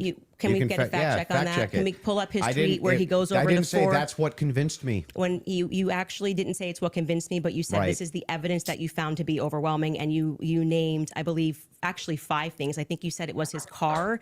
You said it was. Well, there's multitudes of things that I find. You just said you didn't say evidence. it, so we're going to get a fact check on that. You did. Go ahead. You said the blurry images coming up the steps. Quite literally, when Officer Bagley testified, they talk about when I'm talking about making inference. This is the most I thought was the most absurd testimony I've ever heard. And pardon me, it was actually David Hull. They asked him a question. How did you know the guy in the maroon shirt was the same as the guy that came up the stairs later that was wearing the American flag black shirt? And he said, they're wearing the same shoes. Why is that absurd? That's how you decided these two are the same people. Oh, wow. What a scientific. They're both wearing Converses. Okay. That's an absurd thing to say. That is not evidence that these are the same people if we're both wearing Converses. That was what he said. That's what flew on the stand. But I still don't understand how that would be absurd. If somebody, it's an absurd thing. For instance, if somebody were to change their clothes but keep the same shoes on, wouldn't you utilize the shoes to try to track that person? If the they were idea that on a college campus, 2 people wearing this totally different outfits, but both wearing Converses can't happen is such an absurdity that I don't even need to argue that. I'm just going to let people deal. Why is it absurd? Just concede that point. Obviously, it's an absurd thing to say. I'm not I know sure, these are the same people because they're both wearing Converse. Yeah, I'm not sure if in context that's what happened. But even if it is, you can get a fact check on it. But even if it is, again, and it was if we're utilizing inferences, whenever we're dealing with logic and we're dealing with making a logical inference, we're going to take the entire collaboration of evidence and then we're going to make inferences from that. You would do that with any type of logical proposition. Otherwise, you could never have a true or false claim. But you just told me I couldn't. So do when that. that never happened. You're just making stuff up. So anyway, when we're talking about logical inferences, what I'm looking for is the logical inferences that you have that Tyler Robinson's a patsy based on the totality of evidence that you have. We can keep going through your other evidence, but we should find Yes. his tweet where he lists the reasons that he was convinced. So let's start with the 30-06. I think that's fine. Your team's looking for. Do you remember how long ago that was? The tweets of the 5. Did you delete it or no? I No, think you deleted tweets. they're Okay, both cool. being retards, man. I'm sorry. Yeah, they're stuck in a. It's like they're in a relationship. Like that's the kind of petty nonsense. But Wilson's idea that the totality of evidence must be like proposed all at once in a singular statement, and then the explanation of that must be then pulled forward, and that's how you get the link to Patsy. But really, what you do with a constellation of evidence is talk about them one by one. Yeah, I didn't get that he was asking for her to, lay it all out there, everything in a clear logical progression. Well, I mean, because he wasn't. He was just talking shit, Yeah, So but I think that's why you didn't pick up on it. No, thanks for mind reading, though. I think what he's trying to get her to do is lay out the logical path of how you get from, like one inference to the conclusion, and then how from there that then follows on to the next inference and conclusion. He's just trying to get her to explain basically how it is she's getting from an inference to a conclusion, and she won't. You're fucking saying do there's it. a chain of evidence, inference, conclusion, evidence, inference, conclusion, as in like a chain of logic. But that's not how this works. You have disparate parts of information that you piece together to come to a conclusion. Is he likely the suspect? Is he not? Like, that's a different way of approaching a subject. Like, Yeah, but what he's asking for again is, for her to basically show the logical move from getting from an inference to a wild conclusion. It's like the one he keeps using that we're stuck on is, how do you get from, the gun, the graded fingerprints to Patsy? How do you get from it's an old gun to Patsy? He's like, well, where's the evidence for that? But I think she explained that. I mean, you might disagree that there's any weight to it, but that's what she's saying. Like, no matter what, that's but he's asking her to. She's saying that to her, from her perspective, the quality of the DNA of all these separate people to her is evidence of doubt. Yeah, and but neither you nor Wilson want to accept that. But it's not, because she's walked it back from overwhelming proof. But this is one piece of Jesus Christ. Let me finish a fucking sentence for once in your fucking life, man. Let me finish. So, I let you finish all the time. Sorry? I let you finish. Like you're doing now? Not all the time. Okay. Most of the time. And you can't pick on me for that. Fuck me, man. Over Jesus everything Christ. I say. Talk about fucking proving my point. He's asking her for the logic of it. Like, so yes, you can say, well, what it means to her, what it means to her. But it's like her saying like 2 + 2 is 5, and then someone saying, show me the logic of how you got from 2 + 2 to the conclusion that it equals 5. And if she says, well, it's not for me to explain, it's for you to understand, it's not fucking good enough, man. And if we accept that as the standard, well, then nothing means anything. But because see, it's all subjective. My point is that he should accept, okay, I hear what you say, but that's not good enough for me. And then we move on to the next piece of evidence. But it's not just good enough for him. It's not good enough for fucking to come to a so valid you and conclusion. Wilson, you're the arbiters of absolute truth. Well, that's not what we're discussing. No, we're not. We're not looking for discussing truth. We're not doubt. looking for truth with a capital fucking T. She's saying that there's She said there's zero chance that Tyler Robinson, you know, fired the fucking weapon or killed Charlie Kirk. Did she? Yeah, she did. No. No, she did not. What did she say?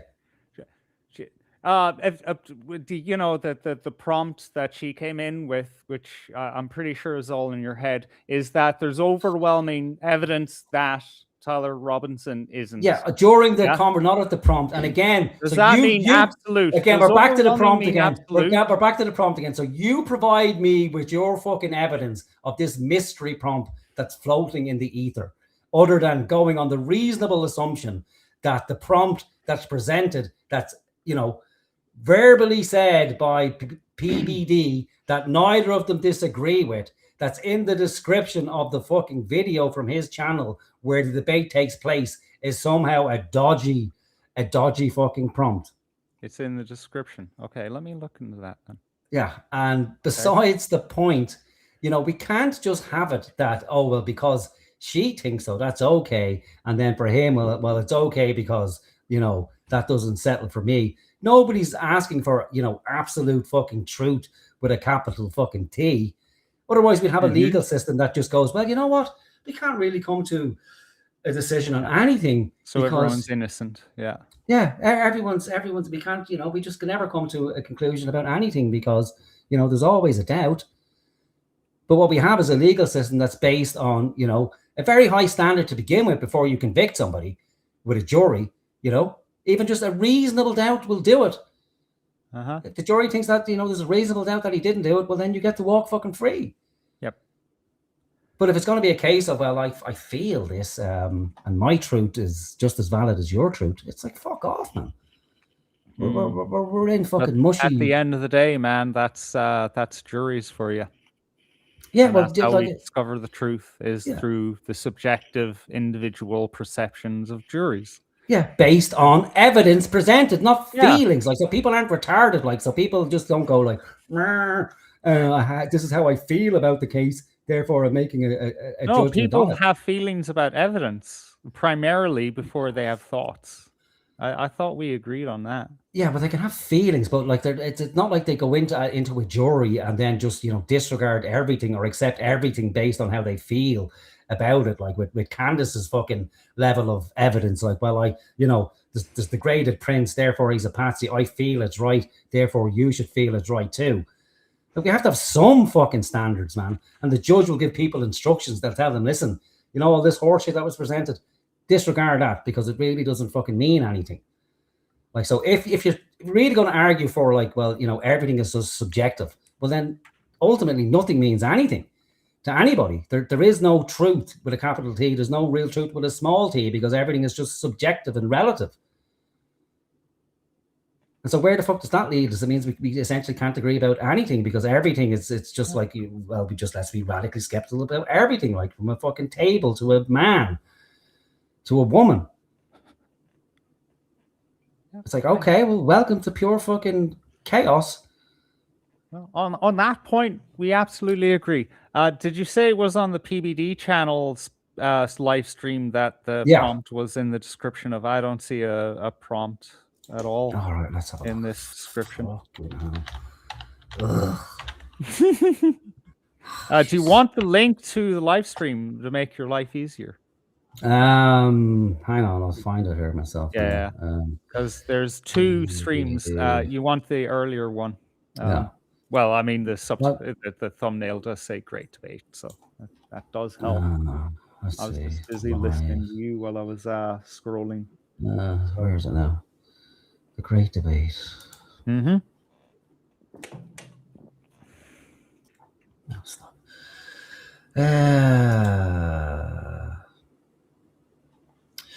Let's see. Patrick Bet David moderates a live debate between Candace Owens and Andrew Wilson over the assassination of Charlie Kirk. Did Tyler Robinson kill Kirk, or was he set up as a patsy? Owens defends her alternative theories as Wilson challenges the evidence behind her claims in the highly anticipated showdown. Okay. Yeah, that's nothing to do with any prompt whatsoever. Okay, let me look at the other video. Videos.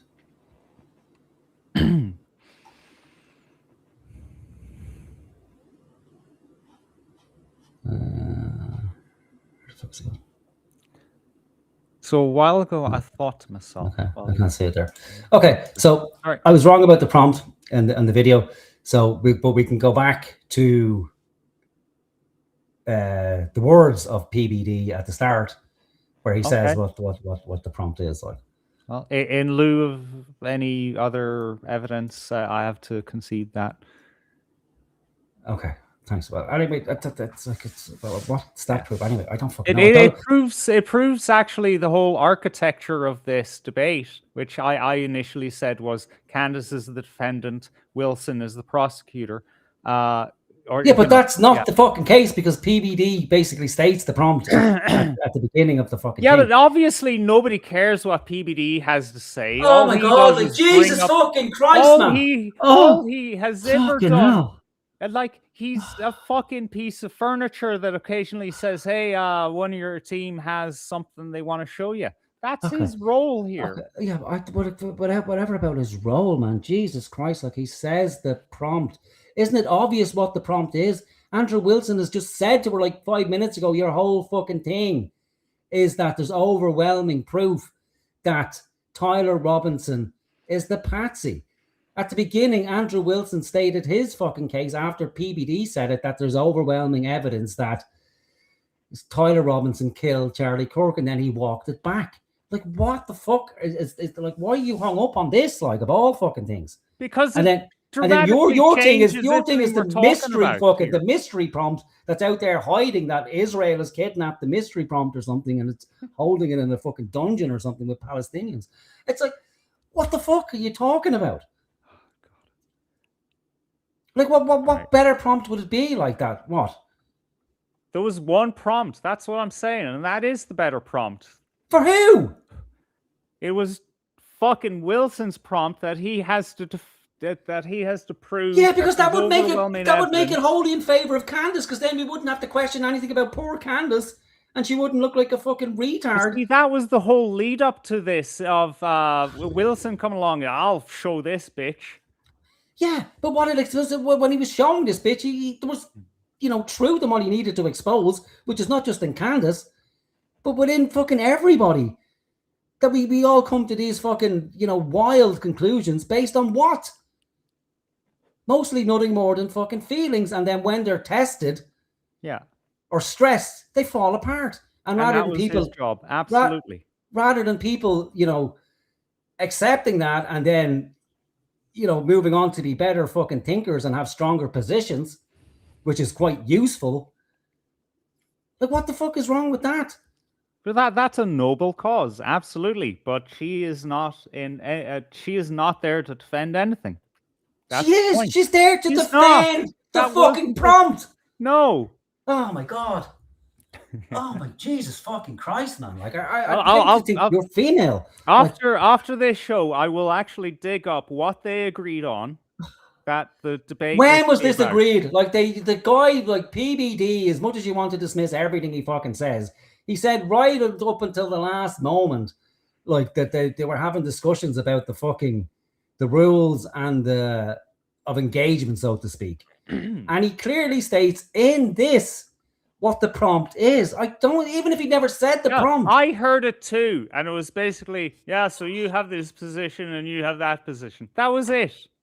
But what more do you fucking want? What do you want the Pope to come in as a fucking witness to say this is a prompt, this is a real and true prompt, this is a whole? Well, what do you want? But you know what? It's actually no. In most, if not all, Andrew's debates, the prompt is laid bare like it's a legal agreement. Okay. Yeah, because he's doing it. Like, what it may prove is that PBD is a crap fucking moderator. That's my fucking point. So you can't. It's not your point. Your whole point is that it wasn't the prompt. Your point is there's a mystery fucking prompt that Candace doesn't have to defend. Because you can't take what the man says seriously. I'm telling you. Fuck off, man. Your whole point there was like, well, the prompt, Candace shouldn't have to defend anything because that's not the real prompt. Even though you heard the prompt that PBD said, and now you're going, because I agree with you that PBD, because I agree with you, PBD is a poor moderator. Therefore, that proves that there isn't the prompt that was there to begin with. It's like, what the fuck? Like, why is that something to get hung up on? Because it defines the whole context of this debate. in quotes, and we agree it's not a debate. Well, it's not a debate in the sense of a formal debate, but both of them are debating their, positions and cross-examining each other. And, it's interesting in so much as it points out, flaws on both ends and flaws within Absolutely humans, and our inability to say generally when we're wrong and how we can be convinced we're right. As point proved with me, I was convinced that it was in the prompt on the video, and I was proven it was wrong. Right. That it wasn't. Okay, and so then I could go, well, I could say, wrong. well, it was there when I looked at it earlier, because I believe possible. it. Of course it's possible, but I can't fucking prove it unless I took a screenshot at the time. Yeah. And ultimately, I just can't see why this is a fucking a point worth fucking causing a hold up for, when it's clear the guy said the fucking already. The guy said the prompt. The prompt is Andrew has to defend the position of there's overwhelming evidence Tyler did it. Candace has to defend the position there's overwhelming proof Tyler is a patsy. Simple. I don't know why you got your knickers in a twist about that, or other than to defend Candace's honor. 100 times now. It from my perspective, so that we both understand more from this exchange. It changes the whole meaning of this conversation, debate, whatever, right? Because it's not just PBD said something, so suddenly that's what it's about. There was weeks leading up to this where there was an agreement made. You're going to pay me $300,000 to challenge my worldview. Yeah, but what point is that making? There was a negotiation. There was up until the final moments, and then they agreed upon a fucking prompt. Right. That there's overwhelming evidence that Tyler Robinson was the shooter. And and it's in the fucking Jesus Christ. Where? The dude said it. Show me. PBD said it. You just said a minute ago. You agreed. He said it. Oh, we're going around. You're fucking mind fucking me, dude. It's like I'm being gaslit at this stage. You're going from he did say it, he didn't say it, he didn't say it, he did say it. Of course he said it. I just don't consider him a reliable witness. I told you that. Dude, you can either accept that, Sorry? and we can move on, or we can keep arguing about it. I don't trust him as a reliable witness here. You think Candace can't stand up for herself and say, well, hang on, that's not the prompt we agreed to? Well, we both agree she's a dummy too. But that's not true. I didn't agree she's a dummy. I said, she does some stupid things. She's clearly not a dummy. Yeah. Who does stupid things? Dummies. Exactly. But now you're arguing. You're arguing against yourself. So is she a fucking dummy or not? You can't have it both fucking ways. Wait, no. What do you mean both ways? We both agree she's a dummy. So, of course. But I don't agree she's a dummy. I don't think she's a dummy, and I don't think you honestly think she's a dummy either. And not in all cases, but we agree that she's not trained in fucking philosophical debate, right? Yeah. So she's not expecting that there needs to be this hard rule about what is it we're discussing. So when PBD came out with his kind of paraphrase of what the debate is about, then she just said, "Oh sure, No, now you're just trying to make excuses for that poor Candace is just so silly that she doesn't know what's going on, that she doesn't even understand the prompt. Well, I mean, that would. Well, if that's the case, then everything she says should be disregarded because she's just too stupid to fucking come to any sort of logical, not even logical, but just everything she says should be just thrown out the window because she's a fucking retard. And therefore, there's no point in listening to anything she says because everything she says, by extension, is just retarded nonsense. She shouldn't even be allowed out of the house, really. If she can't fucking go, well, hang on, that's not the thing I agreed to for 300 grand. She's clearly a dummy, she has a highly successful podcast that she puts on 4 times a week. She was highly paid to work for the Daily Wire, highly paid to work with TPU. So she's clearly a retard, you know what I mean? So she must suck a good dick. That's all I can say. Come on, man, get with the fucking program. She's not a dummy. Right. She's, I already stated, just because she doesn't have a grounding in, philosophy, that doesn't mean she's a dummy. It just means she doesn't have a grounding in philosophy. Most people don't. We barely I won't speak for you. I don't know you. I barely fucking do. Most people don't, because you're not taught it in school. Yeah. You know, and just because you have a grounding in philosophy anyway, that doesn't mean that you're a fucking a genius by default. It just means you have a grounding in philosophy. Like, so fucking what? So you can, you know, you can disassemble an argument, you can destroy an argument. You know, you may even end up as good as fucking Socrates himself. How did that end up for Socrates? Like, he ended up at the fucking, well, he killed himself, but they wanted rid of the cunt because he was an annoying bastard. Because all he could do was fucking, you know, deconstruct every argument and never actually built anything himself. Like, he was a fucking just some dude roaming around the fucking city, annoying people. You know what I mean? Like, well, what do you mean by this? Well, what do you mean by that? It's like, fuck off. I'm busy. I can attest to that. And you know me long enough that, yeah, actually, I was nearly fucking lynched a few times for being like that. Yeah. So again, like, you know, and it's useful skill. It's needed because the whole purpose with Socrates was to expose the fact that people didn't actually have fucking knowledge, that the majority of people were bullshitters, and especially those in the highest positions of power. And these aren't people in the highest positions of power, but they're good fucking avatars for it. Candace is up there, though. You know, it's the second largest podcast in the world. That does stand for something. Yeah, it does. So she has many, many, many people listening to her. Yeah. And Andrew knows it. Jay Dyer knows it. You know, a lot of people know it. And it's a genuine concern for those people who I do believe, and all these people, I do believe on some level they have the betterment of humanity and their country in mind. Granted, from a fucking biased position, like, I'm not too sure how much of an Orthodox Christian Andrew is. I genuinely don't know. But I know Jay is. I know that's his worldview.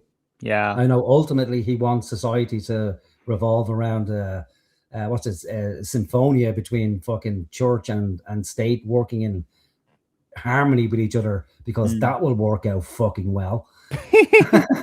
You know what I mean? So everyone has their fucking blind spots, and everyone argues from a, you know, their own fucking position to begin with. Yeah. But these guys have a real fucking point, and especially when somebody has influence over people. That, listen, here's the shortcut.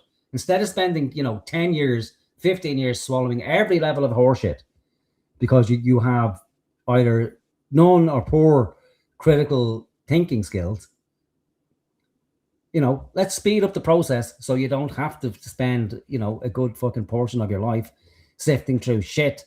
Like accepting that, you know, ancient Sumerian technology can help you look into the future, but only up to a certain point. Nonsense. And it does your case no fucking good, like when you're trying to, you know, fuck me, no, do something serious. Or, you know, Charlie Kirk was an X-Man or something like that. You know what I mean? It's like, well, of course people are going to think you're a fucking retard. Yep. So, you know, learn the lesson. But it's not that easy. And on the flip side, these guys are supposed to be fucking Christians. And, you know, this kind of horseshit, like, and this is tame by Andrew's position, but it's not the Christian thing to do. And I don't think, maybe you have to be close, but like in the fucking Didache, it says that, you know, if Christians have a problem with each other, the first thing you do is you go privately and you address your fellow brother or sister in Christ and show them the error of their way. Then maybe they have, I don't know. And if that fails, you do it within a Christian group. And again, it's not like for like, you know. It's a bit of a stretch. And then if that doesn't work, well, then you abandon them. You don't try to humiliate them in a public setting, which is what this is. Like, this is Andrew's trying to publicly humiliate Candace. So that's my take on it. But I don't think it's good faith in that sense. That's how it should be, really. And, you know, I'm as guilty as anyone else of doing it because, you know, and you too, by extension, or maybe the two of us are as fucking guilty as each other when it comes to this. Maybe. But, you know, it's not like we're the kindest people on the planet. And we don't, you know, pick people out of the ether and, you know, pick them apart fucking hair by hair and cell by cell, you know. And for our own reasons. Namely because we just found someone annoying or irritating or maybe as a favor to somebody else, or just for fucking shits and giggles, you know. Anyway, Jesus Christ, man. That's why it was me who couldn't get through a fucking show. It's you and getting hung up on your fucking silliness with fucking prompts. Next, you've been fucking talking about the flowers. Forgive me for making sure that our first fucking principles, our prompts are in line and all that. So we. Stop it! Stop trying to pretend. All right. Before we carry on, yeah, one theory has been disproven tonight. Go on. So for a while now, we've been doing shows, right? And it would trail on to 2 a.m., 3 a.m. The chat would die down and the viewership would drop maybe 10, 20%. And then I just thought, oh yeah, you know, people are kind of, you know, falling asleep listening to us. You know, like what else could it be? Well, given how much fucking shouting we've been doing into our microphones, I really fucking doubt that. I always say the shoutings that are more. Yeah, but it's real, you know what I mean? It's fucking real, and that's rare. You know, and we're supposed to shout. Like, I'm a shouty person. I'd admit it. Yeah. But it has a fucking purpose, you know? It's usually when people won't fucking listen. You have to shout. Right, I gotta make a cup of tea. I think it's a good point. Oh yeah, that's a good point. Yeah. Okay, yeah. All right. Yeah, I'll stick on some music. So. All right, I'll stop sharing this. All right. Yeah, we might play the Candace music video at the end, or not. I'm not sure. I didn't complete it. It was getting very abstract there in the end, like so. Yeah, that was interesting though. Yeah, our profane viewership mightn't understand. Oh my god, man! Jeez, I insult our audience, but that was bad. Wow. I'll be back in a minute. Yeah, you do your thing, man. The booing can start now. Okay.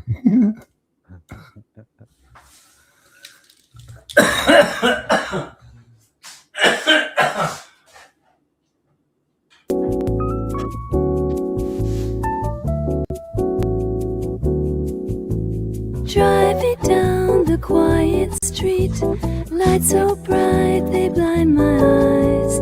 Everywhere I turn they shine, too much glow it makes me sigh.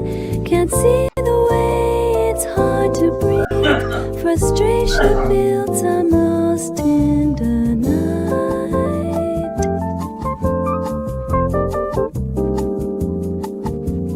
Oh, please lower your beams. Can't you see my dreams?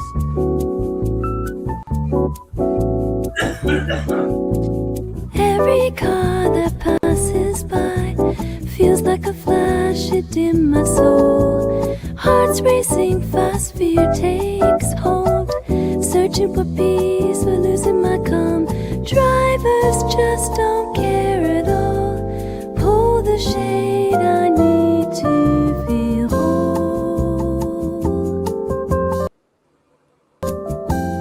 Oh, please lower your beams.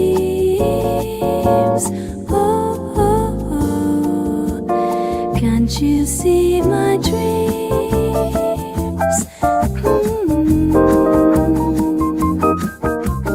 In this haze I'm feeling lost. Can't we change? It's worth the cost. Just a simple act of care to lighten up, to be aware. Oh, please lower your beams. Can't you see my dreams?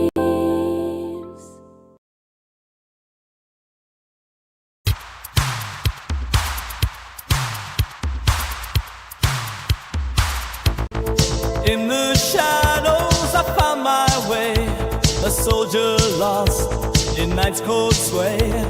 Dreams of glory, they whispered loud, but I stood silent, lost in a crowd. Ambition drove me to the edge, yet here I am, broke my own pledge. But now I walk through the depths of emotion, fleeing the past with a heart full of notion. No more living a life that's unclear. In the depths of emotion, I've shed my fear.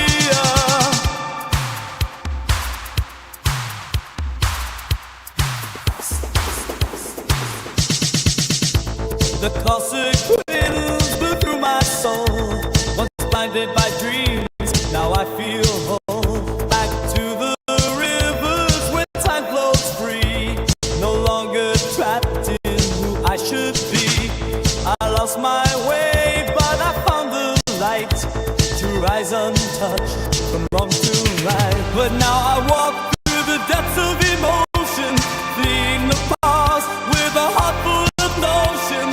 No more living a life that's unclear. In the depths of emotion, I've shed my fear. Olin's heart, it beats on you from shadows dark. The sky holds through with every step. I break these chains, a call of freedom forever. But now I walk through the depths of emotion, fleeing the past with a heart full of notion. No more living a life that's unclear. In the depths of emotion, I've shed my fear. Yo, they call me truth, not a friend, not a flex. I'm the crack, the lie. I ask the next false idol, fake king, digital clown. I don't need a crown, I am the crown. They build their towers on sand and the sea. I walk through the fire and don't need the heat. Comedy's my blaze, mockery is spark. I light up the dark with a joke in the dark. You can't kill what's already died. I'm the ghost in the machine with the facts on my side. You sell illusion, I deal in the real. The wound in the heels is the one you can feel. Hell's the one you feel when you flee me. Truth is the only one who can redeem thee. My love is ready when you receive me. But I'm only here for those who believe me.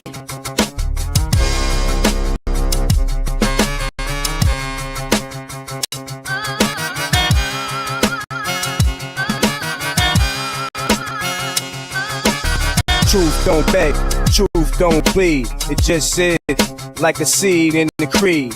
Liberation's the fruit, not the fight. You can't cave what was born in the light. From the Mount Christ to the monks in the cave, I'm the word they couldn't enslave. Stand in my path, make it play. I'll expose you with a laugh and a prayer, to with a dab in the hair. My love is ready when you receive me. But I'm only here for those who believe me. St. John Chrysostom says silence the liar, not with fists, but with truth like fire. And Isaac the Syrian, a single tear for a sinner destroys the fear. I ain't preaching dogma, I'm preaching clarity, the weapon of the weak. Call it sanity. You think power's a throne? Nah, it's a test. The higher you climb, the harder you're blessed to fall. I don't push, I just stand. And you trip on the truth like quicksand.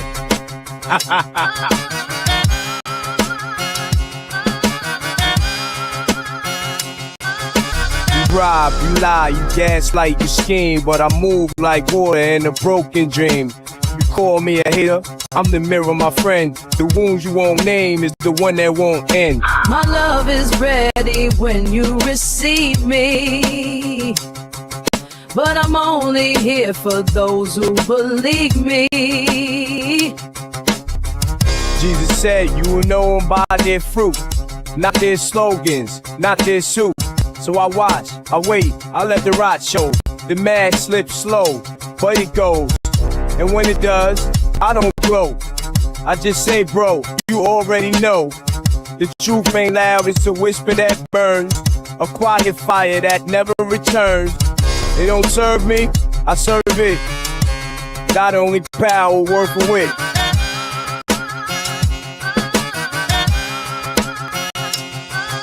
So come at the king, come at the system. I'm the ghost in the circuit, the silent witness. You want a war? I'll give you a verse. Not to curse you, but to free you first. Cause the truth, it don't care if you win. It just wants your soul to bug in. And if that scares you, good. Now you finally understood. My love is ready when you receive me. But I'm only here for those who believe me. And when you truly see me, you give all your praise there.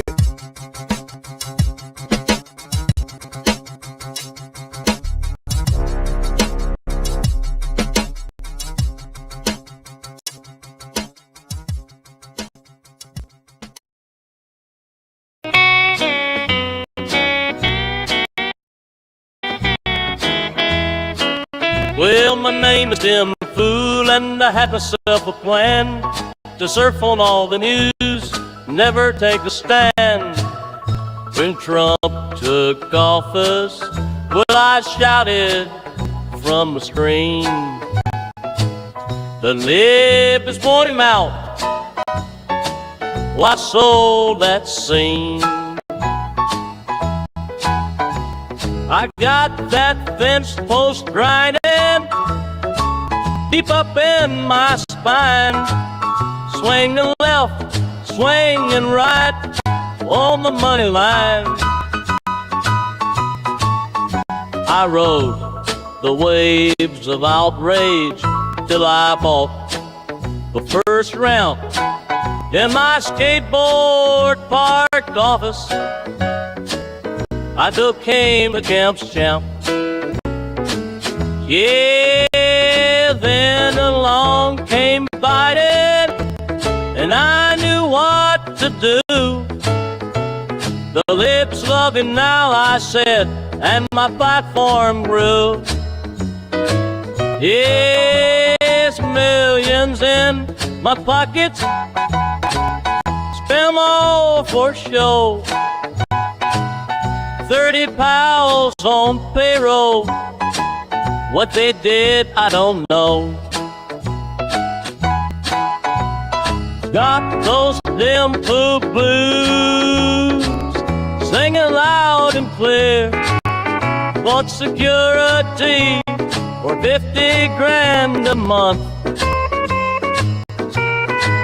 My dear, running from shadows, hiding behind my walls, acting like I'm big time, but I'm heading for a fall. He's got those dim blue blues, singing loud and clear. Bought security for 50 grand a month. My dear, running from shadow, hiding behind my walls, acting like I'm big time, but I'm heading for a fall.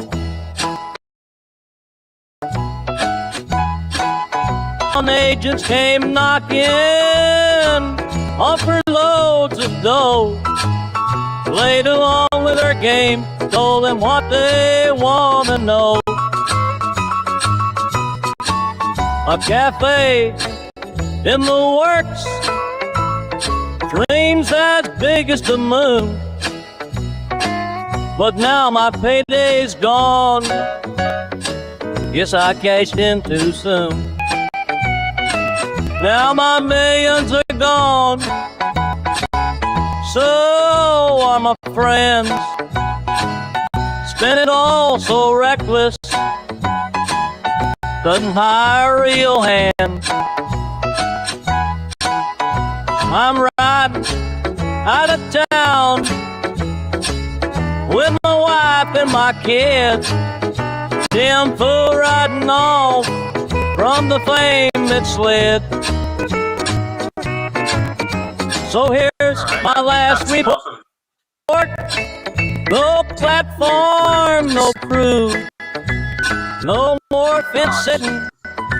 I'm finally through. Dimples right. I'm gonna have to put that to a music video soon and put it on the channel.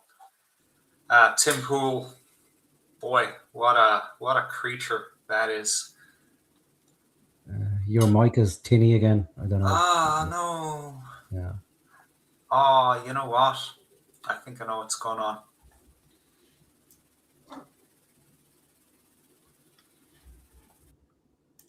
I think, like, for a split second, my real microphone got disconnected, so it defaulted back to the microphone that's like 4 foot from me inside my computer. So that's why. All right. Yeah. Cool. All right. Do we want to continue with this, or like we're not going to get through it at any No, rate? but do you see us getting more value out of it? Oh yeah, as in like just understanding of like how we think as a people. I don't fucking know. I mean, that's the thrust. We want to showcase like our fallibility, isn't it? Yeah. Not our fallibility. I mean, Well, yeah, ours as well. avoid Like, that as much as possible. Everybody's like, well, all you have to do really to show your fallibility is talk for long enough, Yeah. That's it. Yeah, the less That's it. you say, the better off you are. Yeah, that's the best position, really. I yeah. was thinking that the other day. Like, I'm sure that's why people take vows of silence. It's a much safer position. I don't know. We'll keep going anyway, will we? Yeah. Because we've got like 3 hours of a fucking debate here. So I should have really took the time to timestamp it so we could fucking skip forward. But yeah, but life happens. Yeah. If people would, like, I don't know, send super chats and stuff, maybe we'd dedicate more time to. Yeah, that's not going to happen, is it? Like, in the no. short term, anyway. Right, back to this fucking. Yeah, Candace. There we go.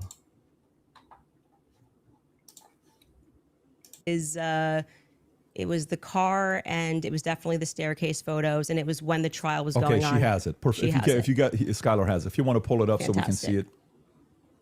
Somebody said, so give me the clear evidence right here. I want you to provide it right here. All I heard from the investigator was, we believe this to be Tyler Robinson. Is belief something you go as a fact? You wrote the car pulling in. That's a totally blur image. Robinson getting out of it. You have no idea if that's Tyler Robinson. The fact that he is seen 4 other times on camera, the fact being just a standard white boy with brown hair was seen walking up staircase. The DNA on the roof, we should discuss that. And on the screwdriver that he left behind, it's overwhelming, man. Yeah, but that's not an exhaustive list. Well, just so we're clear, you did tweet it. But it's not an exhaustive. Yeah, well, but just you 5 said seconds ago, you should You concede. said I only said this one thing and said that was overwhelming, actually. That's not what I said. It is. You could even Patrick, pull your did own I clip. say that? Can you fact check if that was? See what I mean? He's a dummy. It's useless as a model. You're not going back to that again, are you? Fucking hell. No, I'm Jesus not. Christ. I'm not trying to relitigate my case. I'm just saying the dude's a dummy. Yeah, well, we did up start like he's a terrible fucking moderator. Like, Yeah. I'm more interested in like Candace. She keeps looking to PBD, The dummy. to kind of to validate her, Yeah. Like, so when she laughs, and again, this is more nonsense. Like, it's like, okay, somebody said something in a tweet in the moment. It's like, so what? Like, who hasn't? Like, I just said we said it's overwhelming, and she's right. Like, it could be anybody, it could be another guy. Doesn't necessarily mean it's Tyler Robinson. Yeah.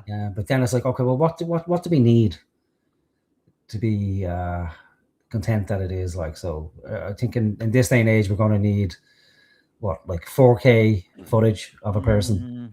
Yeah. It's going to need to be, overwhelming evidence that it is him. So we need a 4K footage of his car with the registration plate. Then with him getting out of it, we're going to need 4K footage of him from the front. Then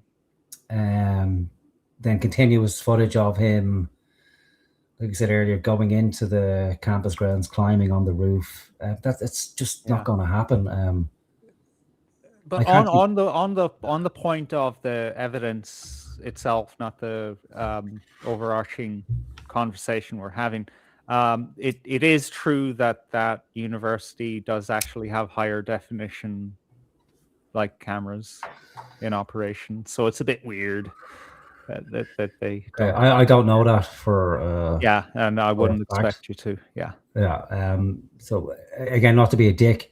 Yeah. But where does that come from? Like, is that independently verified, or is it just something you heard someone else say?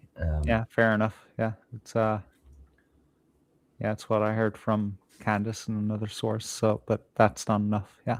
Yeah. And that's like everybody does that. Like, so we all accept what we hear from our trusted sources, but then and it's not to say it's not, but that's kind of the standard one would have to go to be able to argue anything with real conviction, is okay, well, I contacted the university and I discovered that they have these 4K cameras around the campus.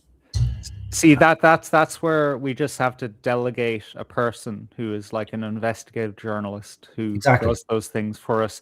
And a lot of people put weight on things like this that Candace says, not the time travel stuff and whatever, but she has, in terms of like the lies from TPUSA, for instance, she's been proven right many times on those counts. So people put a lot of weight into, well, if she said that she did do that investigative legwork, then we just kind of take it for granted that if she's saying that, she's right. So that's my position. Of course, it's doubtful for people who just think she's a crazy bitch. Yeah, well, I don't think she's a crazy bitch. Yeah. Just to set the record straight. You've made that clear. Yeah. Yeah. I'm more skeptical of people I trust. That's to say, people that I don't know. Because I'm aware of that, because somebody has been proven right in the past, it doesn't necessarily follow that they're right. Yeah. About anything else. Well, right is different from being honest. Like, if you come out and say, so I looked into this and I've verified it, either you're a liar or you're not. It's not about being right or being wrong. Yeah. So, but again, if she's looked, but again, you would need to have, verifiable proof. So all I'm saying is that it's not good enough for somebody to say, I looked into this. But what I'm saying is that we don't all have access to the prosecutor team and the defense team. We can't just call them up and say, hey, so I'm just some random guy and I'd like to know, is this true? Then, they'd be flooded with phone calls, right? So we have to delegate certain people in the society and say, these are trusted sources. Yeah, but so based when on they what, come out though? and say that because they've done work before and it has transpired that what they've said about XYZ case in the past was true, and they're not liars, so it... Yeah, but and in Candace's case, she said stuff about X, Y, and Z that was also proven to be like Project false. Looking Glass and Project stuff. Looking Glass and other claims. Yeah, I she's made get about, that. Yeah. But like, that's just fucking theories, man. Yeah, but it shows a lack of judgment, and a lack of like you discernment. said, the guy who came out with Project Looking Glass was somehow dodgy. I forget how you said. So yeah, it's a bit like. Well, not that he's dodgy, but again, just like in order to prove that, you would need extraordinary fucking evidence to come out and say, that the U.S. government. Not just one guy who did a book and went on coast to coast or whatever it might be. Yeah, that somebody has this ancient Sumerian technology that allows you to look into the future. You know what I mean? It's a bit much. Yeah, just a tad. Yeah. And then to then present that as as fact or part of your fucking case, you know. And then But the is question, it a part of her case, though? Is it really, though? I mean, well, nobody. maybe not part of her case. So right, fair enough. Yeah. But like to then not have people question your thinking powers or what you accept is true, you know. Yeah, fair enough. So it suggests to me a lack of rigor and due diligence about certain fucking claims or pieces of information or evidence that people present you. And I wouldn't hold Candace as a trusted source by any stretch of the imagination, nor him or him for that matter, because to At least me, not him. Yeah, they're just kind of YouTube personalities, Yeah. you know. It's like, why the fuck should these people's opinion weight over and anybody that else's? goes back to like, why the fuck are we talking about these people? Yeah. Exactly. Yeah. You know, it's probably just have something to talk about, really. Yeah. But again, it's like, so for me, I wouldn't follow because she's been right about something, but therefore she must be, you know, right about everything, you know. But I think ultimately that's probably the way it's going to go. So if the university does or doesn't have 4K camera, it would follow that, well, if we really want to get to the truth of these matters, well, then it would make sense that we do have 4K cameras everywhere as a standard, because we can't have assassinations taking place and there's ambiguity about who's responsible. Because I've heard the argument made by Candace and people who are favorable to that line of thinking that, Jesus, man, somebody's life is on the line here, as if they give a flying fuck about Tyler Robinson as a real person, you know. I just find that a tad disingenuous. So, like, do you honestly care if like in real terms, as a person? Well, I'll tell you this. I've been following, like, just like it dropped on my head out of the clear blue sky, the Lindsay Clancy trial, which is interesting on like multiple levels, and it's become this this cultural sensation now in the United States for, I'd say, the wrong fucking reasons. And that's beside the point. But honestly, I think this woman, although she did, by the way, she killed like her 3 children. The question is was she insane when she did it? And that determines if she, you know, stays in a mental hospital for like 2 years or something, gets freed. It really depends on doctors at that point if she's not guilty. So that to me is important, because I've been watching her in her trial, just sitting there and at some point just breaking down, fucking crying, hearing about the terrible things that she did to her children. So that humanized her for me. For right now, Tyler Robinson isn't a human. He's an idea. He represents an idea, rather. You know, he's like a little piece and a constellation of things. And that's who he is to everyone but maybe a handful of people in the world, if we're being honest. Yeah. Another example is that kid who was on trial for shooting 2 pedophiles and a black guy.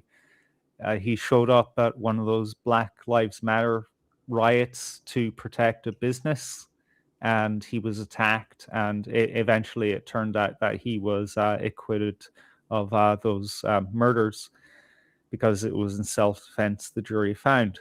And over time, watching that trial live, I actually developed strong feelings for the kid. When it was read out, not guilty, not guilty, not guilty, I screamed the fucking house down with joy. So there's this kind of connection there.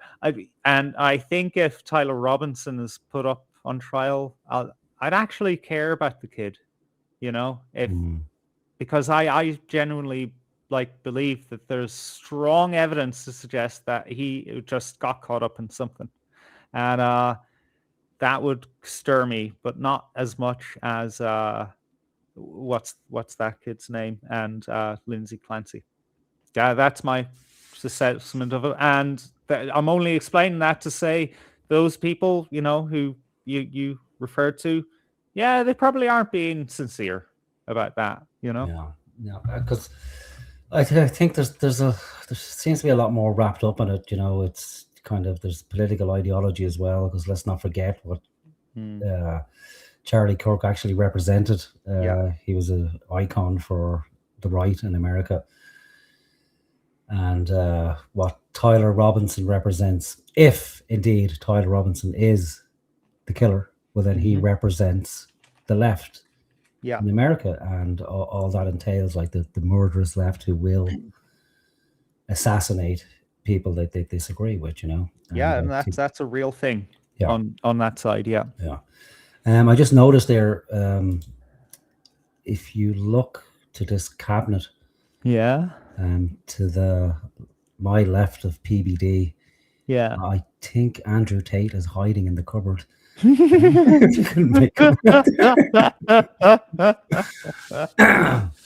Actually, no, you're wrong. You've completely misinterpreted what you're seeing. What that is a dildo. You know, one of those with the part that comes out that stimulates the. Oh yeah, right. Shit. Or no, the asshole. I don't know how these things work. Too. All right, but that's a pretty detailed account for something you don't know how it works. Like, yeah, fucking hell, Candace, you dirty dog.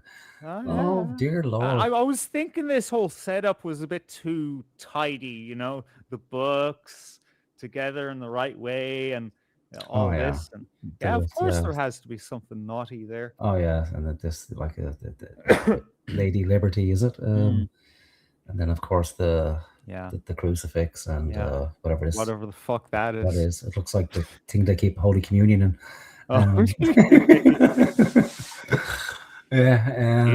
He's in a satanic cult, you know. I mean, that's what they do. They steal the communion wafer after it was blessed, and they, you know, do satanic things with it. All right. At least you had the good sense to say they rather than we.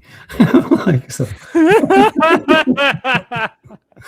Right, where were we with Candace? Yeah, so if it's going to be a case where, you know, we want to have no doubt rather than a reasonable doubt, well, that's what's going to be required, isn't it? Like, so full spectrum surveillance everywhere all the fucking time. I mean, even then.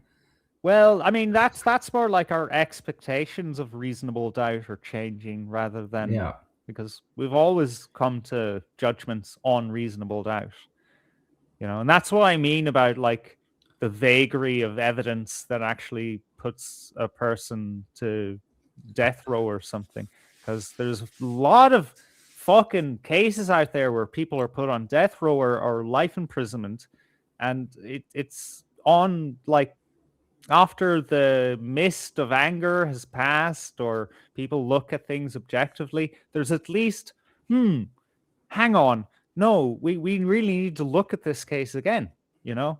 Yeah, so that's why I'm not in favor of the death penalty. Because of that, like, and again, it's probably a strong. Well, there's many. What did I say? There was 7 charges against them. 5 it is, isn't it? Yeah, 5. I don't know, 5, 7. Who fucking knows? Who cares? Okay, fair enough. Yeah. So hopefully he doesn't get convicted on the fucking murder one, like, because there's a certain finality about that. Capital murder. Capital murder. There. Capital murder. I caught you slipping up. Yeah. Again, I held my hands up. I don't fucking know. I don't know. I don't have the energy or the will to follow pre-trials and trials. It doesn't. It doesn't interest me. And you know, when you can follow the U.S. trials, but then there's like 51 states, so they have different rules. It's like, okay. Nobody's. I did not. Yeah. Sorry. Oh, double sorry. Okay, we're all sorry. So the thing is funny here is like we still aren't getting to any of these inferences. So Why are you pivoting? so but that- just say well, you were I'm wrong. not. I'm It's gonna- cool to Okay, say. well, yeah, at some stage Andrew has to give up. Like, so at some stage you have to Yeah. realize you're not going to. You're not going to get You're anywhere. not going to get there because either she doesn't know what you're talking about. Which I think is the case. Yeah, I do too. And I think in general, if somebody starts talking to you in terms of formal logic, it's like, what? What the fuck? And then, like, if they do start hearing you, well, then they're just going to think you're some sort of fucking pedant or an egghead, and like, oh my god, this is just fucking word salad, which you've seen numerous times, or you're trying to drag me into the weeds, or okay, now we're going to get into metaphysics and what's real and what's really real, right? And it reminded me of Robert Anton Wilson's quote that communication is only possible among equals. Yep. In that sense, so he's never, or not maybe never, but he's not going to have that conversation with Candace here. So his audience will understand it. People who are in any way familiar with formal logic will understand what he's saying and what he's trying to get her to do, but she's not going to. The wine mom segment of her audience isn't going to get what he's saying, and I saw that in Jay Dyer's chat, where people who were in favor of Candace generally were, dismissing him by saying like that he's, always talking shit, or he's going to bring up metaphysics and all that kind of nonsense. So for Andrew, it's probably a waste of time at this stage to keep pushing the point, and it's best he moves on. Yeah. Say I was wrong. I did say it. I'm not wrong. So back to the tweet aspect here. It was really funny. That's not an exhaustive list of why I find it. I didn't say it was exhaustive. I just said you said it. And on top of well, no, you didn't. You said that I only said this one thing, and then said based on that it's over. Well, I didn't. You didn't mention that I mentioned the screwdriver, DNA, all these other things. You never mentioned any of that. So no, you're actually incorrect there. But on top of that, moving over to the actual evidence itself. Are you? Yes, I'm okay. Anyway, back to the evidence. If you're itself. okay. Yes, Actually, I'm I'm glad you're asserting that you're But okay. I wasn't worried about your health. I'm just but saying back that to I this. just said you tweeted this. You said no, I didn't. We got a fact check, and now you're like just gonna gaslight me and pretend that I There's said no gaslighting. It wasn't exhaustive. I never said that. I just said you did There's say this. zero gaslighting. I didn't say you couldn't have said more, but I would like to address what you this said is in your that. time. This is why people talk about the weather. And why, it's everywhere. It's almost impossible, isn't it, for two people to sit down and not get emotional. Or maybe that's just us and the people we know. I think it's everybody, man. I think it's fucking everybody. I can't say definitively, but everybody I've known in my life, I've never seen someone who hasn't had an argument when it comes to something they hold dear, especially. It is true that it's rare that you come across a person who will just sit and listen to someone and not interrupt them and just wait for an hour to hear a lecture about how they're wrong, and then say, "Oh, okay, I see what you're saying now." And although it really hurts my ego, you're right. Yeah. No, you have to be. You have to be in a community of 15 people for that level of fucking conversation, don't you? Really, you have to be on a mountaintop somewhere. Yeah, as part of a. Yeah, exactly. A 1,000-year-old tradition. No women around really helps, Oh yeah, now we're talking the dream now. I heard a good joke about something along those lines. It's like, so what, on the Titanic, why did men insist that women and children got in the lifeboats first? Don't know. So the men could think in peace about how they're going to solve the problem. It makes perfect sense. It cuts both ways against both sexes. It's only a joke, Jesus Christ! You're always defending. I feel like you have to defend the women. No, I'm just autistic. Yeah, well, it's true. But I'll have to start, pointing out good things about women as well, because I know people get very upset when you start talking about the I women. have like in the last 7 years I've known you, like in terms of the show, I struggle to think of one good thing you've said about women. I'm sure there is. I mean, there's things that you can say in reference to how they're good for you, but other than that,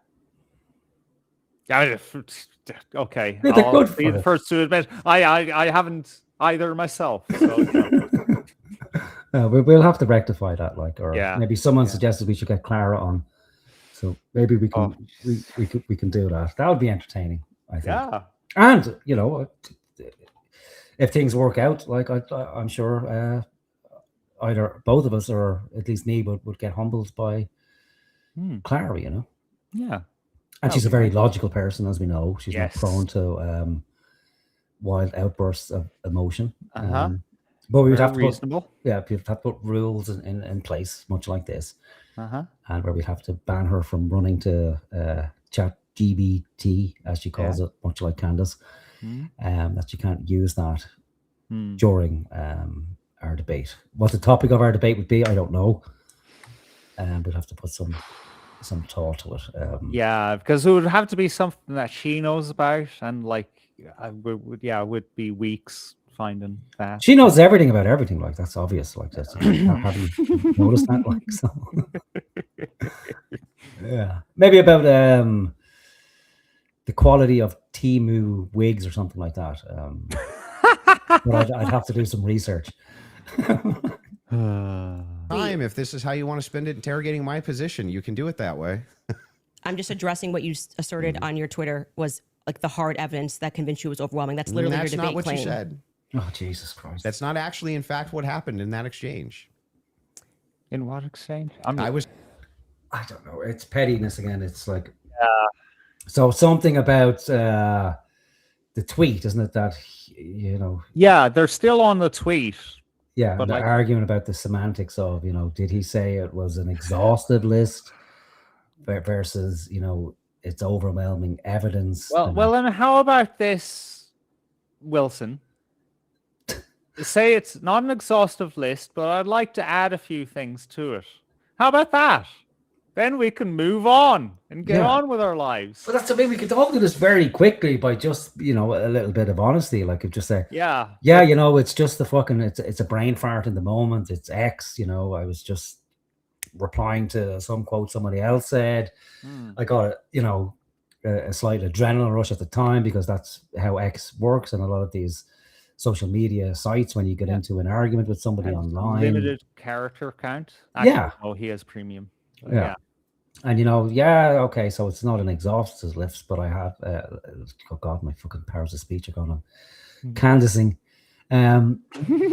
So yeah, that's all you have to say. Like, it's not an exhaustive list. I have spoken at length about other things that I find convincing, instead of this kind of, this is when the argument has gone beyond where it should have, and you just get petty. Yeah. And it's like, no, I didn't. Yes, you did. No, I didn't. Yes, you did. No, I didn't. And then start bringing up shit from 10 years ago, which has already happened here with a 15-year-old tweet. What about that time you tweeted 15 years ago? Oh, for God fucking sake, can you let nothing go? I was here for it. So what's your position here? Yeah, so my position is that based on all of the evidence, which has been demonstrated, at least all the evidence to my knowledge, that I am actually not seeing anything that's compelling as an alternative theory. I'm not seeing anything which is convincing me of something otherwise than what the state is presenting as evidence. That's my position. That's poor as well. Like, just because you're not seeing anything else doesn't follow that what you're seeing is overwhelming evidence. And that's not the way our legal system works. Now, he may not be referring to the legal system, but maybe he's saying he's not seeing anything else from Candace, from his perspective. Yeah, which leads to... Well, see what I mean about him playing the role as the prosecutor. So, he's the one that's supposed to be deriving something out of Candace. Yeah, in this section of the debate, like, so then in the second half it switches to Candace's claim of overwhelming evidence, but they're flipping between the two because there's no moderation. So PBD is essentially an absentee landlord at this stage. He's just, That's what you're asking. giving them free reign. So just going back to what you did actually tweet, is it fair for me to ask questions about that? Okay. Is that the only tweet you're going to ask me about? Well, we're addressing your claim that the evidence is overwhelming, and this is a tweet where you listed what you felt was overwhelming. I think that's fair, but not right? I feel like that's fair, but not exhaustive. Just so you know, I never said it was exhaustive, even though you said I did. Sure, whatever you want. But yeah, so going back to that, all of that, as you say to me, well, Candace, why are you addressing and making inferences off of the testimony? No, I never asked you why. You're making inferences. I asked you how, with the inference you made, you got to the conclusion. Okay, so I would like to know how you got to the conclusion, and I'm just going to throw it right back at you, because for some reason you permit yourself to do it, and that's what I'm demonstrating, is that you permit yourself to do it, and then you say, when I do it, it's a conspiracy, right? No. How are you able to infer off of blurry staircase images that is Tyler Robinson? Yeah, so in that particular case, what you do is you take that evidence, you combine it with other evidence. Oh my God. Dude, that's what she's doing. I know. And that, again, this is the issue. Like, so if he was honest, he would just say, yeah, you know what? You're right. Something was presented to me. I accepted it as fact. I didn't really look into it, but you have a real point. If it's a blurry image, it could be anybody, but because the person who presented it to me, I have a certain amount of trust in them and trust their judgment. But can I ask you a question? Yeah. Does then Candace have the, let's say, authority to then say, well, how do you get from that inference then to Tyler Robinson as the killer? Yeah, absolutely. Like, how do you make, so like, what? It's the same fucking shit. Yeah, so that they're both exposed in each other what they're complaining about, like. But Andrew Wilson has the weight of the prosecutor team on his side of that. That's the state evidence. So of course that's naturally more authoritative. Yeah. So that's what I mean. He has the burden of proof in this part to prove his case. He's complaining about how Candace reasons by having no chain of logic to support her inferences. And now she's turned the tables on him and basically presented to him, like, here's a shoddy piece of evidence. And again, it doesn't matter how many shoddy pieces of evidence you stack on top of each other, which is the argument he's now making. But it's not just this shoddy piece of evidence, it's this shoddy piece of evidence in conjunction with other shoddy pieces of evidence. And then there might be some, harder pieces of evidence that would, actually support the case, and that would be fair. But he just has a double standard. And again, it's easier to point out the flaw in another's thinking versus having rigorously thought through your own reasoning, which he has proven to have done on topics that he's familiar with, but he's not familiar with this particular case. I'm taking it that he's underestimated Candace coming into this, and probably thought that he would never have to defend his own reasoning because he's secure in the knowledge that his own reasoning is sound. Right. And I think the body language kind of says it a lot as well, because I think he's not going to answer the question here because he's immediately skipped past the question with, well, it's not just that piece of evidence. It's that piece of evidence plus these other pieces of evidence to try and shift the conversation away from that he can't justify that piece of evidence, and he's not going to admit it because then eventually he has to say, well, okay, I don't have overwhelming evidence. I don't even have evidence that I find convincing. And now I have to accept that, oh, well, in this instance, you do have a point. That there isn't really enough evidence there to convict Tyler, but then he'll always retreat to convincing enough until he is presented with other evidence. And if he was honest, he would say, okay, well, that's fair. I can't really hang on to this piece of evidence because there's too many questions around it. There's too much doubt around it. You're right. Could be anybody. It could be someone who looks like Tyler. And in order for me to rule it in or give it serious weight, it would have to be clear that it was Tyler. But again, we're in the situation where nobody wants to concede because the goal is to win. Just that Tyler Robinson is seen in the staircase. Why are you calling him Tyler Robinson in the staircase? That's what I want to get to. Yeah, because I mean, we'll just use this. If you don't agree that that's Tyler Robinson, then you would just have to humor me. I think it is, so I'm using the name. But why do you think? Yeah, again, the double standard. You can't just say, you know, well, if I think it is and you don't think it is, fine. But then, by extension, you've no real grounds to question her, because when she says she just thinks it is, you're hammering her, and he's asking her for, you know, to lay out her logical progression from inference to but see, conclusion. you're missing something here, Morgan. See, Andrew is a man, so his thoughts naturally have more weight to them. But that's true. Like, you know, which is more disappointing. Really, because man has a, you know, a natural ability to reason, and you know, a woman. Sorry, I'll correct myself. Women, in general, reason like children. So it's doubly disappointing that Andrew. Maybe it's because he's in the presence of a woman that you know, this is the effect it has. That it reduces the man's power to reason at its height, you know. Yeah, you have to kind of tiptoe around them. You can't like insult their intelligence or anything, you know. Yeah. Just stick with that. I feel that's right, and that's good enough for me. Yeah, but again, it's great, like, because we all suffer from this, whether we want to admit it or not, you know. And I'll give you a kind of stupid example, right? Now if my wife hears this, I'm in fucking trouble. But fuck it. So we're talking about tits again, like, so tits. Ever since I did that fucking show about tits, it hasn't been let go, like, so. I'm even nervous talking about it. Because she doesn't like me talking about her, which is understandable. But anyway, we got around to the conversation of tits and how, in her mind, I prefer bigger tits than smaller tits. So I'm trying to convince her, you know, like, I don't like. Do I enjoy big tits? Yes.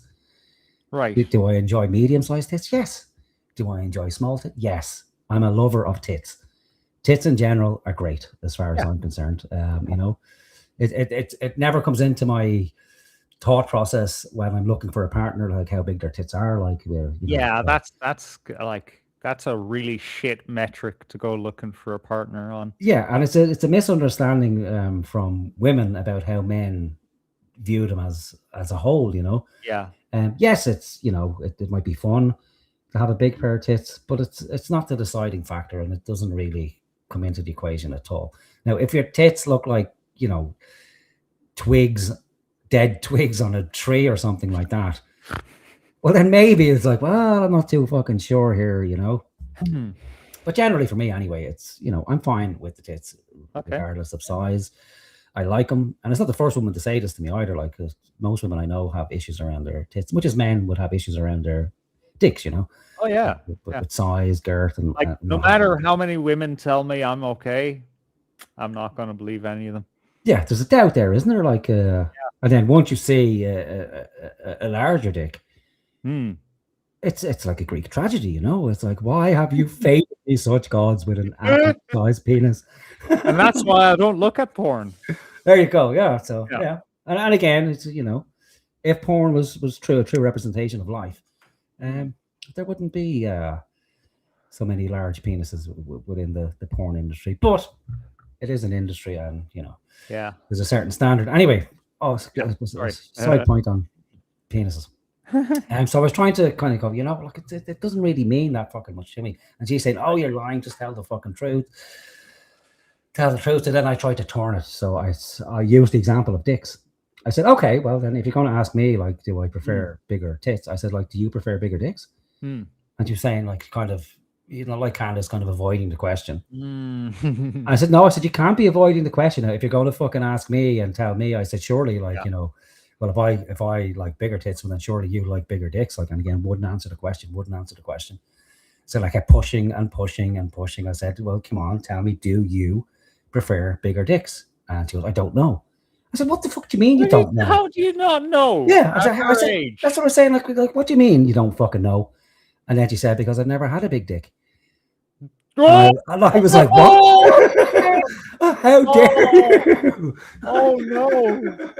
Yeah. And I was like, huh? What does that mean? What does that mean? I know, right? So, Fuck. and then I'm like, oh my God, like you fucking stab me in the soul. In a sound fucking society, that's grounds for divorce. I know, right? But I'm not easily upset. So then she said, like, she's only ever had average sized dicks. Oh, for my God. fuck's sake. Yeah. So, if you search too hard for the truth, sometimes it can be Yeah. a real tragedy, Yeah. And you get you're so right there. Needless to say, I'm going in for dick extension surgery next Wednesday. I'm stocking up on Viagra. So yeah. So there. So now, when I pass away, she can look back on this episode and see how she destroyed my self-image by belittling my littleness, But I didn't take it to heart, at least not now. Granted, I haven't been able to get an erection since, but I'm sure that will pass with time or medication.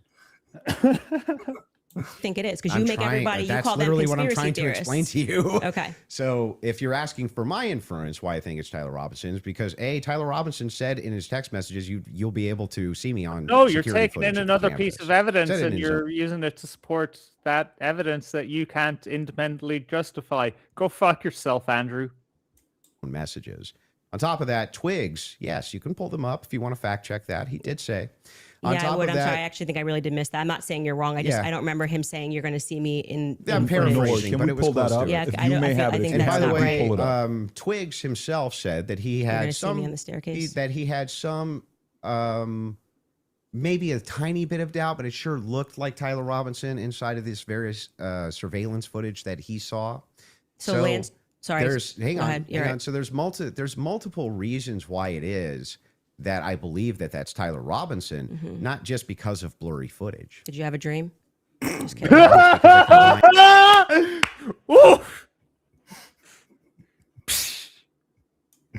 Multitudes of evidences. Okay, so let's address those multitude of evidences. The first one we're working on a fact check on because I do not ever remember him tweeting. That's me in the stair. I mean, or Well, he didn't tweet texting. it.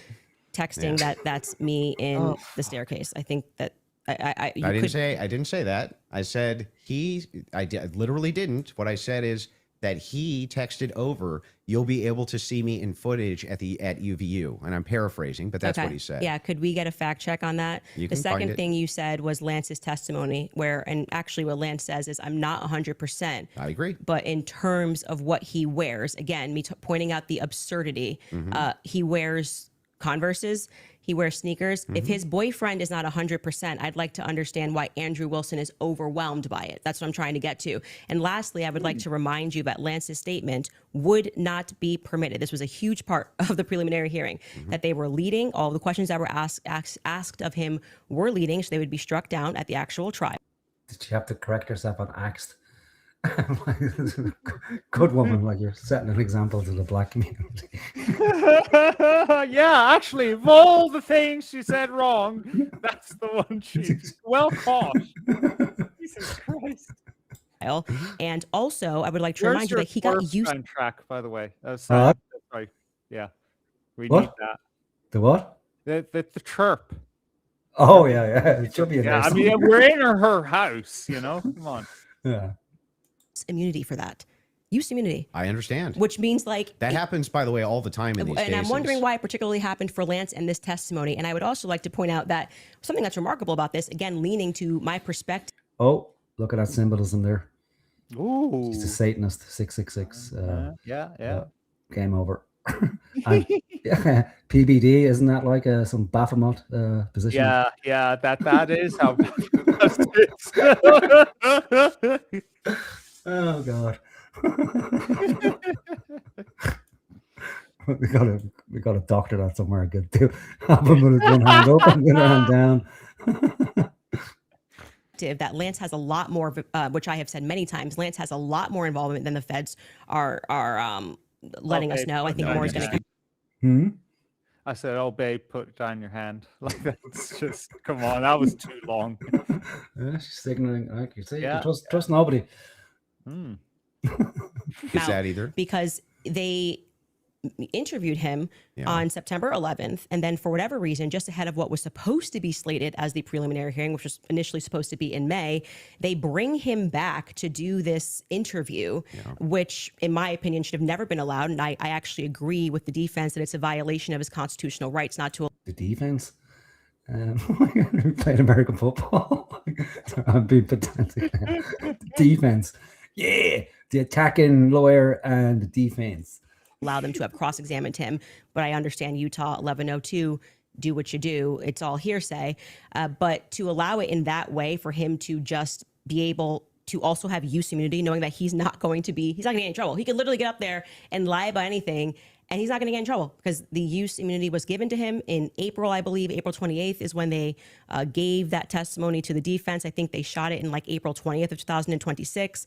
That is not compelling to me for somebody who has use immunity to give a testimony and to say, I'm not really sure, but definitely like he wears jeans and stuff. That's not what he said. He did. Actually, you can get a fact check on that. Yeah, that's Skyler, not, I think he you said pull much it up more if you than want that. to. So a couple things we have. We have I Rule think 801. actually she was referring to a deposition because she said it was filmed on. So I think she was talking about a deposition. She must have, because what else could she have meant? I'm not sure at all. Tyler's messages that says it's not hearsay. But first, go to what Candace is asking about Skylar. I think you have it. You just text me if you want to pull it up. You said you have the text. If we can put that up on the screen. Thank you. It was me. Look at the pictures from the surveillance footage. It was me. Okay. I literally said to you, it's not an oof. I said I didn't remember this, and I'm happy to have a fact check on that. Okay. I didn't call for the fact check saying you're wrong. I literally said I don't remember that from the I'm text just saying messages. to you, like, I'm trying to be concise for you. And then also bring the 801 that you just said. What was the other one? Yep, the 801. Tyler messages saying it's not hearsay. If you have that as well.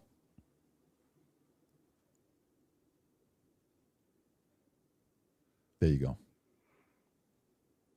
Wait, what are we saying is not hearsay? I thought you Statements said that the are not messages. hearsay. A statement that meets the following conditions is not hearsay. It was hearsay. They said it in the trial. Hang on. Okay.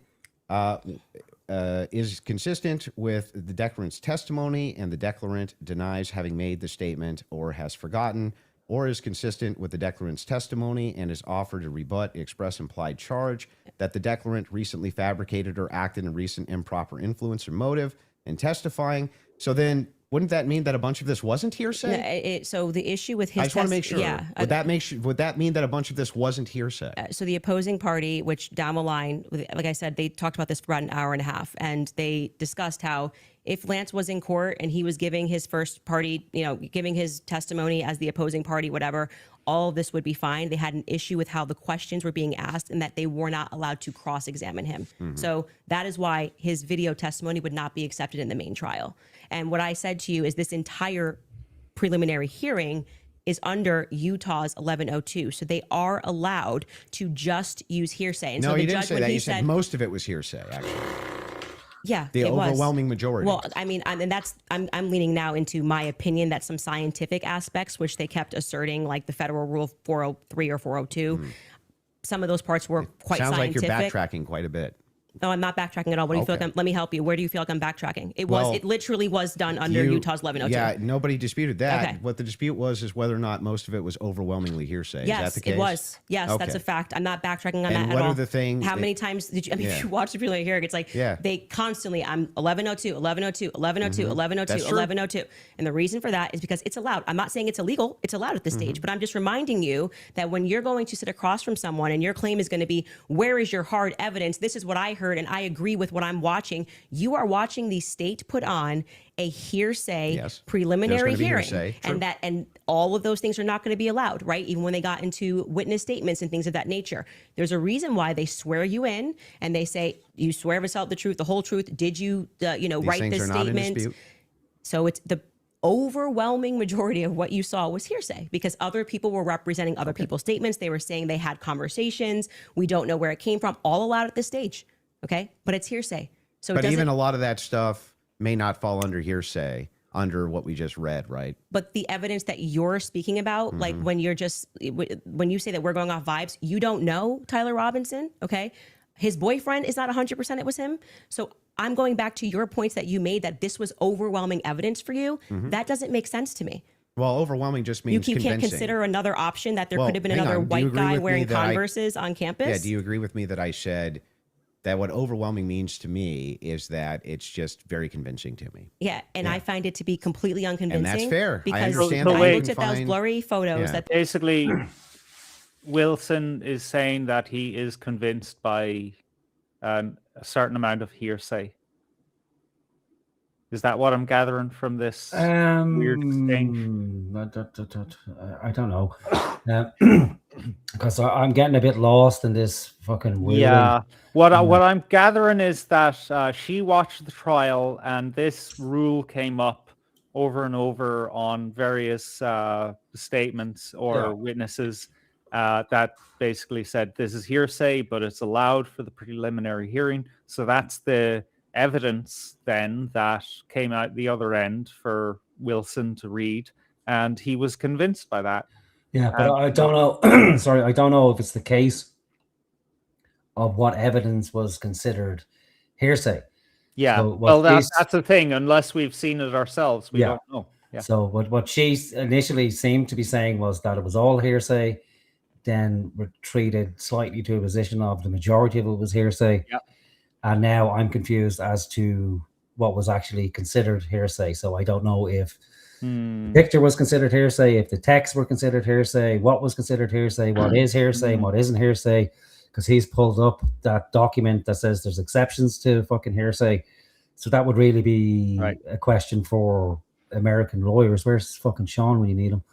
And even Dan, I'm not sure he would be familiar with. Well, he wouldn't be on the bar in that state. Yeah. So there's different rules for different states. But where she's right to question him is, well, what do you find convincing? Are you telling me that you find a blurry photo convincing? Yeah. And then she's saying, well, are you telling me that you find it convincing that his boyfriend wasn't sure that it was him? And again, that could go one way or the other. Like, I could look at a picture and you could look at a picture and one of us can find it convincing and the other may not find it convincing. There's a raised doubt around who it is in the picture. Yes. Yeah. Is it a definitive no from his boyfriend? That's definitely not him. It's like, it's not that. And neither is it the other. Like, is it definitively him? Yes. He's just saying, no, I can't be 100% sure it's him. And that's not convincing. So she's right, Andrew. And again, I don't think Andrew has gone through it in any great detail anyway. Yeah. So she's right. Essentially, what he's doing is just accepting the state's evidence. Like, he's just taking it as a matter of trust that what the state presents is factual, and he's not willing to question the state's case. Right. It's a more reasonable position to say, like, in the lack of any other evidence, this is something, or he might be better saying, well, well, that's a weak piece of evidence. That's the weak piece of evidence, if he was honest about it, instead of constantly trying to defend, well, this piece of weak evidence was this weak piece of weak evidence will eventually add up to strong evidence, and it won't. But in relation to hearsay, I don't know. I think she's misunderstanding what hearsay is. She's it's like hearsay with confusing hearsay with weak evidence. But I don't know what's considered fucking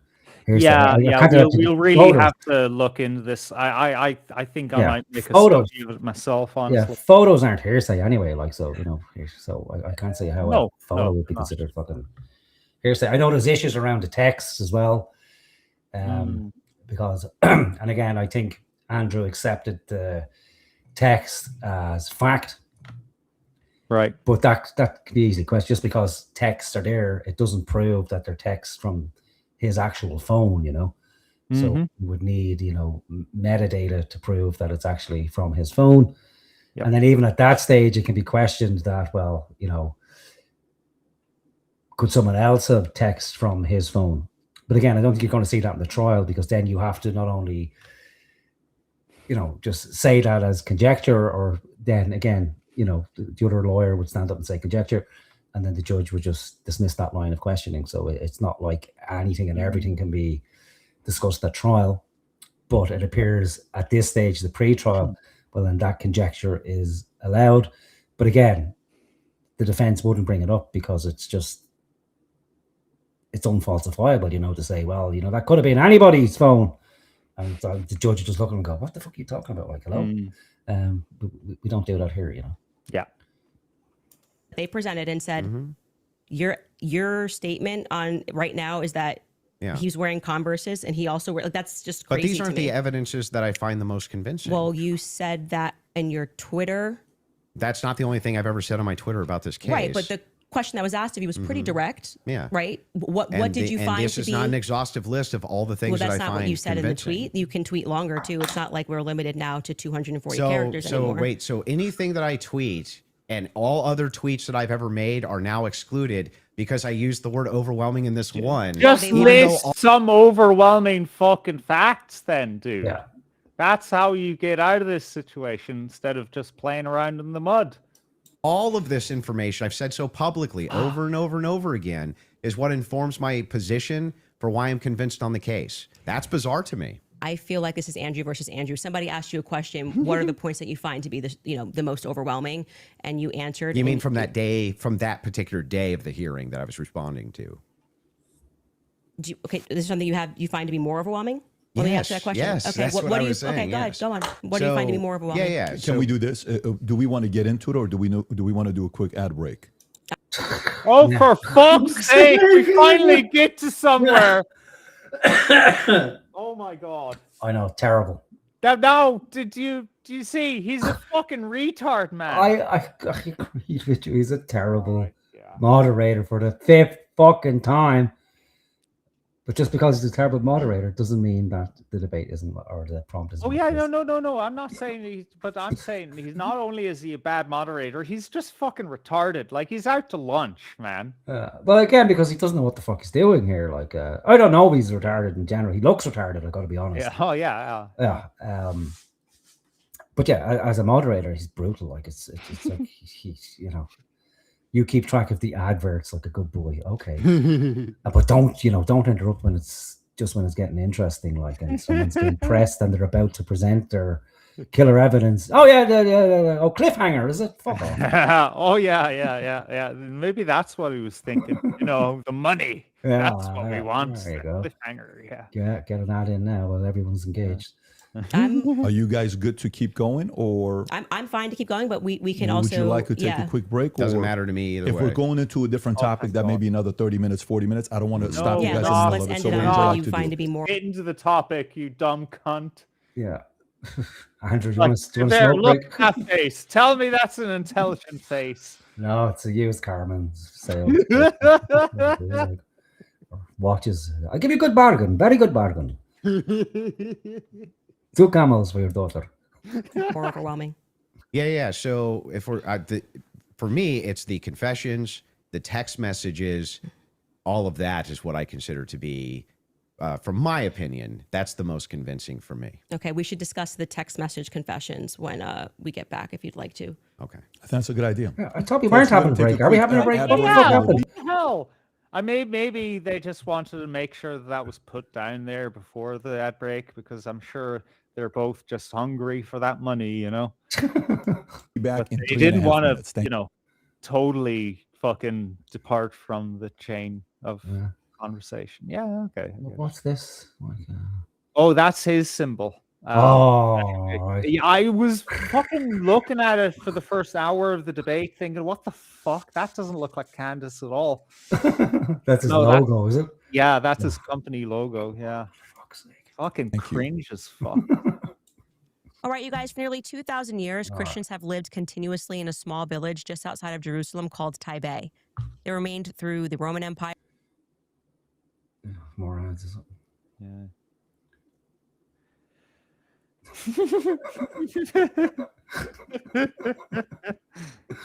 Oh Oh god. God, so fucking American, huh?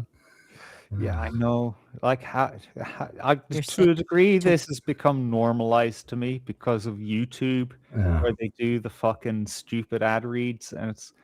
I honestly, I'm ashamed of who I've become. Just allowing this into my consciousness. I know, I understand. To wish that you were prepared. Visit twc.health/Candace and use code Candace at checkout to save up to $45 off plus free shipping. That's twc.health/Candace. Kits are available for You'll United never States catch residents me dead only. doing this shit, man. Okay, we're back. Fantastic. He looked a bit I think we're- surprised there. I'm sorry. I like I'm beyond giving fuck. I'm just so fucking stupid on so many levels. Back. By the way, just an FY for those of you that are watching. The crew, FY. An FY? What's an Yeah, FY? you said FY. For your? Just for your? Yeah. For my what? Yeah. Fucking hell. Oh, I'm taking our low viewer count These as a people, man. yeah. I'm taking our low viewer count and sub count as a compliment now. Mm. It seems you have to be fucking retarded to have a large Yeah. audience on YouTube or something. Crucible. There's 30,000 concurrent there watching. Support Andrew Wilson. That's your fans of his. Click that subscribe button and helps him grow his business. If you're watching Candace, I think there's You're telling his 225. fans to subscribe to him. Yeah. Oh Okay, my god. maybe you're right. He is a retard. Like Yeah. a retard. You know what I was thinking when you mentioned our viewer count, right? Yeah. On Twitter, going back to Lindsay Clancy case, the question of psychosis. Someone came along on Twitter. I only saw this because Exelanzic replied to it. Unpopular opinion. I don't think Lindsay Clancy was insane because blah blah blah. And then it had like 1.1 million views and like fucking 500,000 fucking reshares or something like that, you know? I replied, well, as you can see, man, that's not an unpopular opinion. That's quite a popular opinion. So, maybe you should fucking question it, you know? Unpopular, popular opinion. 5 to 250,000 concurrent right now. We'd like to see that 300, 400,000 number on there. Click that button as well to subscribe and share it with your friends and family. And if you're watching it on PBD Podcast, do the same there as well. This allows us to have more conversations like this. The Terrible mainstream thing media. to make money off of a man's death, isn't it? Yeah, I know, right? Yeah, just terrible. We are hoping more people get assassinated to help us talk about this. Hates the fact that we're having these conversations right now. Just so you know, they want to control it. This is free for all. This is what's best for the audience. That's why we like freedom of speech. Having said that, fuck you. Let's man. go back into the text conversation you were having, right? Okay. Let's stay there and then we'll go into the cross-examination stuff in about 30 minutes. Okay, that sounds You remember? Remembered. Oh, wow, I'm impressed. fair. Okay, so yeah, I used basically three pillars for the totality of the evidence. Okay, so if you want to know exactly what those three pillars are, this is going to be the testimony with the text messages and the confessions. This is going to be the physical evidence, and this is going to be the totality of the summary of the case. Okay, so right now we're focusing on one of these pillars in my defense, which is fine. I understand that I have to defend my claims as well. So when we're talking about the messages themselves, they seem totally valid. I have no idea why they wouldn't be valid. And I have not heard any good explanation for why it is that these messages should even be questioned. The defense hasn't questioned them, as far as I'm aware. Nobody has actually questioned that these messages came from Robinson to date, except perhaps you and other people who are kind of in that camp. But why should I question these exactly? I'm not sure. Okay, so first let's just go over legally what the point is of a probative hearing. The defense is not they're not there to say or to argue or to defend themselves at all. They have to address what is being presented by the state. Okay. So they're not here to then say, let me give you an explanation for these text messages. Agreed. The relevant portion of what the defense did do was actually be. Could you write her an email and tell her to stop saying defense? It's not difficult. Defense. It's just a thing, man. It's America versus the UK. It's always been a thing. Tomato. I never heard the defense. Yeah, it's always in the. Yeah, you make a good point. Like in the legal realm, it's defense. Yeah. Before we got to the preliminary hearing, I had mentioned that it was initially supposed to be scheduled for sometime in May. They asked for an extension. That reading through those filings of why they were requesting an extension and why I actually believe their extension should have been granted, because they did not receive discovery on their text messages. That was one of the reasons. There were many reasons why they wanted to have an extension, but this was crucial, right? So forget just the general sense that these messages feel off. And yes, you are allowed to have an intuition. You are allowed to have a sense and just go, this is very weird. We're being told this kid had like above a 4.0, Tyler Robinson. He wanted to get away. I mean, the text messages almost run head to head with themselves. Like he wanted to get away with it. So he thought the best thing to do would be to text a full confession of what he did, down to what I didn't even remember, saying, yeah, and that's also me in the surveillance footage. It felt a little too on the nose. People have common sense. You just don't text message. But then we're also supposed to believe that he put a note under because and burn this and get rid of the evidence. But don't worry about that because I'm about to text you a full confession. That it felt off. It felt weird off the bat. The manner in which they were texting, we're told he's like a gamer who's using a Dremel to carve expressions, catch fascist. But then suddenly he's writing like a 1700 also, as a Helldivers novelist player, he did actually get the 500K code correct.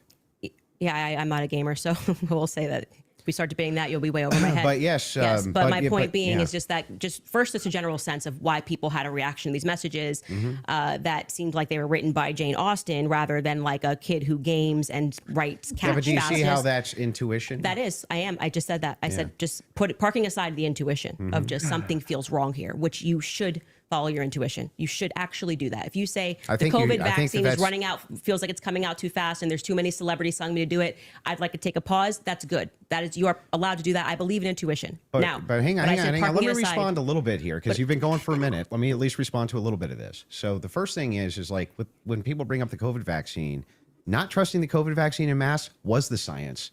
That wasn't just intuition. That was the science. There was tons of competing science. Now they tried to suppress it, that's true, but there was tons of competing science for why you shouldn't take a risky mRNA vaccine and masks and things like this. Kept telling us was 100%. Now, when you're talking about intuition, though, when you say trust your intuition, I'm actually giving a different message. You actually should be very wary about trusting just your intuition. It is true that intuition can be useful, but it has to be tempered with logic, reason, explanatory power, and evidence, not just intuition. That's why we're parking it aside. Intuition's the first step. Something feels off, right? Okay. That was my first step with COVID. I don't like the way it's being pushed. It shouldn't require a celebrity campaign, by the way. Another element of that is why people don't feel good about the Charlie thing. Why do we have so many influencers saying things? It's over. Why are you guys all using the same adjective? Can you switch it up? I'm overwhelmed. Like, chill. Like, you could say, I found some kind parts like compelling. I think this should go. Like I found some parts compelling. Maybe we should, see at the trial. That would be kind of. Don't you think Fedslop's a buzzword for the counter industry? But everyone he's on the mixing scene up a meme with an adjective that people just suddenly use out of nowhere for a week. It sounds weak from both sides, really, like that. If somebody's saying overwhelming, it's a pretty well-known, well-used word. I don't know the context. I don't know, man. People are fucking dummies, man. You rarely hear words with more than 2 fucking syllables out there. You're being too cynical, man. No, seriously. If you put all of the fucking words on Twitter into a fucking what do I call those? A word fucking thing, where the most common words are bigger. You're gonna find a hard time finding like actual complicated words, Maybe, but overwhelming, it wouldn't strike me as obscure word, Yeah, fair enough. Okay. Day of watching this trial, which was, I would say, not overwhelming at all. Nobody came in medium, right? No one came in like there were some interesting aspects. This was a little suspect. But I do think it's enough to go to trial. They all came in like they were passing away and we're going to die from being overwhelmed. Well, they're trusting their intuition. Okay. Well, actually, in that scenario, they're looking at the preliminary hearing and have a reaction to it. It wasn't their intuition. But like Why? I How said, do you know parking that? aside, just getting to the substance, parking that aside, parking aside, just a general intuition that sometimes might be second messages. Then we look at the filings, which came from the defense, and they were requesting an extension saying, we have gone to the prosecution and we have requested all of this stuff in discovery. Yes, you are saying that you took Lance's phone, okay, and that you collected his phone on September 11th and that you sent it off or whatever. You took a picture of the text messages and we are being given these text messages to review. Crucially, Kathy Nestor said, I have not even been given access to my client's phone during this hearing. She said, I haven't even been given access to my client's phone.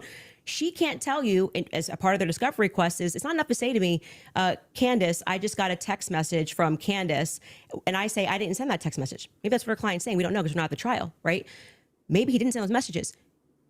Could there be someone who logged into his Discord? Could there be someone who logged in to his Apple? George could be sending text messages right now. We are married. He has every login that I have. And remember, he's up for a death sentence. So if I'm able to sow reasonable doubt with common sense, he may come during the trial and when they actually have to address these points, say, I did not write those messages.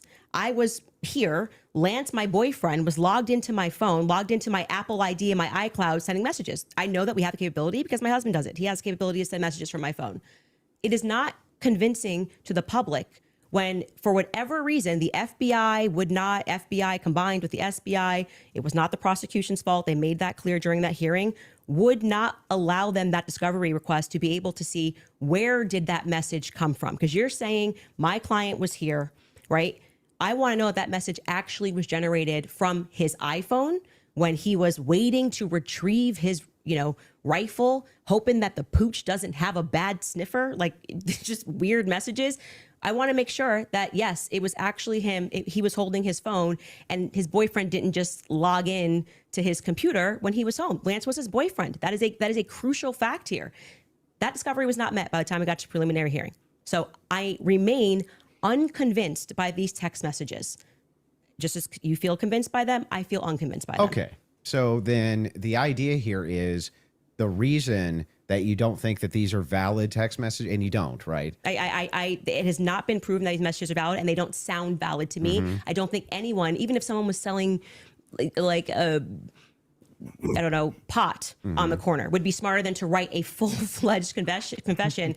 He even writes, I thought I would get away with it. And this makes sense. It does. That's good. That's perfectly fine intuition. Like that something is off. Yeah. Right. And especially if the prosecution hasn't released the text messages to the defense, because the only way to prove for sure that those messages come from his phone is to have access to them and the metadata to see where the messages are actually sent from. And it's certainly suspicious that they wouldn't release those texts in discovery. So we'll probably have to wait for the trial for that, because as far as I'm aware, if they don't release them to the defense, well then it can no longer be classified as evidence. I think that's the rule, in relation to the text messages themselves and the style in which they're written. I don't know about that. It's certainly suspicious that somebody would start writing a confession on the day that they did it. But to push back against that, I don't know the mind of somebody who's just committed fucking murder, or assassinated a high profile figure. It's like, maybe it's like, oh fuck, shit, what did I do? I'm not going to get away with that. But again, that's just more conjecture. But she's right, and the two of them almost just ended the whole conversation there about 2 minutes ago, when they both came to the understanding that, yes, intuition has value. It's not the be all and end all. It's part of a system of thinking that requires three or four other things to be combined with it to get to kind of sound a sound judgment at the end of it. So it's intuition, then looked at critically, passed through a logical filter with a combination of strong evidence, and based on that, then we can make our best guess at what actually happened. So I think essentially it's a synthesis of all of those things, and we just happen to have Candace representing intuition, which is generally considered a strong domain of women, and logic, again, is a strong domain of men. And maybe when the two are combined, that the whole is greater than the sum of its parts, you know. And that's ultimately what I took from this whole fucking debate, is that logic and intuition in isolation are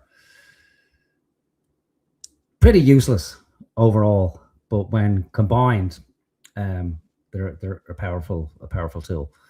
And maybe Andrew and people like Andrew would be wise to pay more attention to intuition and not hold logic in and of itself so high, because like we said earlier, it can be crippling and can lead to stasis. And then for people who value or overvalue intuition, just remember that it has to be tested at some stage. And the way to test it is to run it through a logic filter, because intuition can indeed be correct. You know, there's been many times where in our own lives where our intuition has proved to be correct, you know. But equally, I think if we're honest, there's been just as many times where it's been incorrect. You know, it's turned out that, oh, well, the intuition was faulty or completely false altogether. So if we combine them, well, then I think it's a powerful combination. And I was hoping never to tell you until old age, and then we're being told that he wanted to commit suicide. And okay, but he just said he wanted to get away with it, but he's not smart enough to, I don't know, maybe not text it's such a confession like we've never seen. I think this would be like the first time ever somebody has start to finish written an entire, I'm in this surveillance footage and I'm here and I'm wearing my Converse. You know, I'm being a little facetious here, but it was a little ridiculous. It didn't pass a sniff test for me. You have kids. And you love them more than anything. I do. If it was the case that you thought that your kid was innocent, wouldn't you be out telling everybody and their brother that you thought that they were innocent? And also, wouldn't you maybe recant and say, hey, he didn't actually confess to me. He didn't actually, none of this happened the way that the state is presenting it. What would have prevented the parents from testifying? Well, two things I can answer that. And if you watch my show, I keep telling you it's not vibes. Well, practically, like, how did these text messages become known to the public? That's a good question. Is it a case where? Because I don't know. Because normally that stuff it's either it's leaked. Yeah. Well, or see, that's suspicious in itself, isn't it? Yeah, Where it's like, hey, we got him. Look, there's texts. Yeah. So that initially raises my suspicion if there is if there's evidence that is almost too perfect to be true, you'd have to be fucking, insane not to question it, or just incredibly gullible not to question it at all. Yeah. And it seems like the case Andrew is making, and maybe it's the first time he's actually considered it. I don't fucking know. But I don't think anybody who can be involved in, I don't really like saying conspiracy, but we'll say it anyway, in conspiracy circles, or in the last breath he's saying that he questioned COVID and that was an intuition, and it can even be argued that the intuition was correct in some ways and maybe not correct in other ways, but that's a good example of where people's intuition was correct, that there was something amiss, it didn't add up, and that's fine. But equally, if you get a confession by text that kind of covers all the bases, like I'm in the security footage, Again, I don't know how long these texts went on. Do you know offhand if it was like a fucking 5-minute texting bout or 10 minutes, or do we have I two do not texts? know. All I know about the texts is that they came out within like a week or something crazy Yeah. like that. Yeah. I don't know. Like, so if it is the case that he is texting his boyfriend, I would find it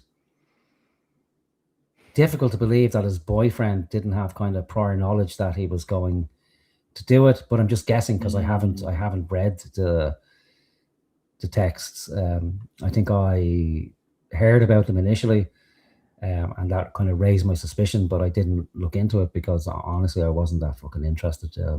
But it's certainly suspicious, and you know, if you ignore that intuition, well then there's something amiss, you know. But just because he does confess in his text messages, well, that could be because of other things. But the more interesting thing will be to see if that actually gets used as evidence, like if they do disclose it to the defense, and then it will have to have the metadata as well, unless he has the worst defense team in the history of the fucking world. And if it's a case where the metadata doesn't match up and they don't disclose it, well, that would be more damning than anything else. Well, then it throws it the whole doubt, like, well, now there would be, you know, strong evidence that, you know, he is indeed a patsy, because serious pieces of evidence are starting to be thrown out. And so not only is it the case that there's not overwhelming evidence, but there's strong evidence that he should be the case should be thrown out or not found guilty at any rate. Yeah. And then the real question arises, well, if not him, then who, you know? Sorry, before you carry on, to revisit your idea of unfalsifiability, where, you know, if he does get convicted, then people like Candace and even myself will say, hey, no, there's something still wrong here, is that Candace has leveled the accusation that indeed he does have very bad representation. If we go back to the idea of that restaurant that he was at, according to Candace, that wasn't followed up by his defense. I mean, you could say, well, why would they? It's just some woman with the second largest podcast in the world. But, you know, you need to... Yeah, but how does she know, like, that they didn't follow up and that they found nothing there compelling? Yeah, we don't know that they didn't, but she knows that she reached out to them and got no receipt. Reached out to who? The defense team? Yeah. Why the fuck would the defense team, you know? That's what I'm saying. Maybe the defense team, so maybe she sent this to the defense team. They did investigate it and said, look, there's nothing here. Yeah. There's nothing we can use. I guess she's jumping the gun or just making shit up. Yeah. Yeah. So again, that's the thing. Like, if you know, preempt everything. So in the event that he isn't found guilty, well, then it's a kind of starting to say, I told you his defense team were. Yeah. Well, yeah, that's like I said, pretty much. And then it's like who would make a better defense team? Her? In her own mind, it's like, because there's that level of ego about it, you know, that I am the best person to represent Tyler, when clearly she's fucking not, you know. She might be useful to the investigation, but simply because they haven't come back to her doesn't mean that they're doing a poor job. It might be a case, well, you know, there's nothing really here we can use, or we have investigated it and it turns out to be false. I don't know. Like, if they got something that was compelling and they didn't investigate it, well, then it would be damning. But we can't, like you said, with the unfalsifiability, we can't prove that. We don't even know if she did talk to the owner of the restaurant, if the owner of the restaurant was lying and just wanted. I don't know. There could be many fucking things. I don't think she would do that. I don't think she would make something like that up. No, it's too bizarre. But we need to see the receipt, and I haven't seen the receipt. I don't know what was on the receipt. I don't know. How do we prove it was him? Does it match to his card?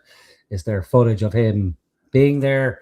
I'm not in full possession of the facts, but I don't think it would follow just based on that, because I know from other things she said she sent, not related to this, but she sent I think an email or something like that to the FBI or Trump's team or something like that to say that she was forewarned that the French Foreign Legion is going to try and assassinate her or something like that, and they didn't come back to her. And then she said, well, she sent it to the wrong department or something like that, and it has to go through official channels, and she did that, and they still didn't come back to her. What I heard was that she got back to, she was gotten back to by like a secretary or something that said, yeah, I'll pass that on. And then I don't fucking know. Yeah, well, we'll hear, and yeah. So right after the shooting happened, Lance Twiggs, the FBI put him into a safe house they paid for. They went to the parents as well, to Matt Robinson and Amber, basically said, your life's at risk. There could be somebody who jumps up and wants to avenge Charlie Kirk, and, we're going to watch you. And they went into a federal safe house. What happened next is that they started thinking that the feds were maybe gonna, maybe not as honest as they thought. And how do you know any of that? You gotta watch the show, right? Yeah, no. How do you know that? I had a source within the Robinson family. You have a source, an anonymous source, of course. So there's no way for us to verify that what you're saying right now is actually even true. Do you find it to be reliable hearsay? No, I don't find it to be reliable at all. It's just a source. I'm just doing what the prosecution What you're doing is did. a cool story. It's not cool. Well, you must have hated watching the preliminary hearing. You're giving us a cool story. Wait, you're saying that according to your sources, that the reason that the parents haven't recanted any of this. Recanted what? They have no statement from the parents. Wait, I just want to make sure that if it was the case, it was being reported in mainstream media that your father came to you and said, hey, is this you? What's going on here? And then he and one of his buddies took you in where you turned yourself in. You wouldn't go out and be like, no, that's not what happened. That isn't what happened, though. You're just wrong on this. Okay. Maybe I'm paraphrasing. What am I wrong on? So what is sorry, just so I'm clear, where is your evidence that the parents turned him in? Well, no. I didn't say that. You said there's the mainstream media? I said with a sheriff friend. Yes. But the father did confront him. The father confronted what? Tyler Robinson. And where did you learn this? That the Tyler confronted him? Well, I mean, that's part of the official documents. Our fact checkers can pull that up. But yes. But I'm saying, but when you say official documents, do you mean you saw this on CNN or you saw this play out in the hearing? No, this was one of the things that I went through and fact checked pre-debate. Are you talking about the charging documents? I think it was it could have been in the charging document. Yeah. How would you not know that? I don't know. He's nervous. Like you can see him shifting. Yeah, and the touch pulling on his ear. Yeah. So I saw people were accusing him of getting messages in an earpiece. Oh, come on.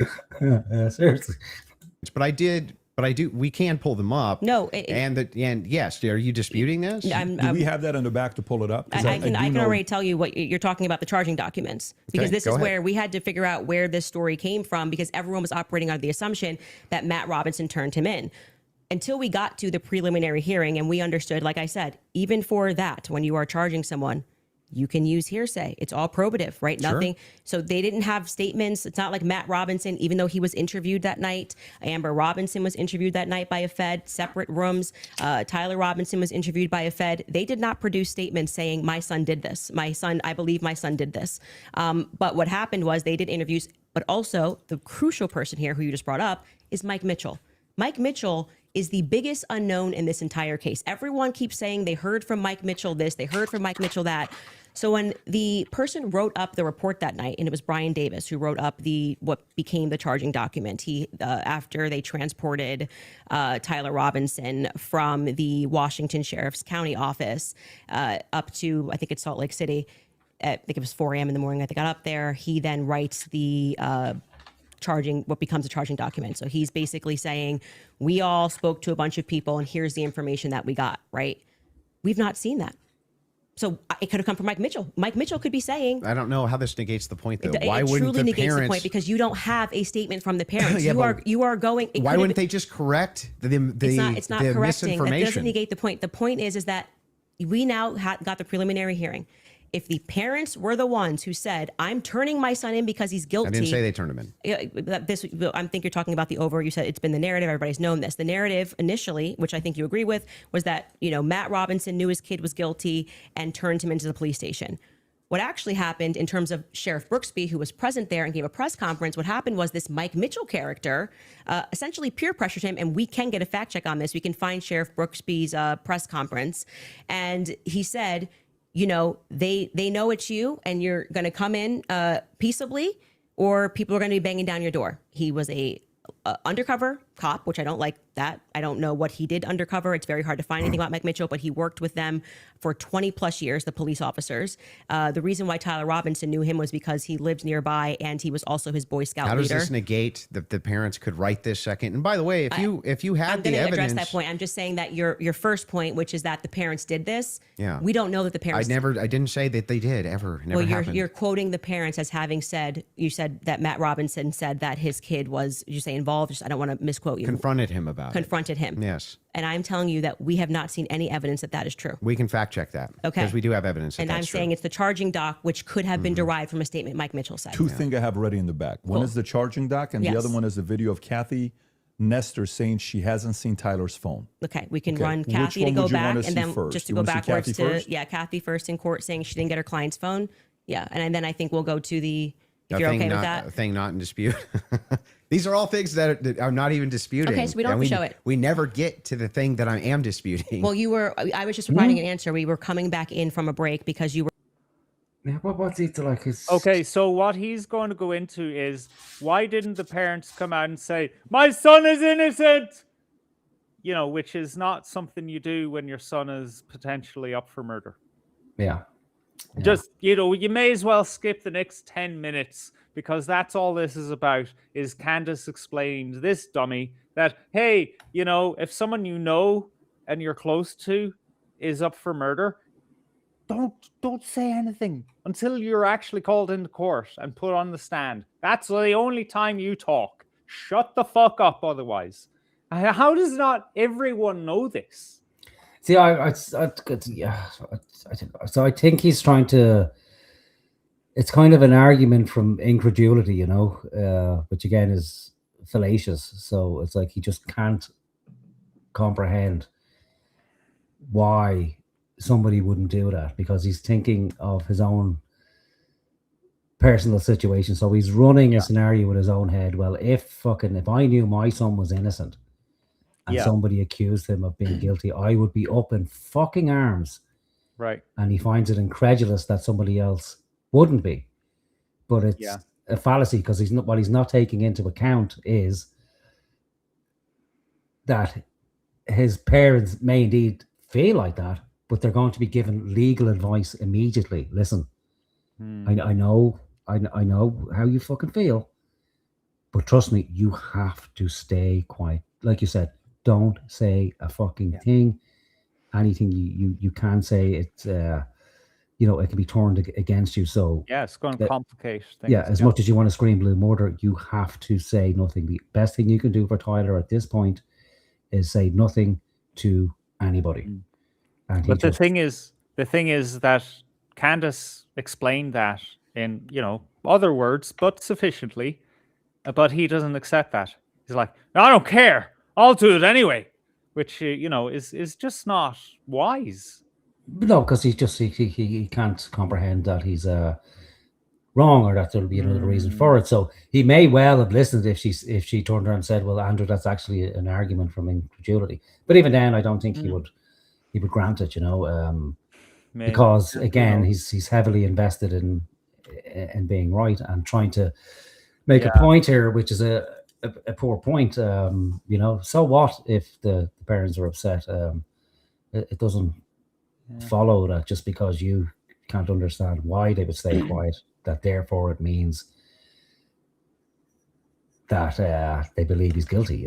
The last segment of this is actually a masterclass in what not to fucking do in a debate. You might argue as well that includes the very fucking beginning, and I'd agree. But specifically this, where you gotta pick your fucking battles, man. You know, the whole idea of like a hill to die on. Well, pick your hill to die on. You know, like sometimes you've just got to say, you know what, I'm wrong about that. So let me retreat. I'm thinking like armies, literal armies. Like that town is not strategically important. We can withdraw, conserve our forces, that kind of thing. And it kind of, you know, it actually ingratiates you to the audience where they're like, oh, this is a reasonable person. But what I'm suspecting is that I don't think Wilson knows there is a hill to die on, so he's just going to die on whatever hill there is. Maybe. I don't know. Like his body language is off as well. Like it's like he now can't concede anything, and is just going to argue everything. Which again is surprising if that's the case, because I would have thought, you know, he'd be more composed and rational when it came to something like that. Yeah. I just want to play this for 1 second though, because Okay. there's something else I wanted to pick up on beyond that. We're talking about the text messages, something that you felt was concrete. So it was just my rebuttal to you that it's not concrete because they haven't had a chance to actually answer that. And she didn't even get to see your client's phone. So that's effectively, again, the state saying these messages are real. You don't get the discovery on these messages just yet. She will during trial. They will actually get Don't you discovery on think the that, messages. that would make their case fall apart if it was the case that they weren't able to actually pull the data off the text messages? Do you think the prosecution would go to court with fabricated text messages? It's called winners and losers. They may not be fabricated, but by the way, as what they are saying, like I said, if there was somebody logged into his phone, they may not be fabricated. That's the point. So let's get to the they just let's could get be to somebody the parents, else. the parents fact check. Yeah, was so the I other was one, saying, right? I believe what you're talking about was derived from the charging doc, which was signed off by Brian Davis. Let's pull it up. Let's see if that's correct.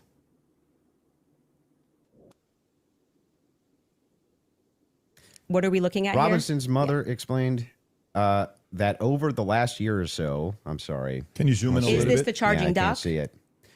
Robinson's yes. father reported that when his wife showed him the surveillance image of the suspected shooter in the news, he agreed that it looked like their son. He also believed that the rifle that police suspected the shooter used matched the rifle that was given to his son as a gift. As a result, Robinson's father contacted his son and asked him to send a photo of the rifle, which makes sense with the text messages. Robinson did not respond. However, Robinson's father spoke on the phone with Robinson. Robinson implied he planned to take his own life. Robinson's parents were able to convince him to meet at their home. Yes. So this is proving my point. This is from the charging document, correct? Yeah. So what I'm saying to you is that 3 people got interviewed on that night. Mike Mitchell got interviewed, Amber Robinson got interviewed, and Matt Robinson got interviewed. Of the 3 of them, only one of them actually wrote a statement, which was referred to in this preliminary trial. He came in, I believe, in March, Mike Mitchell, and he wrote a statement, which I find to be very shady that they decided to bring. But why aren't the parents disputing that? No. Well, first off, That's the question First I've off, been the asking. parents are not going to ever play in court, play to the cameras in court when they have a legal team that is going to be advising them not to speak to the court because your son could go to prison But forever. they're playing to somebody else who's your source? I'm not going to address that. They're 'Cause playing to I don't- someone I- else I don't who's your think- I don't source, think but it's- won't go publicly tell the media yes. this is not true? Well, what I did not say to you that I just said I have a source, so I want to be very clear and take it from somebody who is involved and permanently sued. When I have to take my lawyer's advice, I mean, there's so many things that I want to respond to when people are speaking about. Yeah, but it's bizarre that they would utilize a source which would get the information to you, but wouldn't just go to the media and be like, actually, that's all wrong. I am telling you that you would nary find a lawyer who would advise you to go to the media. Oh, these. Yeah, I think there should be a law against quoting anonymous sources. That would just solve a lot of shit. Because it's everywhere, especially in mainstream media. Like the use of anonymous sources is fucking ridiculous. It means nothing. Someone familiar with the matter. Yeah, an undisclosed source or an unknown source. It needs to be done away with because it's useless, really. This mother, especially when your son if I thought that my kid was up for death. If I thought that my kid was in any way, shape, or form going to be up, you couldn't shut me up. Or my wife, she would be like, "That's not true. That's ridiculous. There's no possible. That never happened. These people are lying through their teeth. They'd be public whether you like it or not." Yeah, that's for you and your wife. But when a judge issues a gag order in a case and your son is up for death, and your lawyers could be advising you that if you say anything, you could blow the case, you would have a more responsible consideration. I see. And we're speaking opinion here. You're like, well, I wouldn't care. I'd violate it, and I'd violate the judge's orders and see what would happen. If you have a source, it seems like they're violating it with them. I'm not speaking to a source, but what I am saying to you is speaking just relevant to what this is. We have not seen any proof that statement that is included in this charging document. I think it is highly likely on the basis of the preliminary hearing that all came from Mike Mitchell. And Mike Mitchell would be a part. He's based saying, on the statements of the, it's parents. him saying the parents told me this. The parents could dispute that. That's going to come down the line, right? Yeah, they could. But again, that kind of disproves our own sources as well. Like, so we can't have it both ways. They're going to be able to seat the parents. Wait, sorry, explain that a little to me. So she's dismissing essentially hearsay that he said this, but he couldn't. He just because someone said he said it doesn't mean that he actually said it. He also could have said X, Y, or Z. Yeah. So again, it's just with the whole going back to the anonymous source that somebody told her X, Y, or Z, but Andrew could turn around and say, well, he also could have said X, Y, and Z because it holds no weight, because it's essentially unfalsifiable because an anonymous source said it, or you're not privy to what was actually said. But see, this is where we get back to our prompt argument, is that if the conversation is strictly about he has to defend basically the state's argument, but she doesn't have to defend her idea that Tyler Robinson is a patsy, then it becomes important here, where this conversation right now just comes down to actually, Wilson, like, can you really lean on this? And the answer is no. So he would lose that argument. Yeah, I've already said from the beginning that he lost the argument from the beginning. The problem is we haven't reached the part yet where she has to defend her claims, and maybe I'm mixing it up a bit because I'm not looking at it on the basis of, okay, is Andrew winning and does he have a right to question her in this particular instance? I'm kind of looking at it as holistically and Oh yeah. No, I get it. Errors, I will say this, putting together context clues, if the state had it on, 100% certainty that Matt Robinson and Amber Robinson said it, a 5-day preliminary hearing would be a good time to say we have enough evidence, and I can tell you why Matt Robinson made this statement, and here is his statement that he signed. That would have been a good time to present that evidence. That would also be a good time for the defense to say that's just totally fabricated. No, it's not. It's the wrong time. Why couldn't they? That is completely the wrong time. Why couldn't they? Because what they're doing is they already said they didn't receive discovery. They literally can't. They literally can't because they can't. They did not receive discovery. You're saying that they didn't receive that information? No. They just received the text messages. But in order to... That's not the text messages. The probative information. Yeah, we're talking about the information that we just reviewed. That's not the text messages. They never presented it. The state never put it on. Yeah, they didn't. The defense could easily still have presented this. Yeah. No. They could have said they're no. They're not allowed to. Are you sure? In a preliminary hearing. Yeah. This is where Andrew's lack of knowledge of the case is most obvious, because he just doesn't know what the fuck is going on. But he was told like what a probative hearing is, maybe not like in extensive detail, like from the very beginning of like, well, you see, in like 5,000 years ago, man decided that there should be law, and that the king should decide whether a man is innocent or guilty of and all the way up to now, where actually, we need to have a just cause, or some kind of cause hearing before there's an actual trial, or we have a grand jury before we bring someone to a trial, depending on which part of the country you were talking about. It's complicated, right? But he should be intelligent enough to have picked up on probative hearing. That's a thing that's different from a trial, right? Yeah, but it's like that he's not familiar with the hearing. Like he's not familiar with what transpired during that hearing. Like that's right. But clear, you know? but what happens in a preliminary hearing is that the prosecution offers evidence as to why this should proceed to a trial. It's not a place where a defense Oh yeah, argues evidence. Yeah. yeah. That's what I mean. He doesn't, like, from top to bottom. He doesn't have good knowledge of what happens there or what went on there. Right. I think from prosecution's standpoint, you would try to hold on to evidence as long as you possibly could. Now, I don't know if something wasn't introduced in that probative hearing, if it then can't be introduced in the trial proper.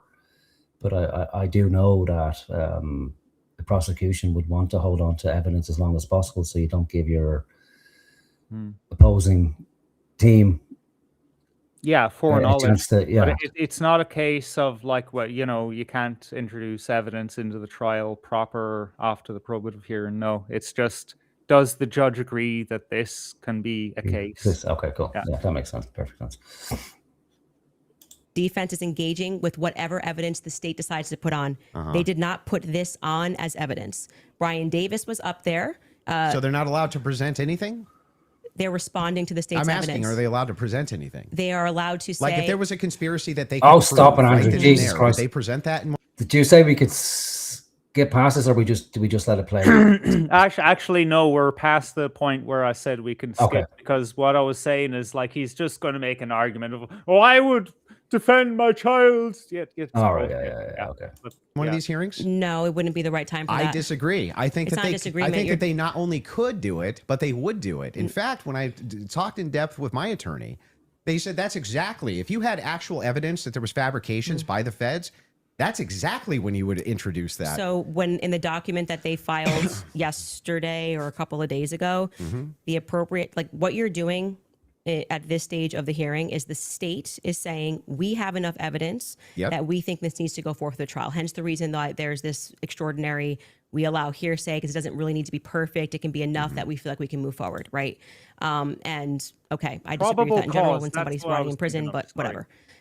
The next phase is for them to meet in court and for the defense to essentially present an argument to the state that says, we find this filing to be defective in and of itself. We don't even have to defend ourselves because you, the state, have enough, you know what the laws are on the books, and this filing is defective and you should get rid of these charges because they don't make sense based on what you can decide based on a law on the books.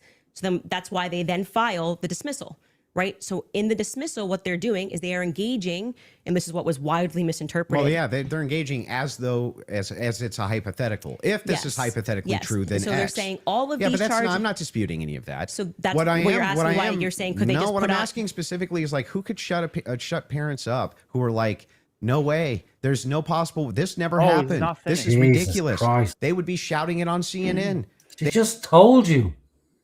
Like, she just gave you the reasons why, and he's come back to this fucking incredulity argument again, which he would recognize in someone else, like, but again, it's just committed to this, like, well, I mean, what else do you do? You're in the room, you're sitting in the chair, well, it's bad form because it already, got forgotten about. So like to go back to it and bring it up again, like it's just gonna make him look terrible. Like they would be shouting it from the rooftops. They would be losing their minds, and you're like, nope, the gag order would be enough to keep them quiet. Not enough for them to talk to your source, but enough to keep them quiet. I think that that's quite ridiculous. But I'll even concede this whole point to you. Let's just say maybe this was misconstrued. Right? There's a little bit of reason to doubt it because we're still waiting for the evidence for trial. If that's the case, then why not take the same standard for the evidence that you present? You're just waiting for trial. Well, you didn't do that. Wait a reason second. we're here. Wait a second. I just want to make sure that I got this right. That's your argument to me, right? My argument to you is what? Your argument to me is that, hey, wait a second, Andrew. There's not enough here that convinces me.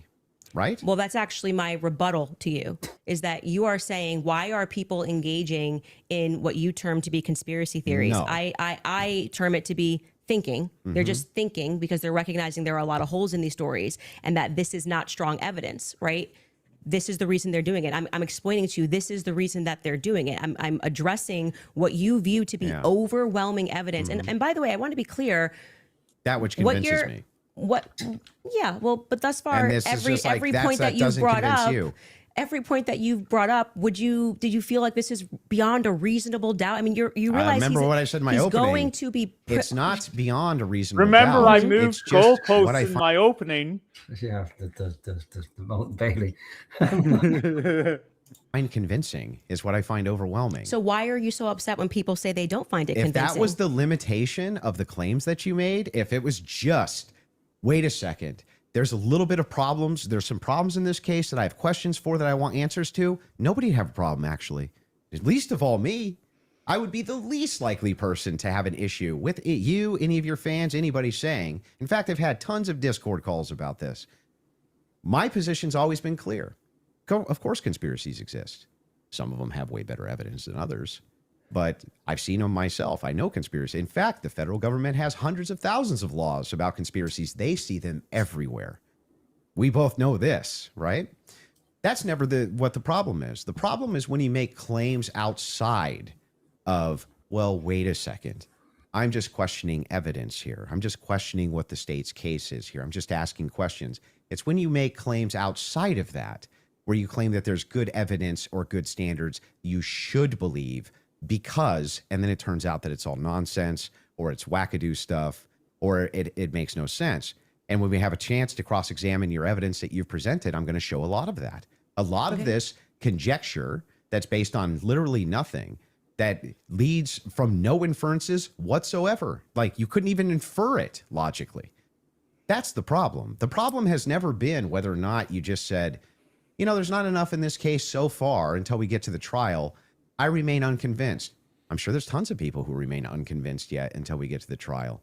I think that's fine. I think it's fine. There's people who are convinced too. That's never been my problem. My problem is the claims which are external to that. Okay. I'm not sure I really care if you have a problem with what I think in my own spare time. I don't understand this like lecture that you just gave. But beyond that, what was that? You clapping? Is it? No. Do you remember from the movie? Oh yeah. Sorry, I just thought it would be funny to have on the show. I'm saying is that What if the state lecture? is allowed to use I didn't this is lecture what you. this is what my problem is. You guys are not allowed. Yeah, you guys think while it's still legal. You can. You are allowed to do that. So, but anyway, Nobody said you can't. going back to you saying I wouldn't have a problem. I think I just demonstrated pretty thoroughly that what you claim that you have a problem with is exactly what the state is engaged in at this stage. So it just doesn't make sense. That's not the case. In fact, So the if people thing look is- and they say the thing I'm is looking at funny. the gun and I see and I'm inferring Did you this, say and honey? someone else says. I don't think so. I have to be careful going back here. So just that's 1:20:34 because this thing will jump wildly. Yeah, it's only 5 seconds. Yeah. Yeah. I would have to go from there. All right. To you saying I wouldn't have a problem, I think I just demonstrated pretty thoroughly that what you claim that you have a problem with is exactly what the state is engaged in at this stage. So it just doesn't make sense. That's not the case. In fact, So the if people thing look is- and they say the thing I'm is looking at funny. the gun and I Funny. see and I'm inferring this, and someone else That's says funny. I'm looking at the gun evidence and I'm inferring that, they're both doing the exact same thing. They're not. You're just saying I want to do it for the state. That's propositionally false. and That I'll is not explain- I'll propositionally explain false. exactly how. It is the case that every proposition is going to have a true or false conclusion, period. That's just logic, right? It's the law of excluded middle. All propositions are going to be true or they're going to be false. When we get into when we're making inferences based on propositions. We can actually come to true conclusions with false premises inside of a proposition, in fact. What we're talking about here is not whether or not you feel that you're convinced by this evidence. But you felt like you were Right? convinced. Sure. But here's the thing. When you ask me my reason, Andrew, why are you convinced by this? I can give you my reasons why I'm convinced by it, why it seems reasonable and rational to me to be convinced. You could even say, but Andrew, I'm just not convinced by it. If that was the limitation of your claims, we wouldn't even be having this conversation. That's Another why I wanted to goalpost have the moved. conversation. Well, not really. So no, like he you're should've not said, like I "Well, have to you're hang on. making-" Sorry. Let's go back a step. Like you like if we're gonna view this kind of charitably, you have to be charitable. Like so, you have to extend charity to Andrew at some and listen to what he's Is saying. the Like, most uncharitable man in the room. doesn't Okay. matter. Like this doesn't matter. Forget about All him right. for a minute. Just this is us. Like so. Okay, as it is, yeah. Yeah.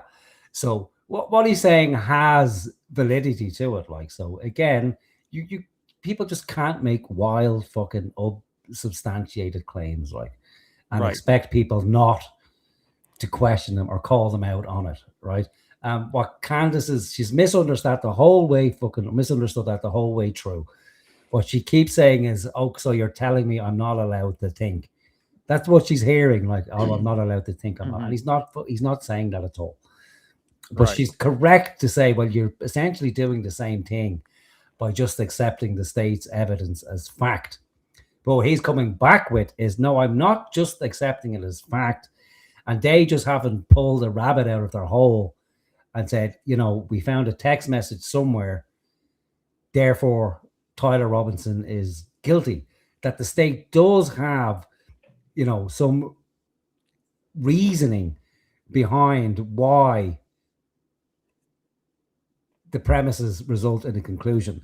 Now, the problem for Andrew and fellow travelers on the logic train is that they're using, Aristotelian logic, which has a lot of uses, but it's not always the case of true or false. That's only the case in Aristotelian logic, but there's also maybe, which they keep arriving at, but nobody's fucking acknowledging it. It's like, well, is Tyler Robinson guilty?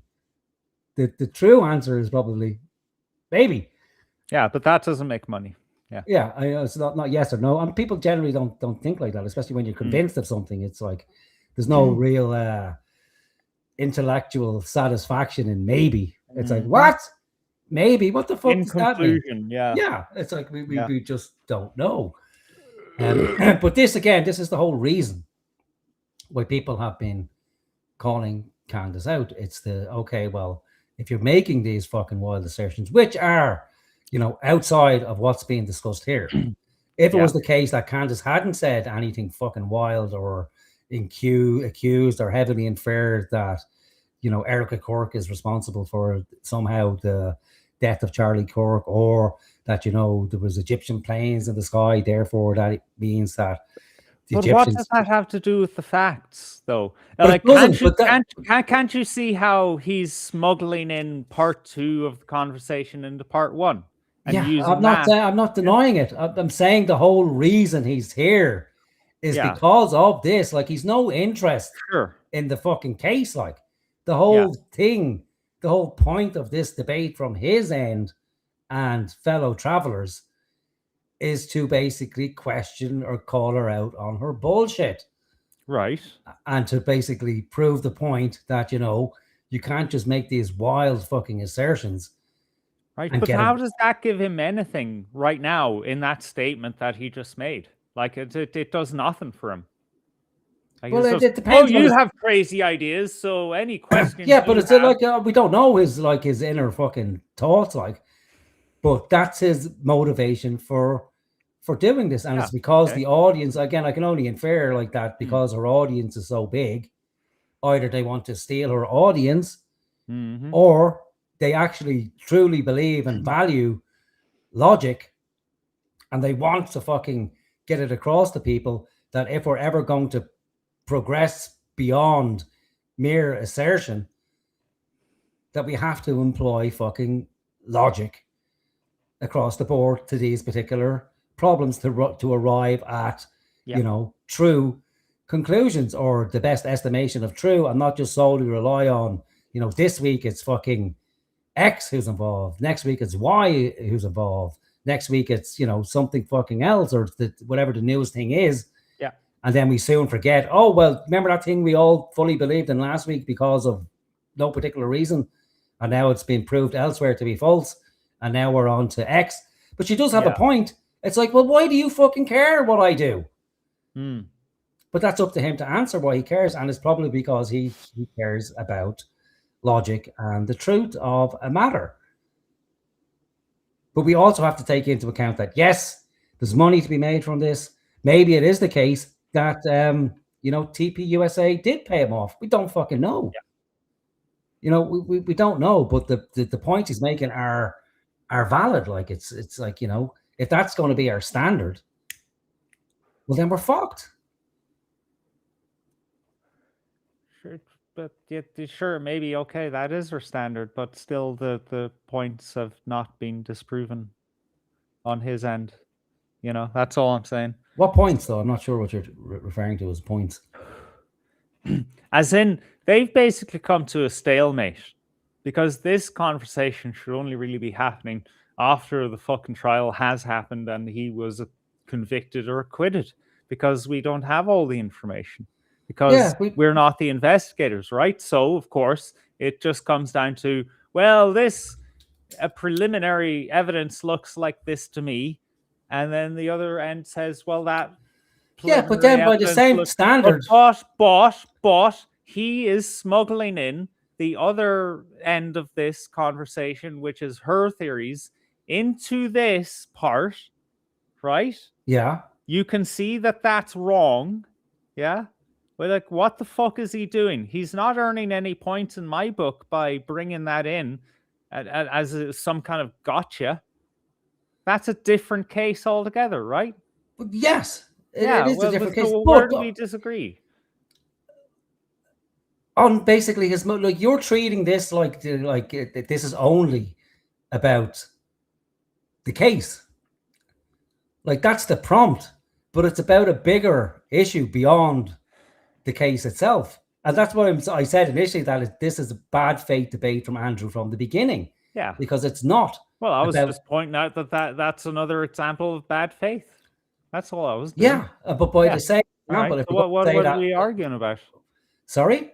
What are we arguing about? I just pointed out that's another bad faith argument from him.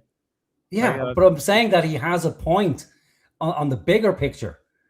Yes, but we're not into the bigger picture yet. We're on to... I know, that's why you keep fucking coming in with this, because we haven't even reached the part about where he's going to, address her on her...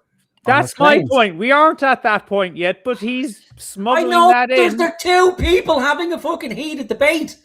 So both of them are fucking doing it. She's been questioning his military background. What's that got to do with anything? Well, I guess we agree. What are we arguing about? Let's carry on. Yeah, well, then don't be fucking interjecting, causing a fucking argument, like causing a point of contention that both of them are just as guilty as each other of fucking doing. Like, I'm just emoting like, fuck, Andrew, shut the fuck up. Yeah, because you don't like him. I'm allowed to do that. I know, but you don't like him from the get-go. Like, you've never liked the man, like, so, which is fair. I like the man, but then, after this, you don't like him. Let's be honest. Like, you've never. No, I don't like him now. You never liked him to begin with. Like, and people in general on the left despise him. It's like he's the devil incarnate. Like, I've listened to other fucking people talk about him, and it's like, the fact that someone brings up the fact that he can't open a jar of pickles, it's like, Jesus Christ, that's the best you got on the fucking guy. Yeah, it's not that big of a deal. Yeah. It's fucking, it's pathetic. It's like, that's it? Come on. Do better, like. And he is a target because, anytime he comes up against the leftists in debate, 99% of the time, irrespective of the quality of the leftists, they get fucking brutalized, like. And only one time I've heard him, struggle is when he went up against the debate with an objectivist, like, and he lost, Conversation, in fact, was so that we could move into your actual claims that you've made, which transcend the idea of I'm just asking questions. Before we get into that, your team has one thing they want to show before you go into that. So if you want to pull that up, this is the prosecution filing showing defense had full discovery by April 1st. Oof. They did not. That's not true. Oh, wait a second. Yeah. To date, the state's... So the defense did have discovery then. What's going on? I don't know what the fuck is going on. Yeah, I don't know either, because like you have that statement from the defense, but then also, would the state have already gathered all of their evidence? Not all their evidence, but if the thing in By question now. was the text, wasn't it, that they yeah. didn't give discovery? So But would they have? I mean, you know how fucking slow some things can be. Like it takes like 7 months in this country for the Gardaí to fucking get your phone records. You know, well, like come on now, maybe yeah. it's the same there. Well, we'll see what it says anyway before we. Yeah. Prosecutors have disclosed all evidence that is presently and reasonably available to them as required under Rule 16 Utah R Who criminal decides to what's be more precise. reasonable? Stop. I mean, that's that. Come on, let's talk about definitions. Yeah, I know, but she's like, come on, man. Like, Candace is. I'm sorry, I can't trust Candace to make her own case. You know. Yeah, okay. Well, just please let me talk for like half a second before you fucking switch it to something fucking else. Like, it's fucking exhausting. She's making the whole case that the prosecutor didn't disclose the texts to them, right? So now this at least looks like they did disclose everything. So, you know, if the texts were discussed, well, then surely they'd have to be disclosed. Now, I don't know if they did or not. There might be some ambiguity around it, but let's find out first before we come to your fucking conclusion that protects your fucking lover girl, Blackie. No, I've just watched this part. That's all. As of April 1st. Yeah, that was not 100%. That's why they're caging that by saying what's reasonable. There was an entire, and we can pull this up. Like, we should now play the Kathy Nestor clip because that's from there. So, and they were basically saying you don't need it at this stage, meaning it's not reasonable that you're asking for this when we're going into a hearing that's just going to be based on hearsay and stuff, things of that nature. But of course, by the time a trial comes, you're going to get all the discovery just show documents. cause. Yes. Yeah. So that's what they're saying there. Yeah, I understand. Okay, so that's I'm even fine with it. Yeah, we all know. And then, by the way, just now that the hearing is over, and you can also fact check this, they now at the end of the preliminary hearing dropped like an insane amount of the discovery stuff they gave to them like the week after. You guys can give me the exact amount. I don't want to say because I don't know my I don't remember how much it was. It was an absurd amount of stuff that they gave to them right after the preliminary hearing that they had been asking for, because that was one of the things that I kept saying. Okay, so that makes more sense now. That makes it's in line what would normally happen with prosecution holding off on giving the defense full discovery until they only actually have to. Like, so, okay. On my show is, as we were watching that preliminary of the preliminary, why not just give them the stuff now so they can engage in these arguments? Because I feel like you, it's like, I want to hear what they have to say about the text messages. Why can't you just give them what they're asking for so that they can actually engage you? And it didn't. Yeah, but that's again, that's possibly what a better system would look like, isn't it? Yeah, wishful thinking. Yeah, the ideal. Yeah. Yeah, so that's the ideal, that everybody just comes together with the best expertise to find the truth of the matter. But what we have to remember is that one side is tasked with proving a point, and the other side is tasked with casting reasonable doubt on it. You watch any fucking trial, you know, that nobody is looking for the truth. They're just the win. That's the important thing, is the win. Like, didn't happen. So, but the judge ruled that it wasn't necessary at this stage, and that was the whole point of that. Because it's preliminary a show to the preliminary. Yeah. Would you like to play the Kathy video? Well, he's saying he's not disagreeing, so I don't think we need There's to. there's no disagreement that she said that. Yeah. So so I guess the disagreements also, now would move into the evidences that you have stated on the record, which transcend elements of reason. Why are we having a case? Transcendental conversation now? Because I mean, because they're all related to this case. Your entire she totally misunderstood his use I know, of the word right? there. That's because she's been waiting forever to go, oh my god, now we're getting dragged into transcendental arguments and metaphysics. And here, can I show you something real quick? Because it's funny as fuck, right? Just unshare that for a second.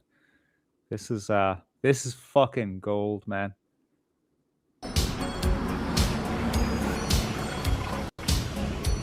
How much? 200. Okay, define 200. What? No, you made a claim. I'm asking you to substantiate the underlying premise. Are you buying or not? That's not an answer. You're dodging the question! You lick sniz! Oh, I love that fucking YouTube. Sorry, X channel. Sorry, let's go on.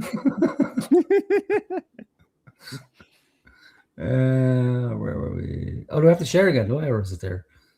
Oh yeah. Okay. Hang on. Oh yeah, fuck it hell.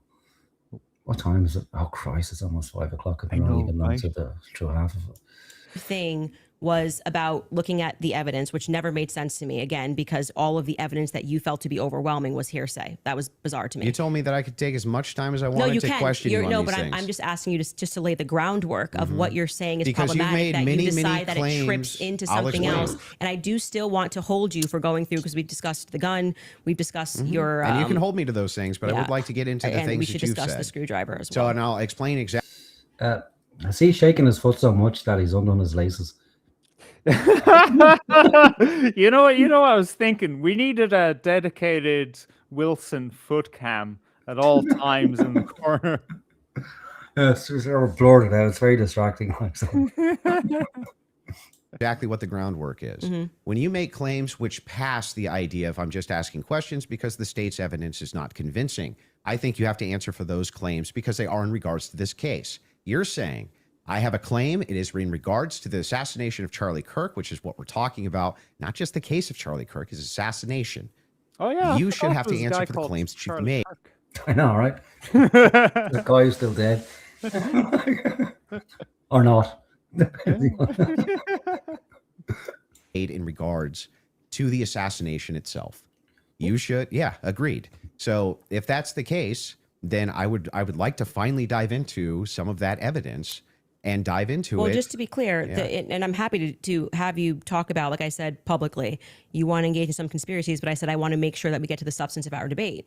The substance of our This is debate this is the major is me substance. demonstrating that all of the quote unquote evidence that you feel that you have, which demonstrates that Tyler Robinson shot Charlie Kirk. You don't find convincing. I get it. It's been invalidated by the testimony that we saw, and in your answer for when I you haven't explained to you that he had invalidated the it. most degraded prints was I don't know. Okay, well there lies my ability to process that. It's just fine for you to not be convinced up to this point. All of your viewers, everybody watching, nobody's you're conceding. Nobody's giving on a that. dispute that if all your claims ever were just up to now, the evidence that the state's given, I'm just kind of not convinced. That is not what's been happening. What's actually been happening is that you've made tons of claims in regards to this case and in regards to the Kirk assassination, which are far above and beyond, I just doubt, the state's theory.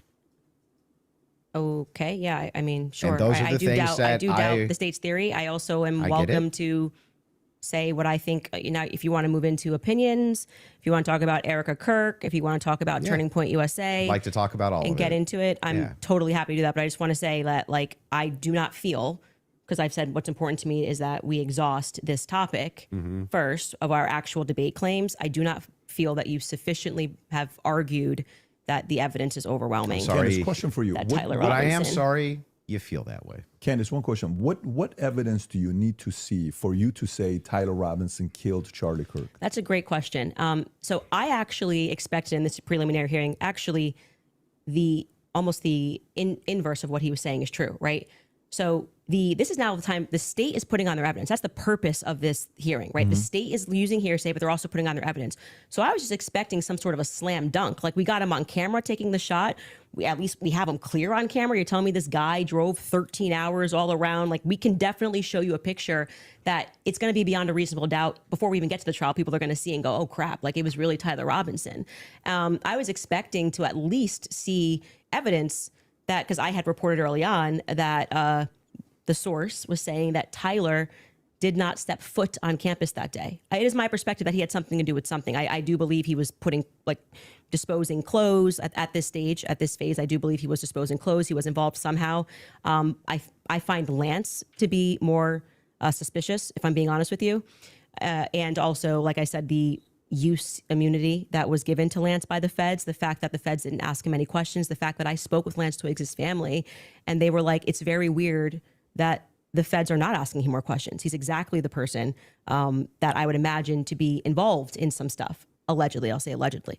But when we got to the preliminary hearing, there was not a single piece of evidence that I felt was slam dunk. I was waiting for that, a photo. I mean, anything would have made me go, all right, I think this could be the guy. If they had handed over the discovery on the text messages, since that was their big ta-da, we've got the text messages, that would be the first thing that I would hand over. But actually, who was holding them up? Like I said, it wasn't the prosecution. They're right to say we were handing things over, and we heard the defense argue on behalf of the prosecution, saying it's not them and it's not the SBI, it's the FBI that's holding on to things. Is the FBI took everything. The FBI took the gun. The FBI took initially the screwdriver. And then when I heard testimony about the things that they found that were suspicious, example being the backpack, that's something that really bothers me, that they say they traced the shooter, they traced the route that he went on, and then there was an we know it looks like he's wearing some sort of a backpack. We know that there was an abandoned backpack found at the bus stop in front of a library, and they felt that this should be taken into evidence. They took it. The FBI, this was the testimony of Amanda Baker. PBD, would you speak up? Like, she answered the fucking Yeah, question really, he 5 should minutes step ago. in because she's just dumping more of her evidence and arguments, basically.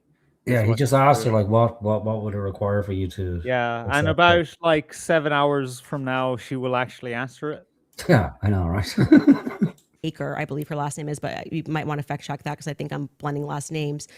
She was the forensics for the FBI, and then she says she gets a call on the 13th, and they stop testing on this backpack because they find that the backpack actually belongs to somebody on Charlie's team. But if you know the map of the layout of the campus, you're going, well, what the hell are they doing all the way up? This is nowhere near anywhere. And by the way, that's not an acceptable answer for why you just gave it back.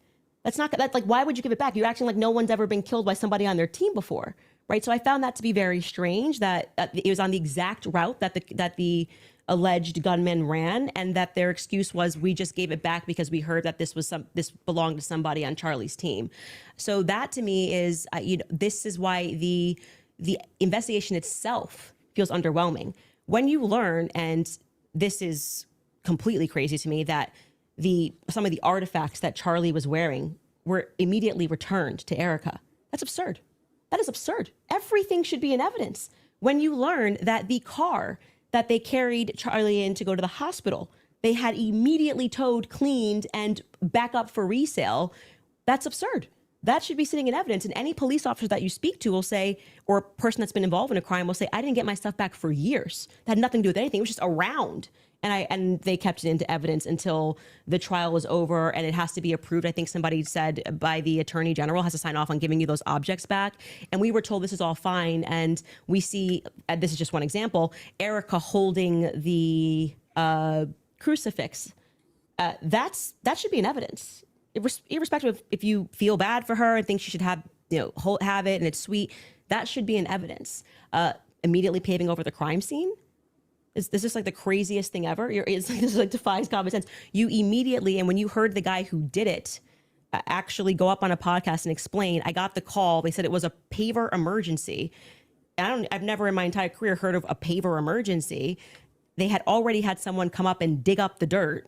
So by the time he got there on Sunday, the dirt had already been dug up for him to lay down pavers. That is what people are looking at and going, this is weird. There needs to be answers for why this was done. And he tells us the call came from the feds and the governor's office. UVU's washed their hands of it. And what he's saying sounds true, because we heard during the testimony, one person described the regions of who was in control of everything. The feds were in control of the courtyard. So in order for anybody to have paved anything, that was federal territory, so to speak. I'm maybe not using that in the best cop term, but the feds were in control of the courtyard. So these are things that I think should be answered for. Why are we doing things differently than you would in any other criminal scenario of keeping the evidence until we know more, until we're confident, the various decoys. I did it. It just doesn't look right. Okay, so go back to the question. So what would you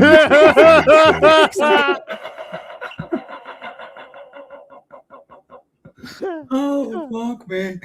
Well, actually, she did that for a very specific reason, because they're still on the first line of inquiry, which is you have to defend the claim overwhelming evidence, right? Yeah. Well, that ended like. Well, no, that Oh, hadn't God. ended. They agreed to move on to the next fucking part. She Uh, doesn't want it to end, but they have yeah. to. She wants an episode of Candace Owens show. Yeah. Yeah, but they're good points. Like, you know, they are good. And there's real fucking questions there, especially around the paving, and especially like so. But yeah, so he's right. And at some stage, like he just asked a simple fucking question of, you know, what would convince you, like so, and she answered like he's just as fucking stupid here, like 'cause he answered saying, "I want video of him being shot, clear video of him being shot," or she wants clear pictures of him on the campus. But my intuition says that it's convenient she wants the things that weren't presented for start. But even if those things were presented, I feel that wouldn't be sufficient either, because then it would be a case of, well, that's clearly AI. Look at his fucking he's missing a finger. Look how his sleeve moves. Look how the wind goes this way and that way, and you know there'd be other anomalies there as well. But that's just how I feel, and I'm allowed to feel. I'm allowed to think. And before you carry on, Pat in the chat has some vital information to share with us. It Okay. was, in fact, Irish travelers who paved the courtyard.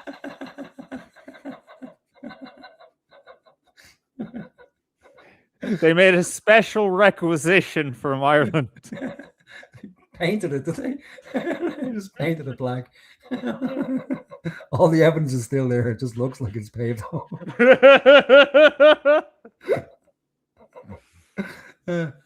Actually, it's just a bit of tarpaulin painted to look like paving, and they'll be back. They'll be back anytime now to finish the job. Oh, good man, Pat. For fuck's sake. Think if they had, I was expecting, here we have him, he took the shot, here it is, and then I'd be like, great, a clear image of him on the staircase where I'm like, that's definitively Tyler Robinson and he was on campus. We got nothing. We got literally nothing but hearsay of people saying. But you basically get no case. What? You basically no case on planet Earth. You get the Sure. Oh, we got a picture. Okay, Here's him with the murder you're weapon. right. Here's him taking the But shot. Most of this doesn't take place on a college campus that has surveillance everywhere.